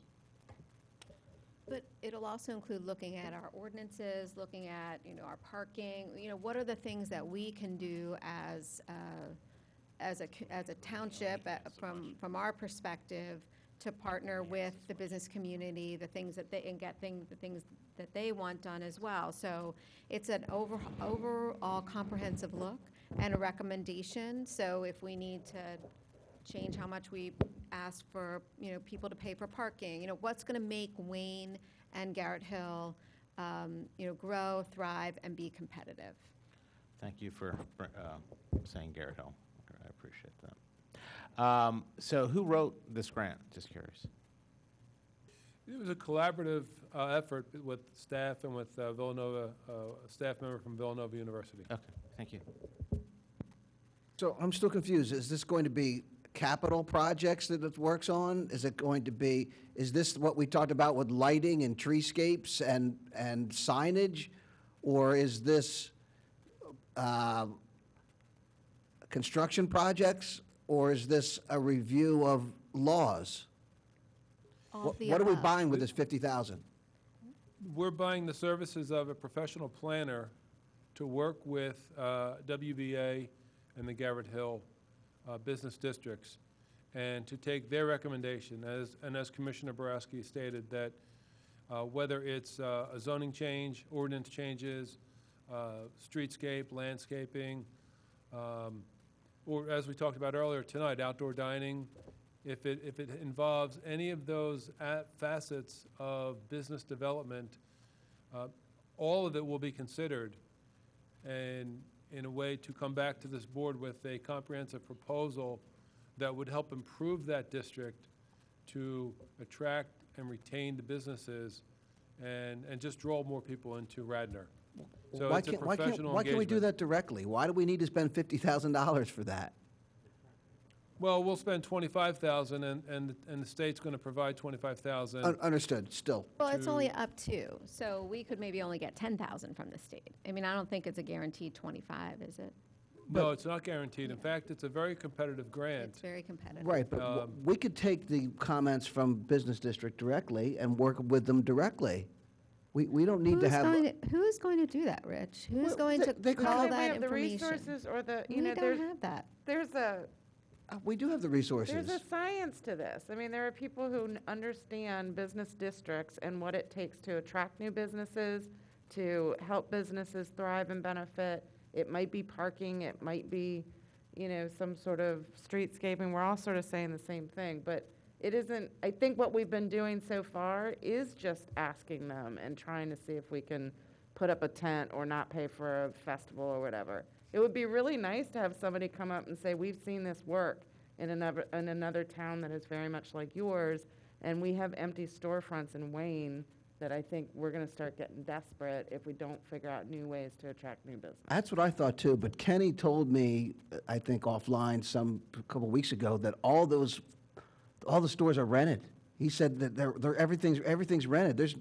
So I wonder if maybe they haven't quite developed, but I'm told that these storefronts, which I thought were empty and vacant, that they are rented and they will be producing shortly. We've been here for 4 hours. Are there any final comments on the grant that we've already previously approved? Hearing none, I will ask, is there any public comment? We'll call the vote. All in favor, say aye. Aye. All opposed, nay. Nay. Motion passes. Moving on to item 3M, Resolution 2021-89, amending Resolution 2021-24, engaging Cohen Law Firm to assist the township in a review of local ordinances as they pertain to cellular coverage, facility installation, location, maintenance, and other recommendations as needed by adjusting the estimated cost to $16,500 due to added meetings with Planning Commission and Citizens Communication Council. I'll give this one a shot. Excellent. And I'll start by saying that, normally, this isn't something that we would want to bring in front of the board. We would just look to the contractor, in this case Cohen Law Firm, to try to sort out, what the overage is. However, in this case, what we had talked about back in, Can I ask the commissioners to keep the chatter down so I can hear the manager? Thank you. what we had initially proposed with this project included review time with staff and then straight to the Board of Commissioners. And we adjusted course this summer by bringing in the Planning Commission and the Citizens Communication Council, which has been an excellent add-on to the process. Both of those groups have dove into it and will be providing their comments when we get the draft ordinances next month. But it is adding cost and time and additional meetings to the process. So that being the case, that's why we brought it back in front of the board tonight for your approval. If the board does not wish to add this money to this contract, we will get the draft ordinances as they exist now. And I think the Planning Commission has one more meeting scheduled. It's actually a combined meeting, Planning Commission, and then the Communication Council has assigned 2 members to participate, which is even better because it's a little bit more efficient by having both committees work at the same time. So like, we'll just stop the process pretty much where it's at, and those groups can finish up their review on their own, and then the board will still get the ordinance next month. We'll just lose the resource at Cohen to reconcile the differences and talk through some of the particulars, which I will say I'm sure the Board of Commissioners will have a lot of those questions when this gets back in front of you, specific to the federal laws and exactly what the townships, what is within our bandwidth to make decisions on and what is mandated by federal law. So that's really where the value add is coming from Cohen. And again, that's why I'm bringing it back in front of the board tonight. Are we increasing by 16,500 or are we increasing to 16,500? We are increasing up to an additional 16,000. So the 7,500 initially approved would be in addition to this. This is worst case scenario. This assumes multiple meetings, both at the Planning Commission level and then with the Board of Commissioners as well. If it goes quicker, obviously it's time and material, so that amount will be lower. We had asked Cohen to give us a worst possible case scenario, so we're not revisiting this. Okay, Commissioner comments? Hearing none, public comments? Hearing none, I'll call the vote. All in favor say aye. Aye. All opposed, nay. Nay. Motion passes. Moving on to item 3N, Resolution 2021-87, Board Acceptance of the 2020 Audited Financial Statements. I will so move. Is there a second? We have received audited statements for the township. They came back clean. We have, I think I can say, no recommendations. So there's not really a whole lot to discuss. Is there any commissioner comment other than saying thanks to the staff that worked on this? Yeah, great job, Bill and Bob, as always. I mean, you took it down from what, 17 comments back, 22 comments back when you first started. Now it's been 0 for how long? I think we were in the mid-40s, but it's been Mid-40s? 0 now, longer than it took us to get that down. So, Okay, and what's our that's bond positive. rating? Sorry? What's our bond rating? AA1. All right, great job, guys. And thanks to the finance staff and the team it's a team effort every year. So a big shout out to the finance team. You know, one of the things I wanted to ask about that, I didn't have a chance upstairs.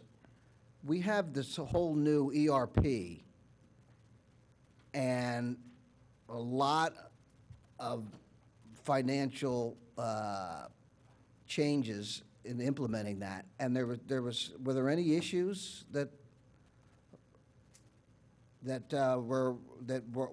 came up? There's a lot of all the revenue, all the expenses, everything going from the old system to the new, having to be recoded and reprogrammed, and everything went 100% smooth, huh?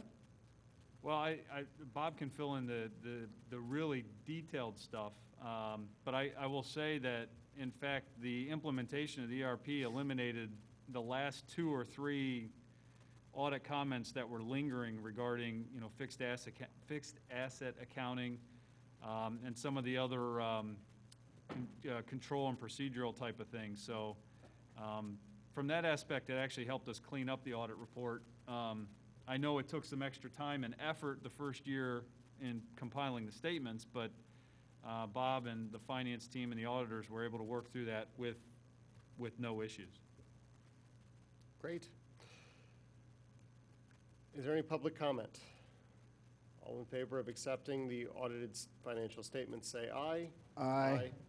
All opposed, nay. Motion passes unanimously. Moving on to item 3O, 2022 budget calendar review and adoption. And let's take that contemporaneously, please, with item P, which is 2022 budget initial projection presentation highlights. Full presentation to be published online Friday, August 13, to the board and public. Bob. Well, before we dive in, just real quickly, given the time of night, do we want to try to organize this offline, or do we want to dive in tonight? How long is this going to take? Just curious. Well, that's going to be up to the board. Should this be a separate meeting? This is an hour topic. Yeah, I mean, should this be a separate meeting, really? So there needs to be a separate meeting. I think what they had hoped to do is give us a brief overview and get a date for that separate meeting today. But given our track record, the answer to your question, Sean, will be until the end of effing time. So I propose that we shelve this and do this offline. I think that makes sense. How about if the board's okay with it, we can work to schedule a meeting to kick this process off, and we'll try to get that scheduled sooner. Perfect. Is that acceptable? All in favor? Aye. Yes. All opposed? Excellent. Nay, let's do it now. You know, Jack, stop complaining about this schedule and this agenda. You set it not up. complaining about the You schedule, put too Rich. much I'm on there. There complaining was very 600 specifically pages about in my you. packet. Just you. Don't, you did this. It's your choice. Moving on to old business. Oh, I apologize. Moving on to reports of standing committees. Are there any reports of standing committees? Hearing none. New business. I have some sad news for new business I'd just like to share. Go ahead. Real quick. Garrett Hill and the zoning board lost their solicitor. And I'm sorry, it's so late. Yes, John Ryan, he's my neighbor, and I live across the street, and I apologize, I'm exhausted. John Ryan, he got sick probably about 2 years ago. He had a massive stroke, and he passed away last week or so. So just my condolences to his family, and hopefully we can maybe have another moment of silence in the beginning of the next meeting. That's it. Thanks. Thank you, Sarah. Great. It's late. We need, as an additional date or as an additional item of new business, we need a date for the zoning amendment hearing. We can do it on September 30th or September 20th, I'm being told. 13th? The zoning amendment hearing for the Concordia Group's project. We've started that process a while back, but we need to get the hearing done. The concept being that we would approve or not their development on the same day that we would approve or not the zoning amendment that they've requested. On the same day, why wouldn't we do a couple of meetings? This would be the same as Hamilton Estates, right? Why not do it Zoom? Wouldn't it be the same thing we did for Hamilton Estates? No, they have a zoning ordinance amendment, which is basically a map amendment, and they have their plan, which they presented caucus tonight. So both of those were always going to be done. You want to get the zoning amendment and then the plan done basically at the same meeting. So, but I have to advertise, Kevin has to post the property if it's going to be the zoning ordinance map amendment. There's got to be enough time to do it. We could do it on the 13th or the 20th of September. That's your 2 meeting nights, I've been told, in September.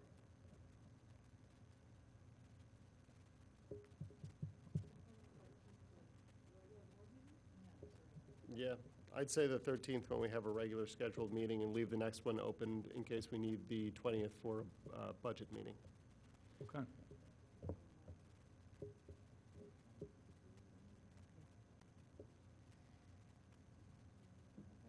Quitasi consentire? Okay, the 13th. Yep. Old business, 2021 leaf collection discussion.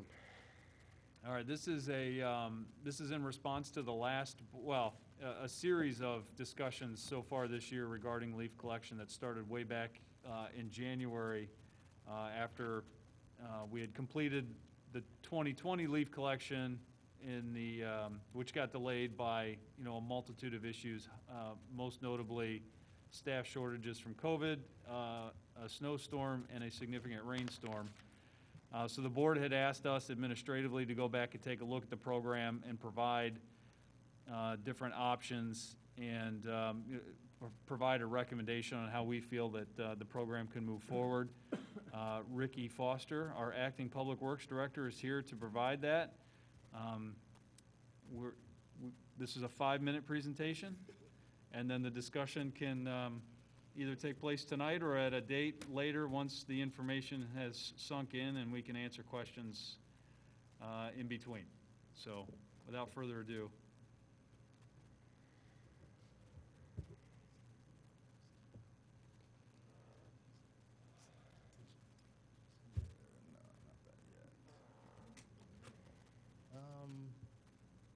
Thank you, Commissioners, for taking the time to listen to the presentation. Thank you, staff, Township Manager, and residents who still remain with us. Just to start off, before we start with the presentation, I will try to move as fast as possible, so forgive me. And if you could save any questions you have, if you have any, for the end, that would be great too. This is today, August 16th.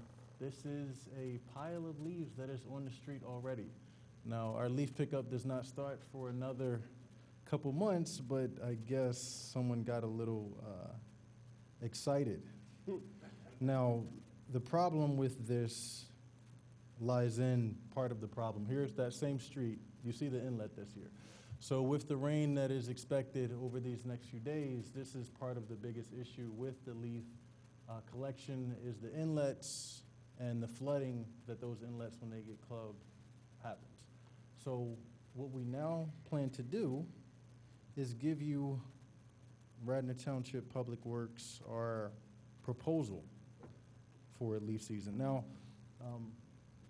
Township Manager Mr. White had mentioned in 2020 some of the things that we had went through. So COVID, of course, is at the top of the list. Now, because of COVID, us losing workers because of just having problems with that, being out, we also weren't able to use all of our equipment that we had planned to use during leaf season. We also had rainstorms and snowstorms, if you can remember, that caused a big delay on what we're able to do.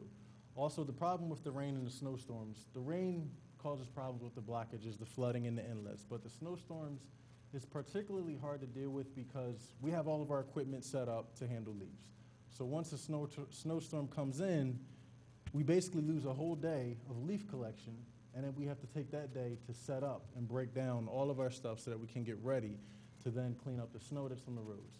Now, that can be a bit of a problem for the township, but it's also a problem for the residents. They have to deal with the same things we have to deal with when it comes to putting these leaves out on the roads and also getting their yards cleaned up. So here's the options. We can either discontinue our leaf program, curbside, we don't do it at all, or we could have the residents bag all their leaves. Now, we're going to go to that, and we're going to delve into the pros and cons of that approach. Or we can continue the LEAF program as we have in years past. Or we have another idea. We can go with a new proposed plan that we're going to talk about tonight. Now, our mission or goal is to shorten the time that the leaves are on the roads. Now, this will help us because it's a more desirable program for the residents, and also it helps with stormwater issues that we have, and also safety concerns. We have to worry about if you ever drove on a pile of leaves and it was wet, your car doesn't stop too easy. So there's also those concerns that we have to deal with. We'd hope and pray that no kids were ever playing in the pile of leaves while a car was coming down. So we don't want to go to the worst case scenario, but there's definitely a great reason for us to make sure that these leaves are gotten off the roads in a good amount of time. Now, the Public Works Department is focused on high-quality service, and this pertains to our leaf collection program. Now, if we just go through these bullet points, we collect the leaves twice in each district. We also increase resources, and we add back seasonal staff and schedule Wednesdays and Saturdays.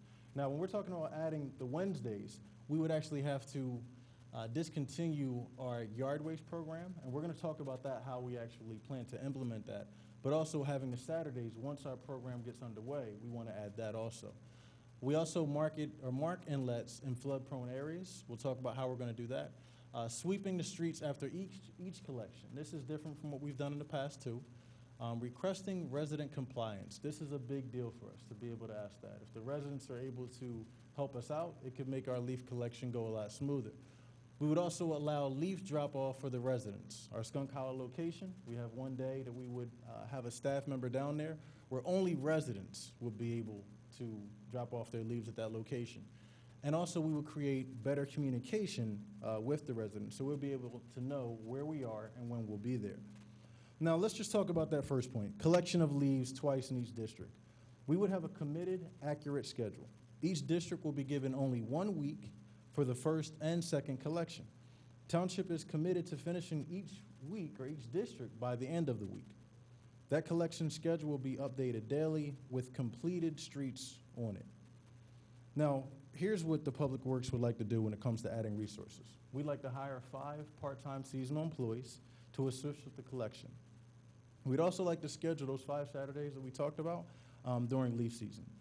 We want to change our weekly curbside yard waste collection program in November and also December. So in both of those months, the first Wednesday that would be in November and would be in December, that is when we go out and we pick up yard waste.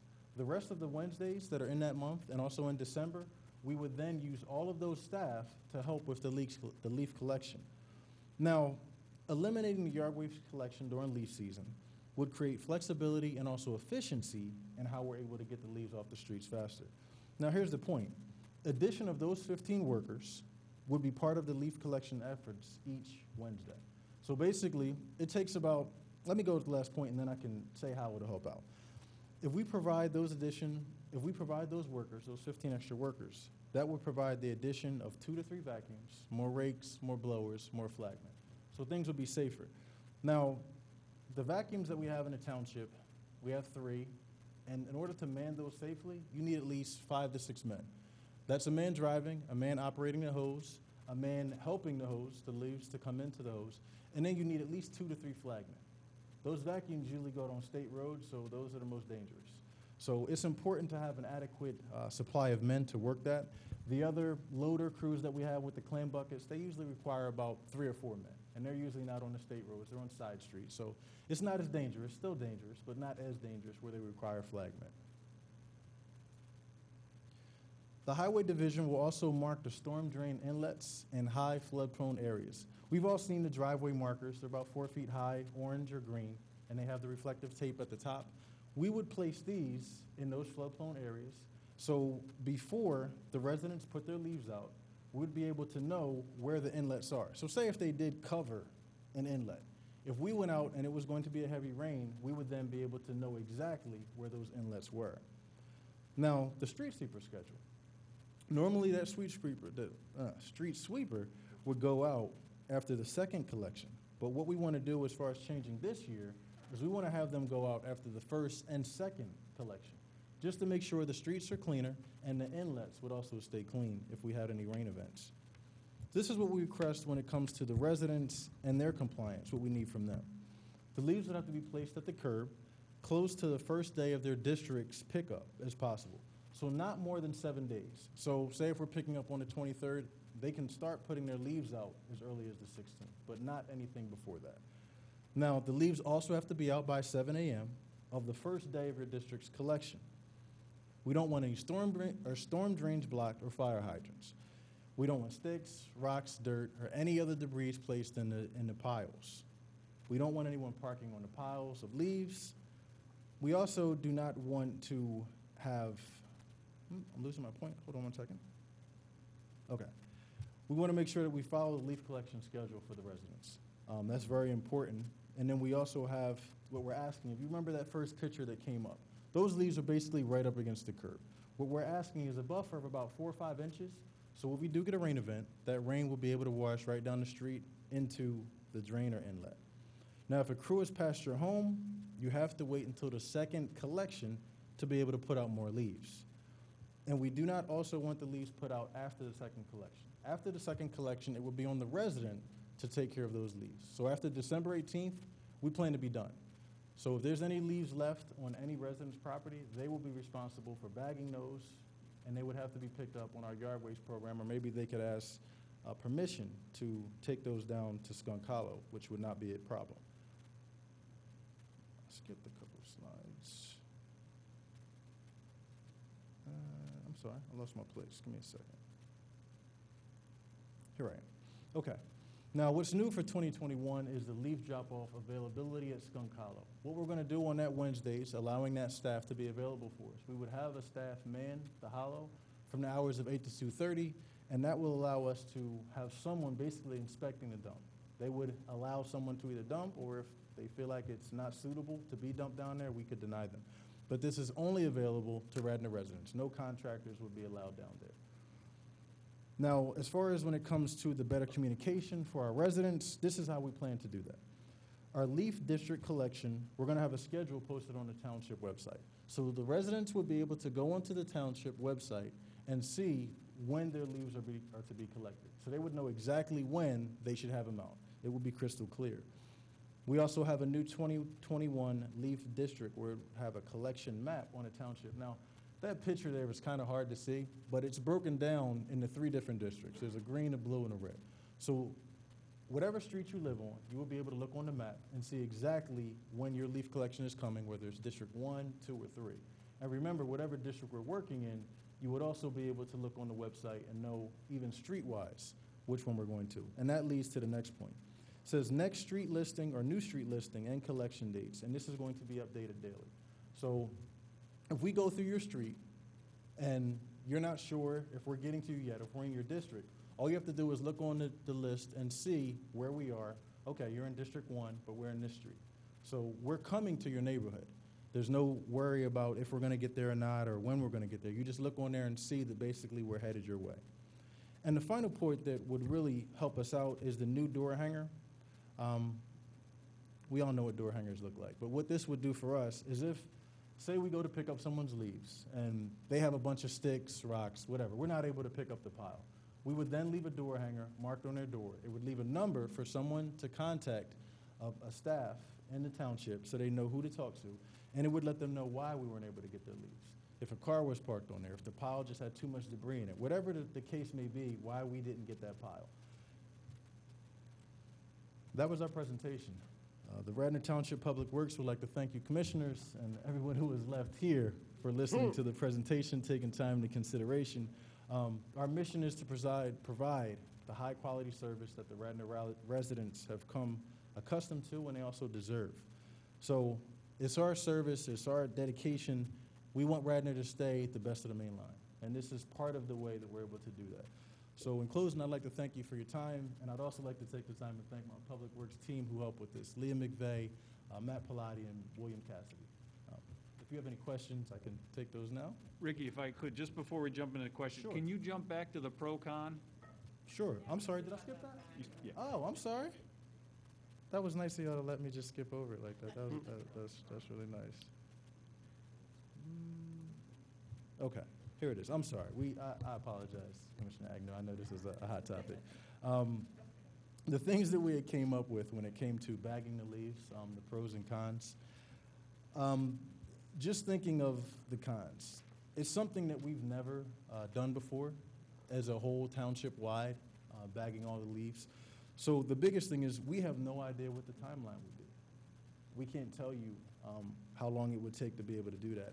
Also, some of the same things that affect the leaves being loose on the streets for us to collect, they would even more so affect it if they were wet in bags. Trying to pick up a wet paper bag full of leaves would definitely cause some problems. And also when you look at just highlighting the amount of money that this board and just the township has invested in the machinery that we have to pick up the leaves, that equipment would now just kind of be sitting there. So that's some already, and not to mention the residents investing in bags. That one house that we showed in the beginning, not to mention the area, because I don't want to put it out there, but that was not even a snippet of how many leaves that property has on it. You know, once November, middle of November, December gets around, to bag that property would take weeks for the resident. And for the landscapers, I'm not sure what they would even charge to try to do that. But, you know, that cost is definitely, I'm sure, something that the resident will be interesting to hear about. Now, there are pros. And one of them is the leaves will be out of the streets. So when we look at the inlets and stormwater, we wouldn't have to worry about those sitting out because they'd be able to sit back up into the yard. So that wouldn't be an issue. The streets would be safer for traffic. You wouldn't have to worry about driving down a wet street, trying to hit your brakes and slipping on a pile of leaves. We also have the inlets that would not be impacted when you come down seeing those leaf piles. So again, I apologize for skipping this slide. Thank you, Mr. White, for catching that. I appreciate it. So again, thank you for your time. If you have any questions, I would, sure. Did we ask Lower Merion, because Lower Merion bags, did we inquire of them what it costs, how long it takes? I'll do that. I'll look Okay. into that. Not a problem. All right. How They would- could have some answers for us. Definitely. How would the residents deliver at Skunk Hollow themselves? You said no contractors, so you would, if I'm going to deliver it at Skunk Hollow, I need my contractor to take a truck down there. You can put it in your Porsche. You want me to, well, you want me to put in, the Porsche will not take many. I'll drive your Porsche down there. Yeah, most residents make other I mean, we're coming up with that idea and how it'll work for us to be able to do that. Some residents who have pickups. We would just need to make sure that the residents and contractors aren't trying to take advantage of the system. That's our main focus with that. So even if a resident was able to vouch for a contractor, then that's what we would need to do. So that part can still be All worked right, out, and we can put. We can do that. Yeah. And the inlets, really the main thing is to keep the residents, to keep the inlets clear so that the water can get in there. So the picture you showed is very common, especially right now when there's not that many. They tend to be spread out much more easily. Explained again, what are the green things you're going to put in front of the drain, and then how do you get the resident to recognize there's a green thing there, don't put the leaves in there? Well, in some places, it's not going to be able to happen. Like you take, for instance, a cul-de-sac. There's only so many places to put the leaves in a cul-de-sac. Some of the residents park inside the cul-de-sac, so it's you went out of room to put the leaves. So if we had a pile of leaves, we asked them not to put them there, and say they did. If the marker is, say this is I'm trying to speak in the mic, but say this is the inlet here, right? And this is their grass back here. If we have the marker back here, we would be able to go behind and see exactly where the inlet is just finding the marker. If you imagine this whole table was a big pile of leaves, this is the inlet, we wouldn't be able to find it. But if the marker was right behind it, we'd clearly be able to know, okay, we just got to go forward 2-3 feet, and there's the inlet. Well, there's a lot of shrubbery and whatever as well. Also, so that some places you could do that, other places you might have bushes right there. You couldn't even get that thing in there. And remember, we're also talking about the heavily floodplain areas. Yeah. So those. And also, December 18th, you're saying you're going to be done, but you said December, we would no longer have Wednesdays. So how does that work? So after Christmas, are you going to start back with Wednesday yard waste pickup, or is there? I'm glad you asked that. We would actually like to propose that we go to twice a month yard waste program to be able to disperse those same gentlemen that would help with our leaf program. They would also be able to help the other departments. It's not that big a deal for Wednesday pickup in December, but you need it in, the summer and the fall. You need every week, for my constituents anyway. I understand. So- Yeah, I think it's something that we can definitely kick around and speak with Mr. White. I mean, there are months where it would be to our benefit, and then there's months where it would be a little tougher, maybe be a little heavier.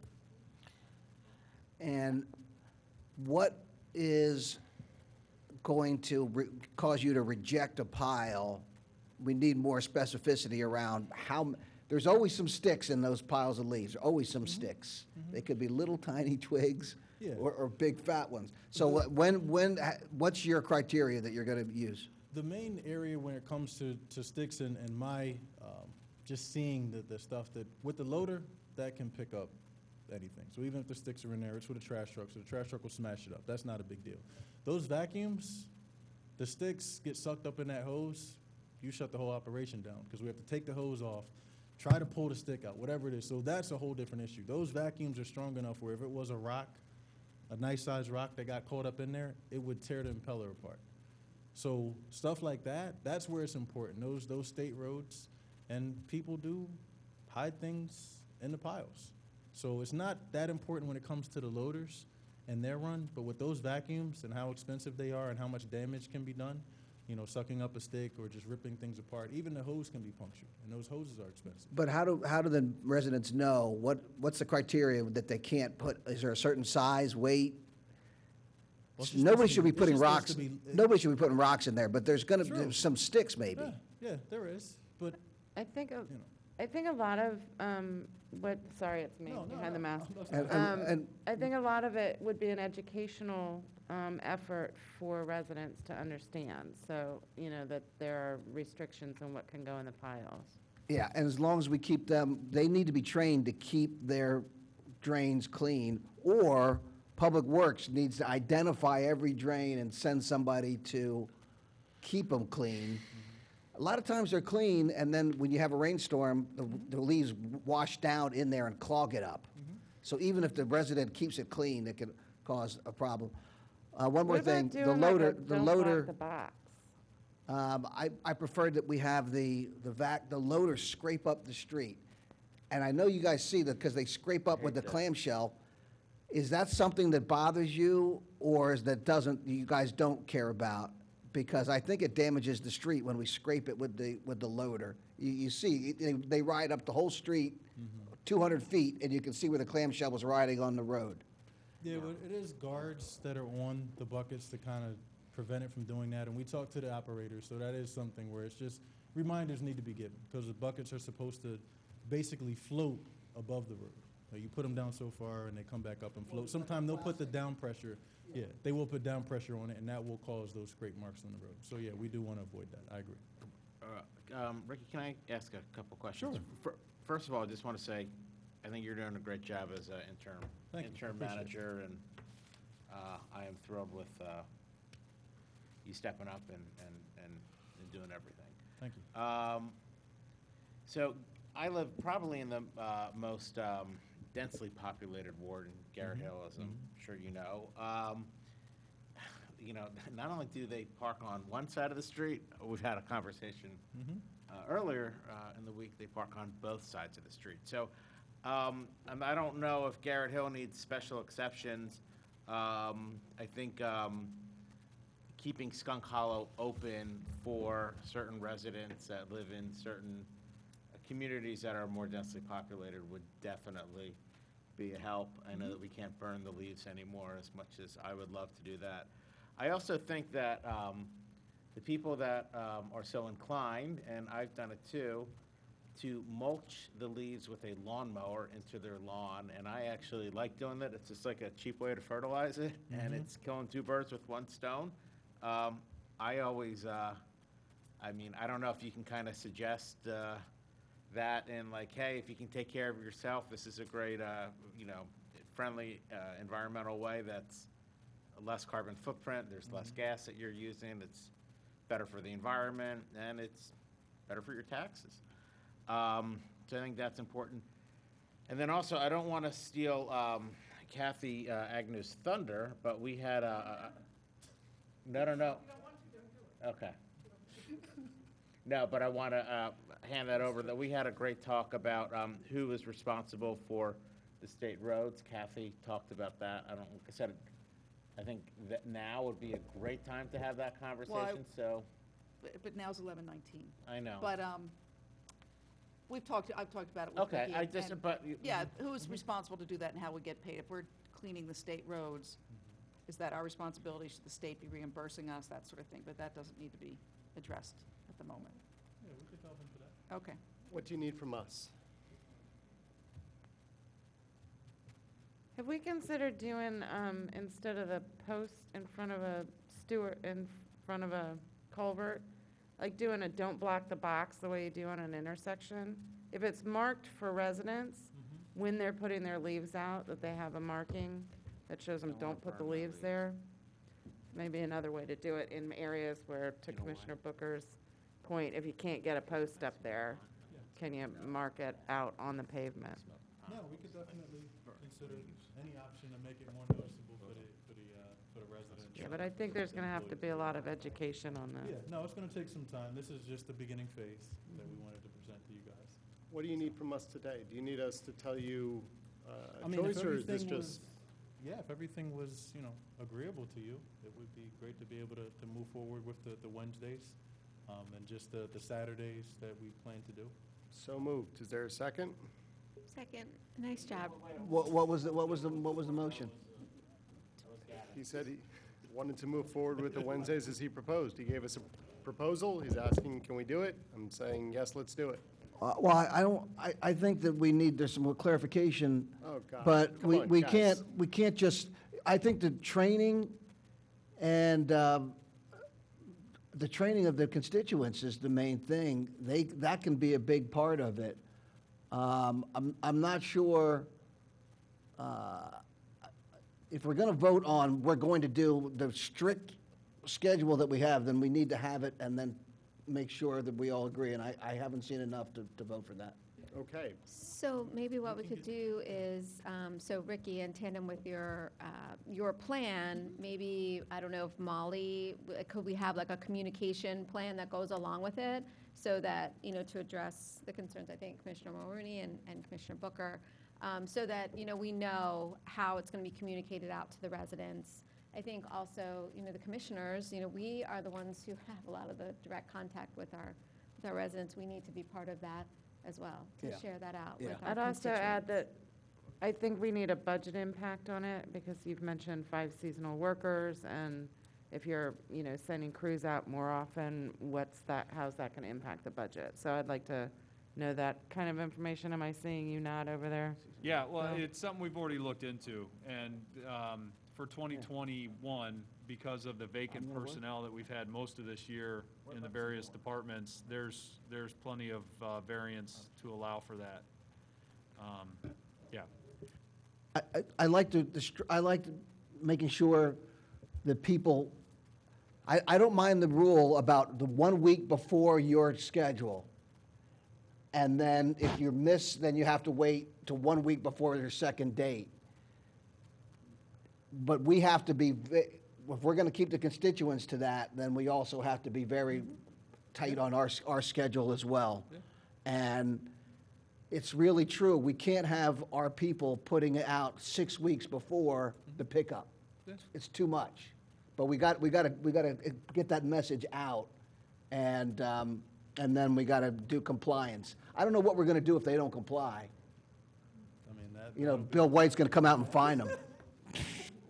We've got to either provide direction or table this. What do you guys want to do? What's the pleasure of the board? I like it in general. I think to implement it and with the ratification process. I just want to make sure, let's get the dates and have that come before us, and so we know. As Maura said, we need to be part of the communication. I don't know that we need to see this a second time. Let's, I know, if I could speak, I know Ian was talking about, we could send all of you packets, the same stuff that I talked about. You would be able to look over it and, ask any questions that you need in regards to stuff. Even with moving the Wednesdays future, we would have to highlight that to you. That doesn't have to be discussed right now. The Wednesdays is just for leaf season. Well, but just going get us back- something that we can send to the constituents. Well, yeah, hold on, Ricky, could you do like you did before with Molly, where they interview you, and like you could talk about what you can put in and how it works, and don't put this in, or kind of the little tutorial 5-minute blurb? I think that's, don't burn leaves as much as, some people want to do that. Mulch them, it's better that you mulch them, all that good stuff. It's late, it's late. yes, it is. I'm calling the vote. All in favor? Aye. All opposed, nay? Thank you very much. We very much appreciate your time. Thank you. I am not going to read item 6B because it would take me longer to read this than I think that it would take to vote on it. It is to fundamentally accept the recommendation of the Board of Health to avoid spraying bifenthrin for spotted lantern flies. Is there any commissioner comment? We've already talked about this once. I was not here when you spoke about it. I will say that I've counted 7 lanternflies that I've seen all summer. So I don't think that we need to do anything with them except take our flip-flops off and try to swat them. Awesome. And then the other thing is these Atlantis trees, they're invasive to begin with. So I think that you should bait them all to an Atlantis tree and then take care of them from there. But don't take them down, that's where they eat. So will we be communicating this to the state? Because it was the state that was going to do the spraying, correct? Well, we actually heard back from the state that we're not on the list. So there is no So this should be an spraying easy vote. planned for Radnor, but this is still on the agenda. But people want us to communicate the message, so we will do that if we vote affirmatively. Is there any public comment on this? You know we're just going to vote in favor of this. I know that, but I'm going to vote, the I'm going to vote to statement was made, spray. It's not going to spray in Radnor, but Benefrin I'm is gonna vote to spray. available on the common market. So the reason you want to do it is to persuade Joe Schlump, who sees 2 lanternflies and kills it with a ton, which is an exaggeration, of pesticide. You do not want this. This is deleterious to babies for their brain health. It kills bees, butterflies, any insect. It's not just specific for lanternflies. So I think you really, as a township, want to make a statement because the Department of Agriculture wants to do it. Got it. Should we put this in a resolution then? We're just directing staff to tell the state, please don't spray here. Okay. All in favor of a resolution saying, please don't spray here, say aye. Aye. All opposed, nay. Nay. Motion passes. Public comment. Hearing none, moving for adjournment. Is there a second? Second. All in favor, say aye. Aye. Aye.